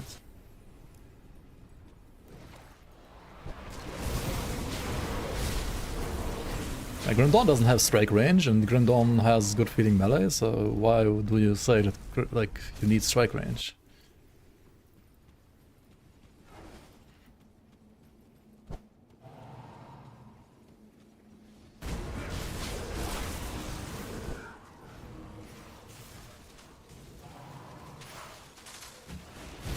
Some skills do. Yeah, imagine if you had like different weapon classes that have like different reach, and then depending on like what skill you're playing, you might want to like use a certain weapon type instead. Like, imagine you have like a system where actually Last Epoch does that to a certain extent, right? Like strike range depending on like what kind of weapon you're using. And if I was to design like an RPG, for example, I would also do it like that. So like, say a polearm has way higher strike range than like a dagger or something like that. So like certain skills are gonna like feel way better with a polearm than like a dagger, or the other way around and so on, right? PoE also has that. Yeah, true actually. Yeah, true. Alright. Great can be done on this, but it's honestly worse than I thought it's gonna be. But it is what it is, it's fine. Okay, enough this Chill Whisper Reaper. It's a good build. It has rank 3 on the list. If you take a look at the SR and Crucible performance, then you can definitely get behind that ranking. It's ridiculous damage, ridiculous leech. For the bosses, I mean, they're not taken into account really for the ranking, I know that. I mean, Ravager was really smooth. Crate was fine, but not the best, but I mean, that's expected from Drain Essence, and the same for Kala. So I mean, for a Drain Essence build, it's like the best it can get. I think this is literally the best Drain Essence build there is. 460k GTPS as well here, high OA for high crits, which is kind of necessary because Hunger and Reach has so much crit damage. I feel like some of these skills have like such ridiculous crit damage that maybe like get tuned down a little bit. Like the crit damage is just so ridiculous. But it is what it is. Good build. Made by Banana Peel, no Fika for you. Links down below. Thanks for watching.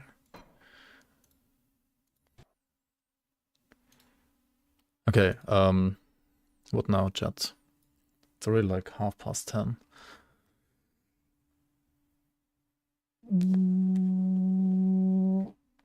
We could check out the new UI, right?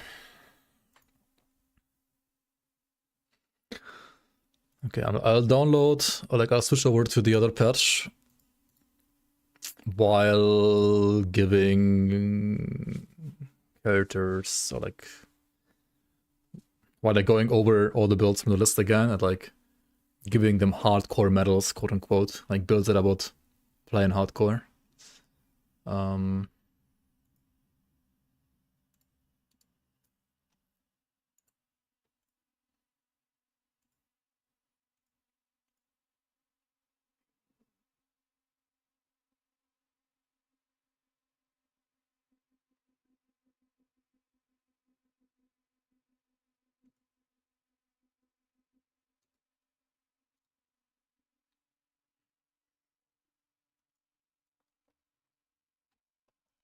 Okay, so Dawnbreaker Water. I think this is a no.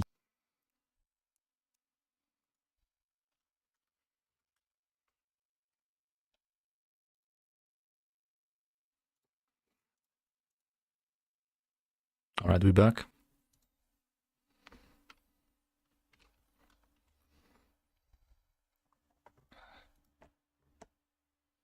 Wait, no, it's fucking DCing again, right?